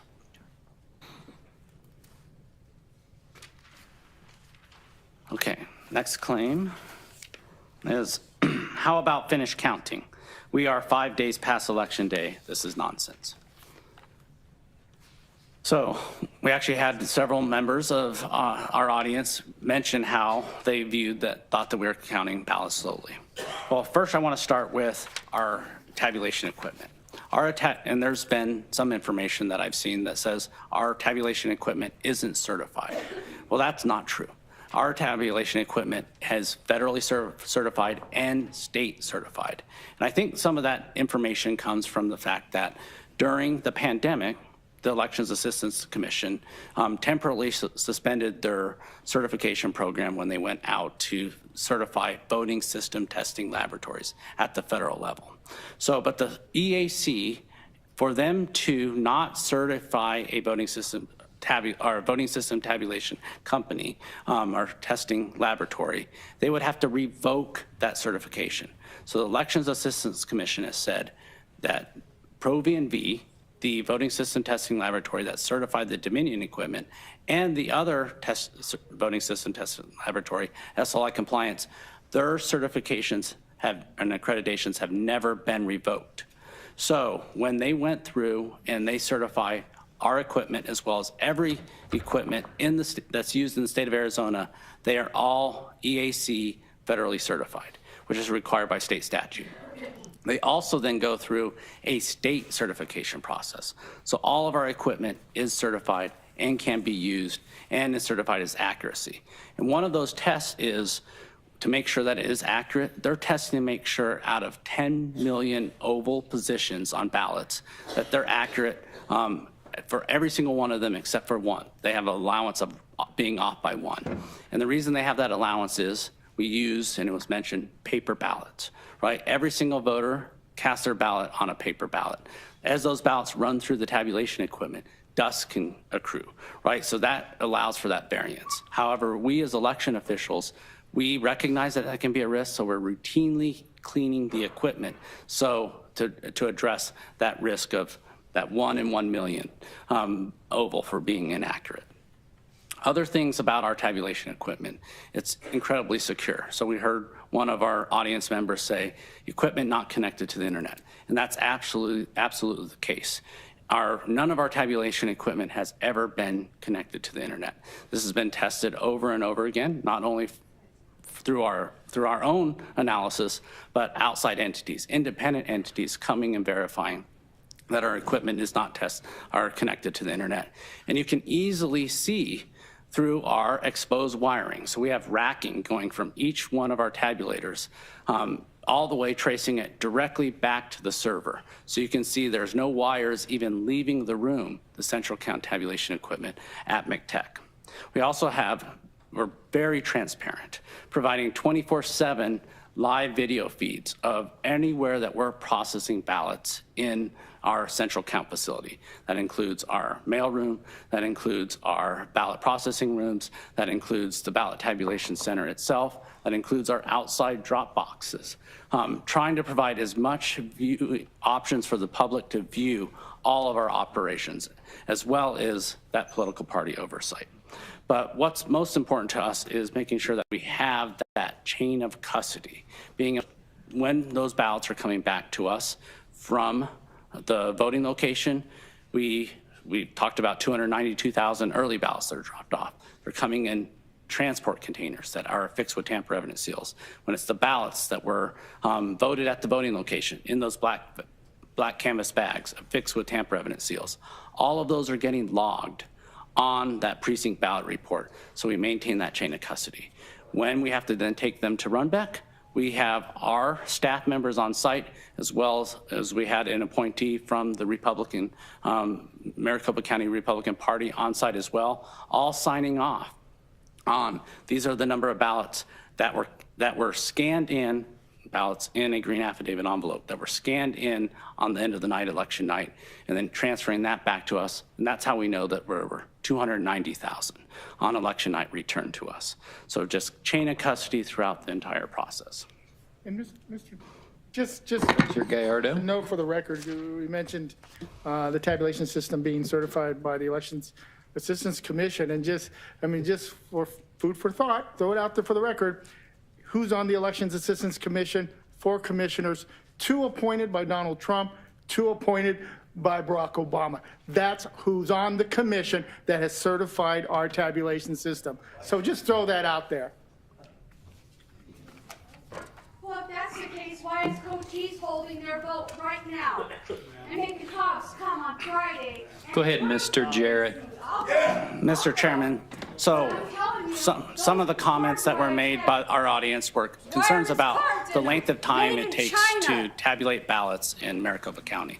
And a lot of this stems from just a misunderstanding of the process, right? A lot of voters, if you have high-profile contests and they're separated by wide margins, media outlets will call that race, sometimes with the very first posting of results.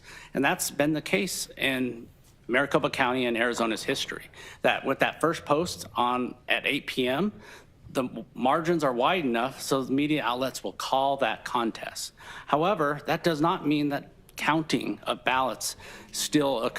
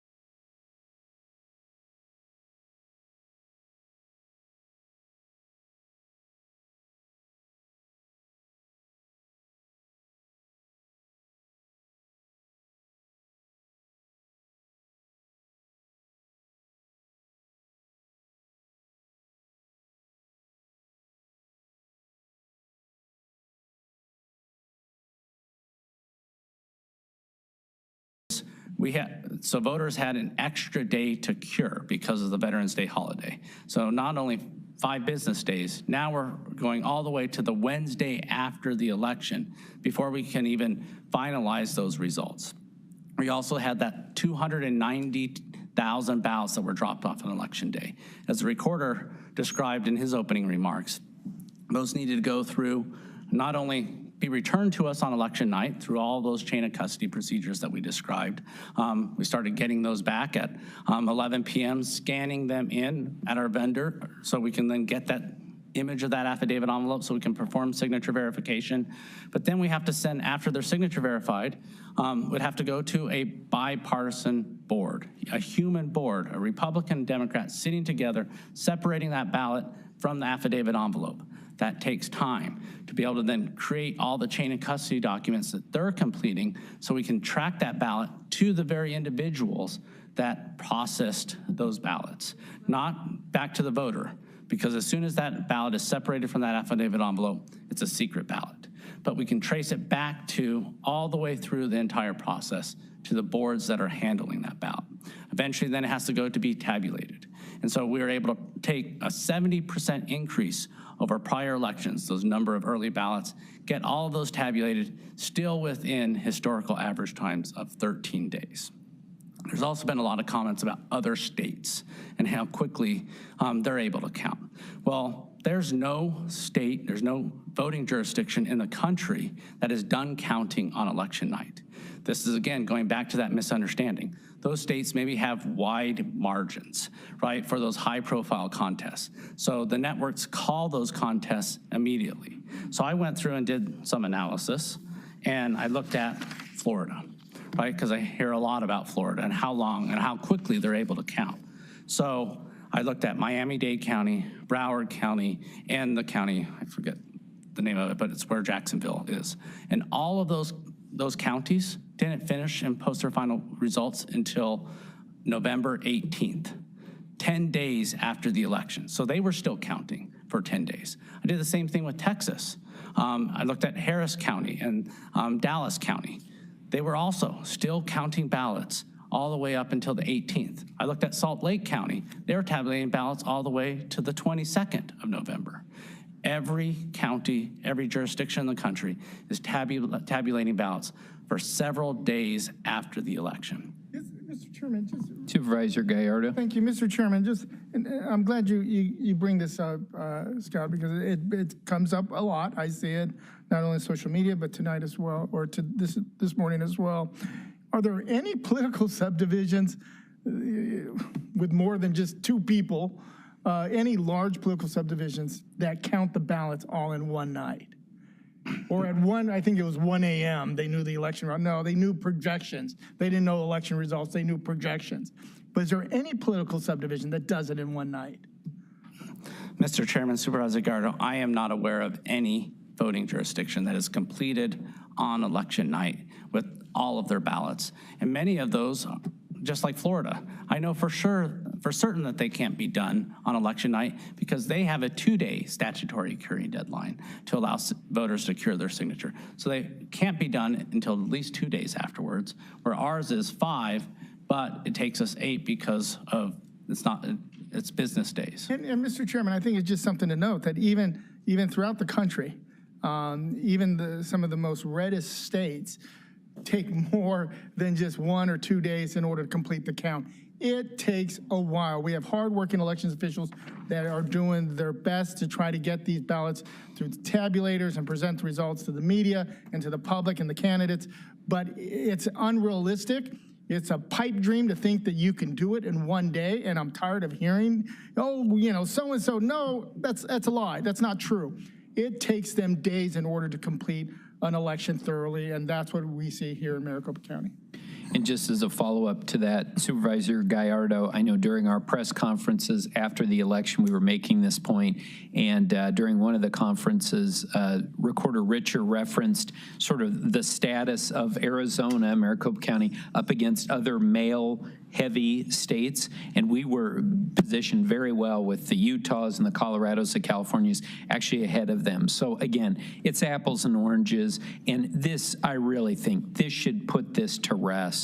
This discussion of this issue of the timing. This was an average amount of time, and again, we don't set the rules here at Maricopa County. Those are set by the state legislature. But we will continue to work in a way to speed this up if we can do it in a way that maintains the accuracy and what should be most important to all of us, making sure that only eligible votes are counted.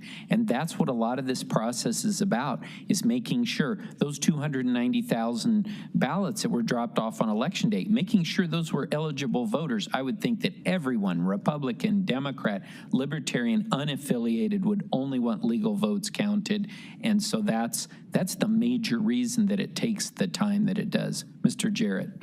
So, Mr. Chairman, I also wanted to point out that just right around 20% of our electorate in the 2022 general election dropped off their ballot on election day.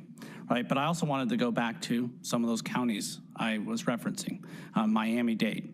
So their voter turnout during the 2022 midterm elections was 45%. Maricopa County's was 64.2%.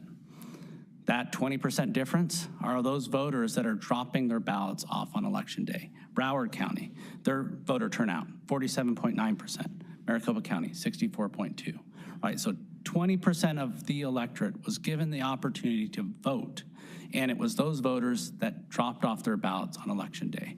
And as you so eloquently stated, it takes time to verify that those are legal votes and should be counted. And the recorder's office did an amazing job being able to go through and signature verify those ballots, process them, and then hand them back to the elections department so we could tabulate them. Supervisor Galvin. How many total votes in this election? Mr. Chairman, Supervisor Galvin, 1,562,000. Okay, so 1.56 million. And that percentage was how many of the late early drop-offs? So just about 20%. 20% of 1.5 million. Just shy of 20%. Okay, thank you. Something that Florida doesn't have, and still took them just as long to tabulate the ballots. And remove him for talking out of order.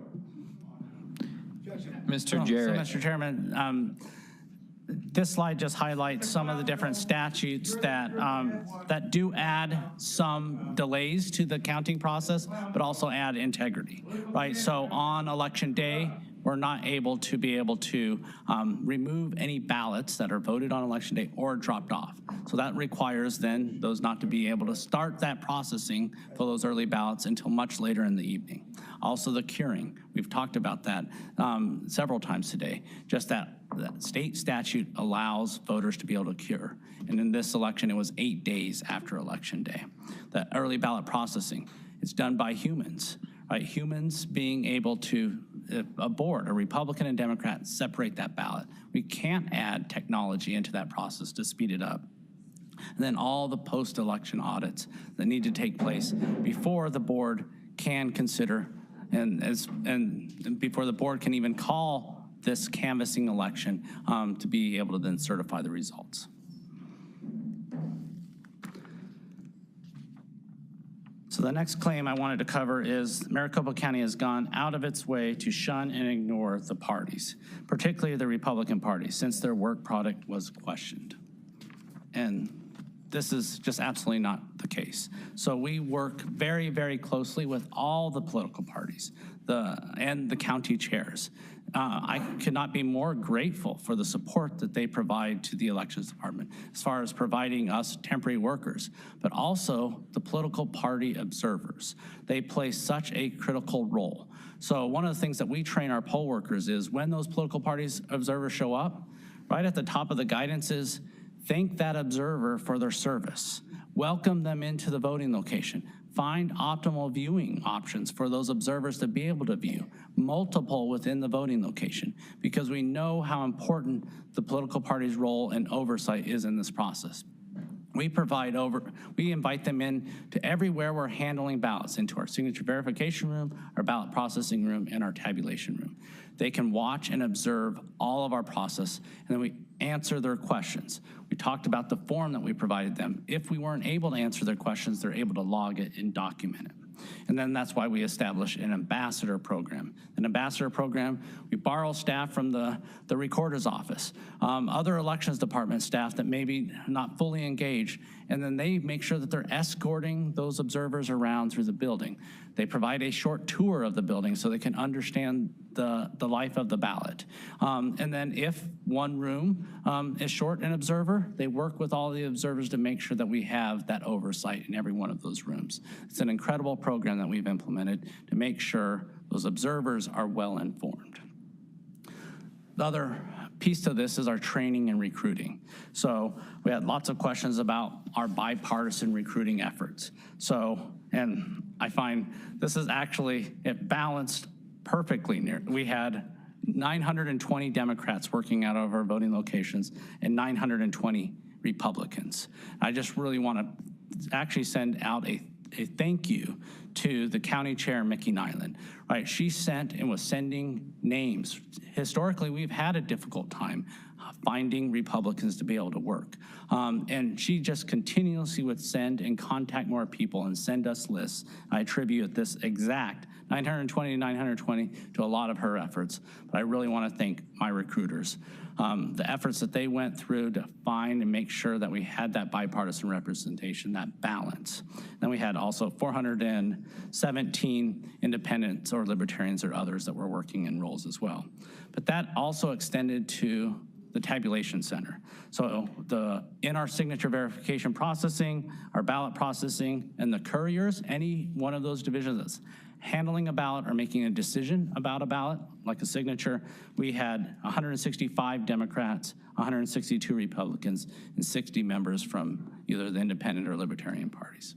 So as far as training, and we've talked about that a little bit, for this election, we provided more training than we've ever provided our poll workers. And I saw some of that in use and being used on election day, especially when it related to our printer issues. More training in the form of premium poll worker training. We provided 2 days of training for all of our inspectors with lots of knowledge checks. That's where we really focused on that empathy training and being able to put themselves in the shoes of the voter.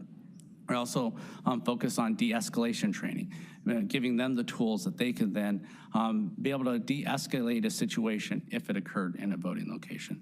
But also lots more hands-on training with our technology, but it is also an understanding of state laws. we, in 2020, was the first time we rolled out computer-based training, and we kept that through the 2022 cycle because what we identified was a nice knowledge check. So every poll worker goes through and takes the computer-based training. It's about a 2-hour course, but they may take that 3 weeks before the election. On the night before or a couple days before, they can go back and revisit and take that training again. So not only were they provided in person, then they were provided the computer-based training. And then this was the first election where we provided those inspector workshops, those weekly workshops.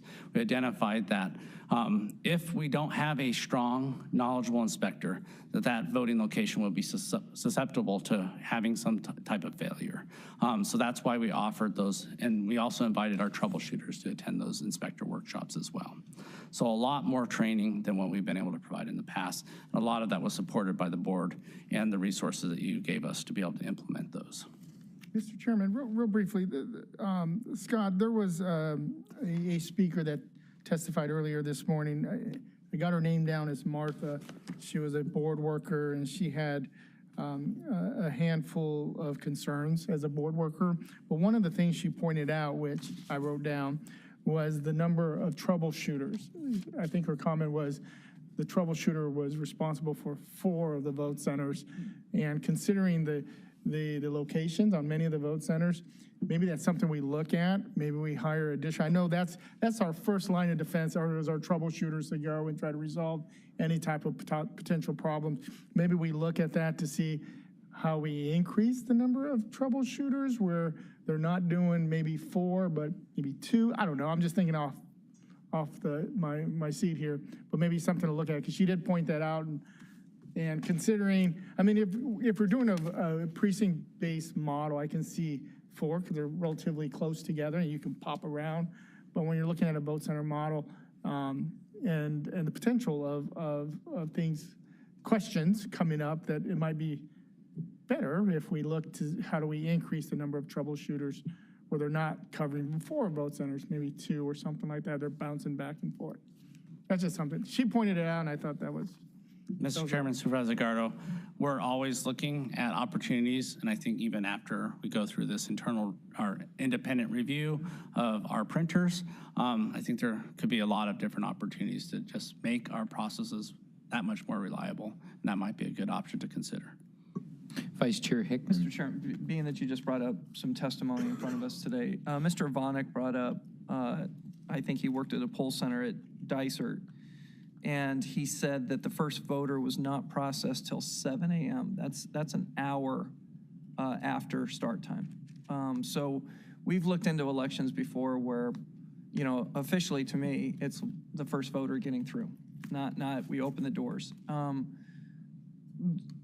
Was there a power problem at the Dysart one called in? Because I was trying to figure out why the tabulators didn't work out, and you said that there was some power surge issues. Whoa. Mr. Chairman, Supervisor Hickman, no, that one was related to the MoFi, so the virtual private network. It was the check-in stations. So they worked fine the day before when they logged in through testing, but the next day when they went to log in. This year, do your pre-group that gets in there test for those types of things, stress test that, if you will? I specifically with the power, we should be going places that have enough power to run the tabulators. I mean, I don't understand that. I didn't think that was that much of a power drag on the system, but if it is, do we test that before we plug in? Mr. Chairman, Supervisor Hickman, so for the MoFis, we do, when we do our assessment, we test for connectivity. We have 2 different versions. We have an AT&T version, and then we also have a Verizon version, and we test to make sure which would be better for that voting location. For when we're setting up, our T-techs are on site to be able to test those. But there could be, like an overnight, one of the outlets go out between the time that we've done the testing and then when it's going to be in operation. So, and just like everyone's house or everyone's home, we're very grateful for the community. Most of these are churches being willing to provide us a voting location. But there could be a faulty outlet that our staff didn't identify. Okay. All right, please proceed, Mr. Jarrett. Mr. Chairman, I'm going to actually turn this last claim over to Mr. Valenzuela. Well, I appreciate Scott giving me a moment to close it out, because that's the easier part. But this claim is obviously with regards to the transparency. It reads, where's the transparency in the counting of the ballots throughout the day? No coverage by MSM. This is weird. I'm not sure what MSM, but the fact of mainstream media. I'm sorry, I was thinking it was. I have M&Ms on my mind probably. But anyways, if you go to the next slide here, we definitely, and we've already mentioned it, that we have the live streaming cameras throughout the facility. Anytime we have live ballots, they're in front of bipartisan boards. But on top of that, we've done that live stream, but we've also done quite a bit of outreach and communication. So you guys are preaching to the choir here, obviously, because the first part here is the press conferences and press releases that are unique and new to this process, where you're doing it once a week and then all the way up to and on election day every day since. So we did a total of 39 press conferences and press releases. Of those, 16 being the press conferences and 23 press releases. We have over 93 events, tours, and workshops. They break out where we did 70 of the 93 were community relations, to the extent where we're even inviting the legislators. I think it was mentioned that we reached out to come in and see the process behind the scenes. And then of that, 23 were virtual workshops, where some were 2 hours plus, where we addressed a certain issue, whether it's security, chain of custody, whatever it may be. So that, again, was another outreach and communications that we provided. But one of the key things, too, and because the board provided that and under the partnership with the recorder, we did a lot of paid advertisement. A lot of folks can see that, and part of the canvas is required now, new things to say what kind of outreach we did. So these totals will be reflected in there. But it's impressive that 395 paid ads towards the both English and Spanish speaking community, on top of our non-costs like newsletters and social media.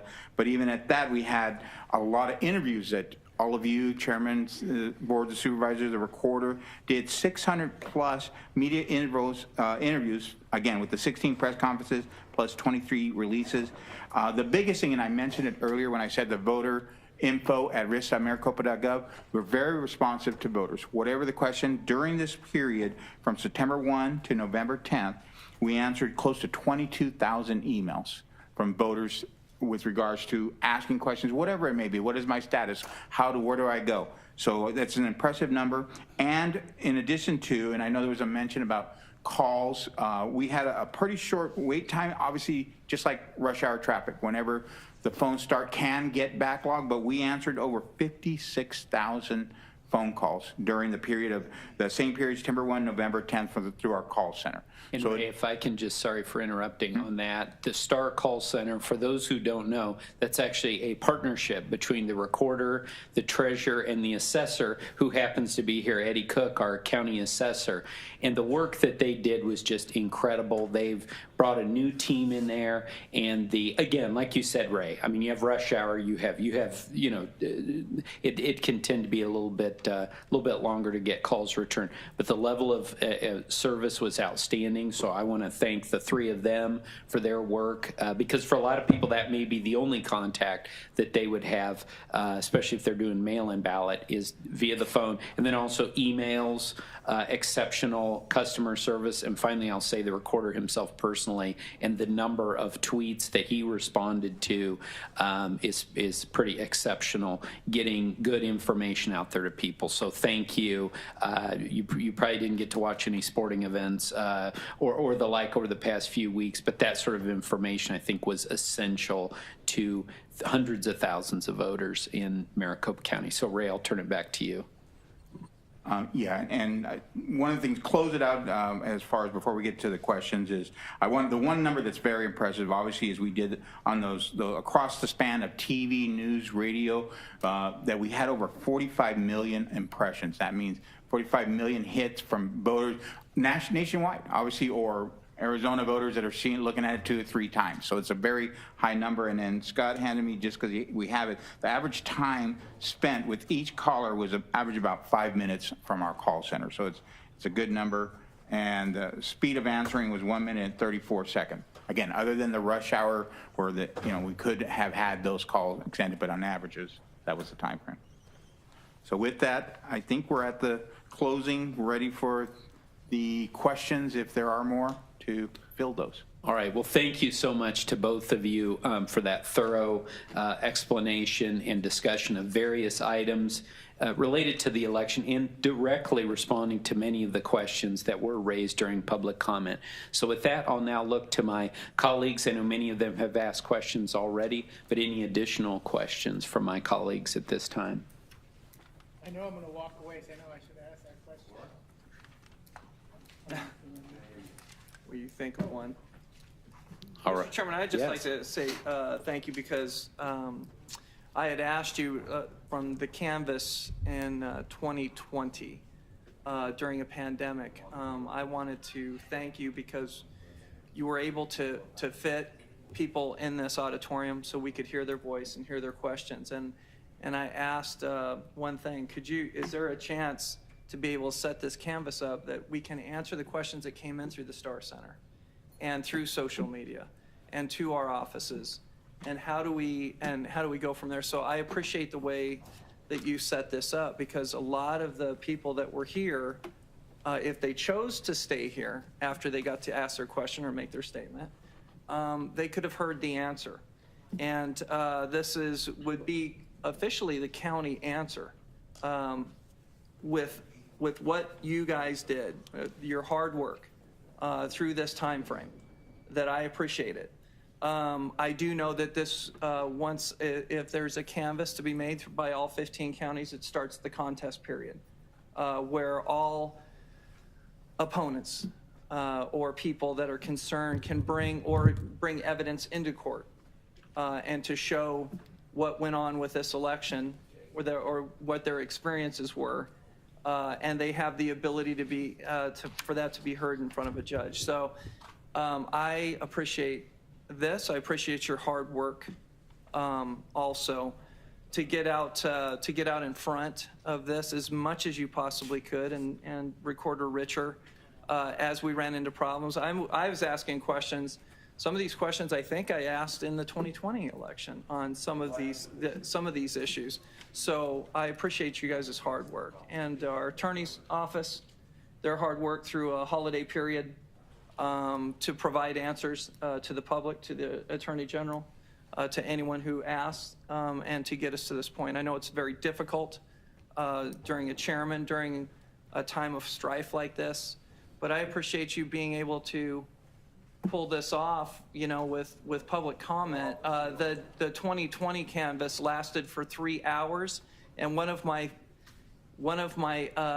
statements I made back then was, this is where we work. This is where we do our work. When your eyes start glazing over, and when you don't care what's being said because this is deep stuff, and you want to be here and pay attention to it, I just want to let you know that I appreciated you affording this time to our board and to the citizens of Maricopa County to be able to ask those questions and see this as a preliminary report. Well, thank you for those comments. And you had asked this question earlier. I know during the public comment, I think we had over 8,000 people who were following along in YouTube. I think that's gone down a little bit since.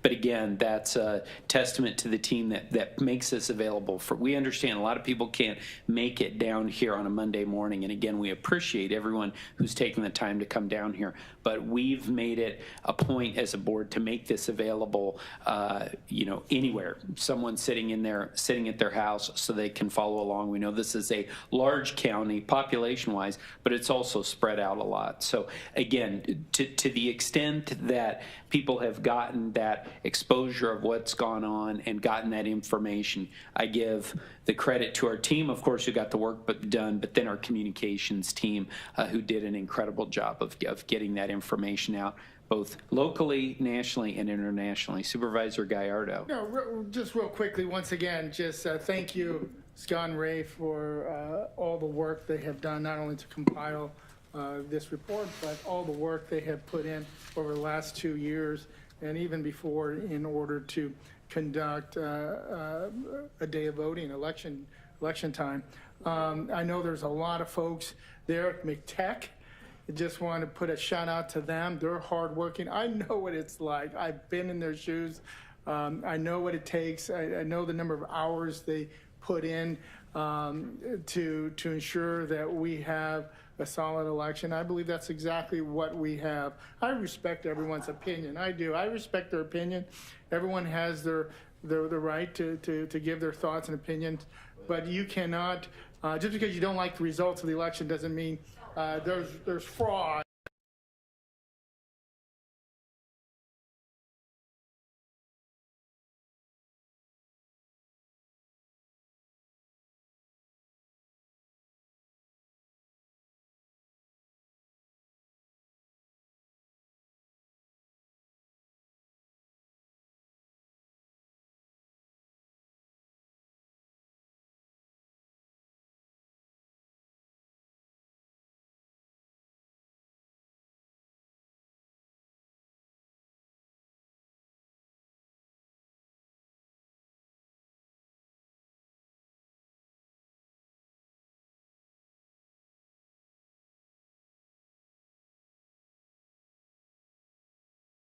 And the taxpayers across Maricopa County and this state the truth, what has happened, how things were handled, all the detailed, all the inquiries on transparency. There was the gentleman that was here earlier, probably, I think the second or third person who testified from Colorado, said there's no transparency, there's no transparency. Never gave an example of what he was talking about, only to rattle on that there was no transparency, no transparency.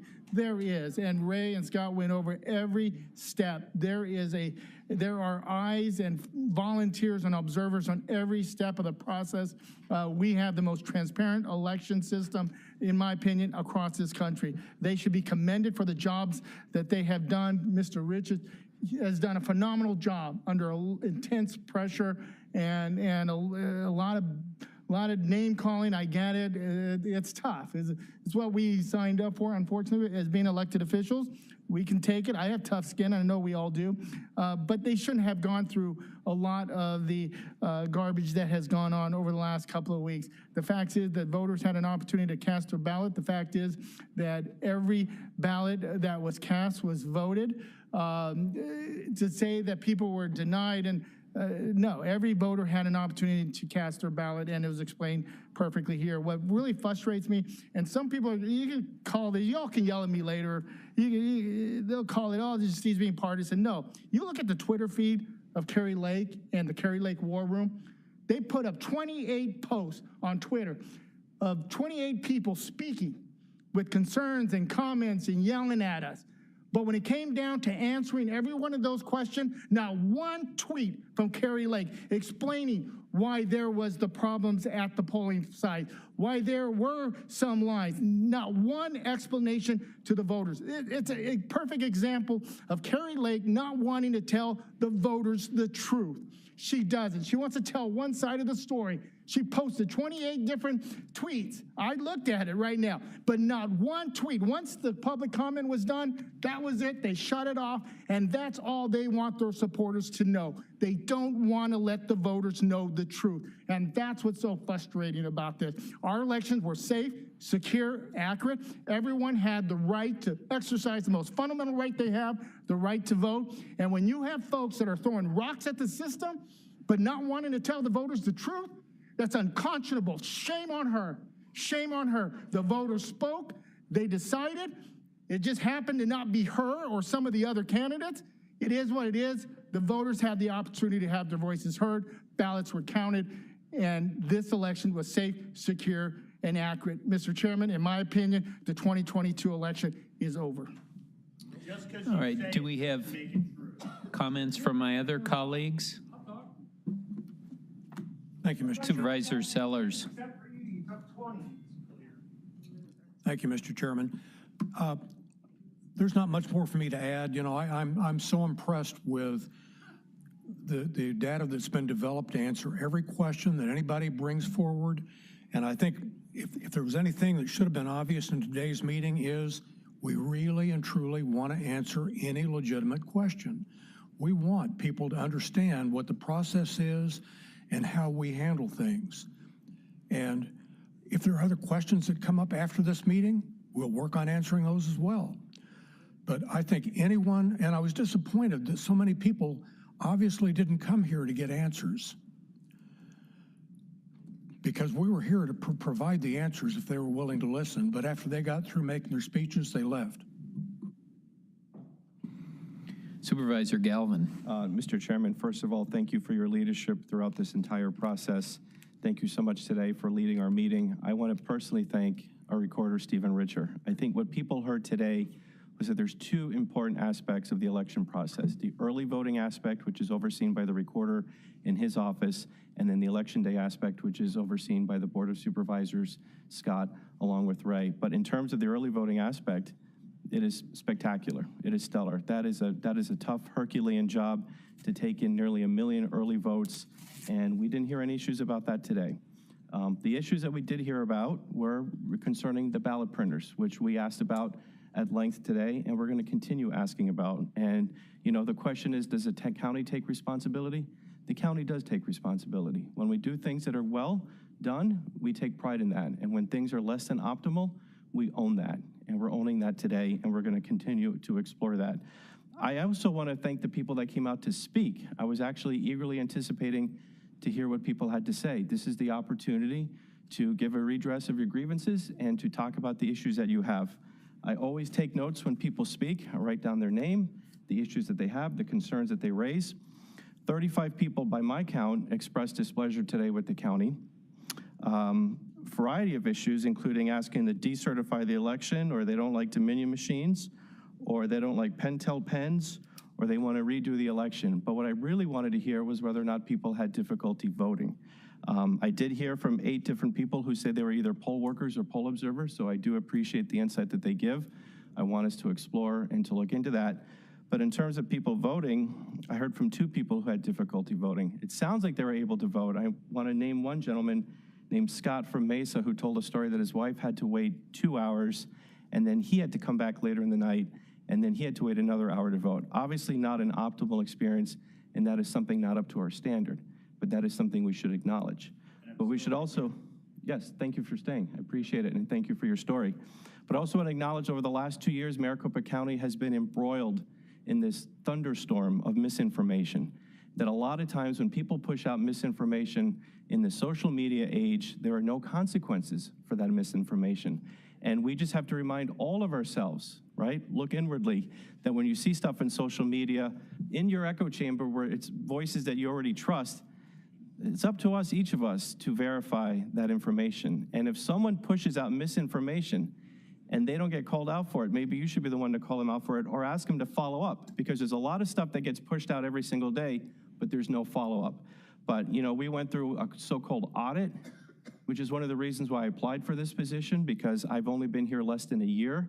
And I think that audit, that so-called audit, did so much damage to this state, and it did so much damage to this county. I'm speaking here, sir. And so I want to make sure that when the county falls short, that we take responsibility for it, because I don't see the people who were pushing for the audit taking responsibility for that joke of a process. But the other thing is that, you know, there's no movies when the county produces something called correcting the record about the 2020 election. This is the county here answering questions. And so the county's not going to shy from answering questions at all whatsoever. And the third thing is all of us, instead of sitting and talking and complaining and pointing fingers, should work together for change to improvements in the system. The county's always going to be looking for improvements. I can tell you I'll be an advocate for whatever improvements that the county can do, but also as a state level, we should all work together. We have a new governor who's already been welcomed by our current governor. We have an incoming attorney general who's already had a discussion with our current attorney general. The state of Arizona has voted on a bipartisan basis and wants their elected officials to work together to get things done. And I intend to be a pivotal and hopefully central member of that process. I will do anything to help improve our election system here in Arizona. Mr. Chairman, thank you. Thank you very much, Supervisor Galvin, and thank you to all of my colleagues here. When I became chairman at the beginning of this year, I said during my chairman's speech that my goal was to make this the most transparent election that we've ever run in Maricopa County. And I think that due to the work of so many people in this room and others, we have accomplished that. As far as the communication was concerned, as far as making people aware of what was going on, this was transparent. And let me be abundantly clear, there's never been a perfect election, and this was not a perfect election. There were issues, but we were transparent about that, and Stephen Richer and I got on TV right away on Election Day, letting people know what was going on, letting people know that if they put their ballots in the ballot box, door number 3, that was a safe way to do that. We got the word out through the media, through our communications team. We have 24/7 live stream on McTech. We had more observers than we've ever had before, more parity, more Republicans and Democrats working on this together. So I'm proud of that. I'm proud of what was accomplished there. But there's no question we can do better. But life is not about those roadblocks you run into, but how you respond to those. And this team was ready to respond to these roadblocks because of multiple redundancies, because of the vote center process, because of the ballot box, the door 3, allowed people to make sure that their votes could be counted, as Supervisor Galvin has commented on. We'll do better next time. We will continue. We're all about continuous improvement at Maricopa County, and we are absolutely committed to that. But I want to say something else. Again, I agree with Supervisor Galvin and my colleagues. I'm happy that we were able to have the public comment that we did. In 2020, we couldn't. People were not here. I think this was a better process because of the people who came here, raised questions that were then, thank you very much, incorporated into the responses by Scott Jarrett and Ray Valenzuela. But there's one thing I want to comment on. The integrity of my colleagues up here on the dais and the integrity of Stephen Richer were questioned over and over and over again. And I know this is not my seat.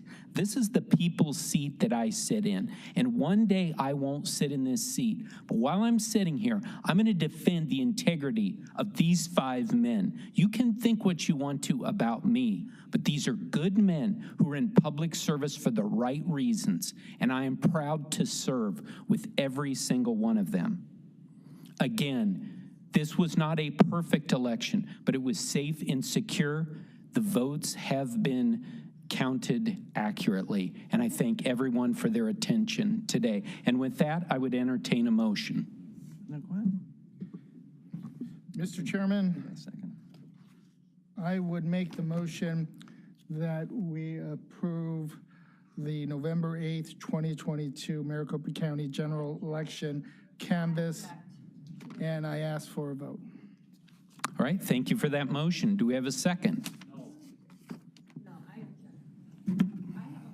I'll be happy to second the motion from Supervisor Gallardo. All right, thank you. We have a motion and a second. Any further discussion? All in favor, please say aye. Aye. Aye. All opposed? The motion passes. Thank you very much, everyone. This meeting is adjourned.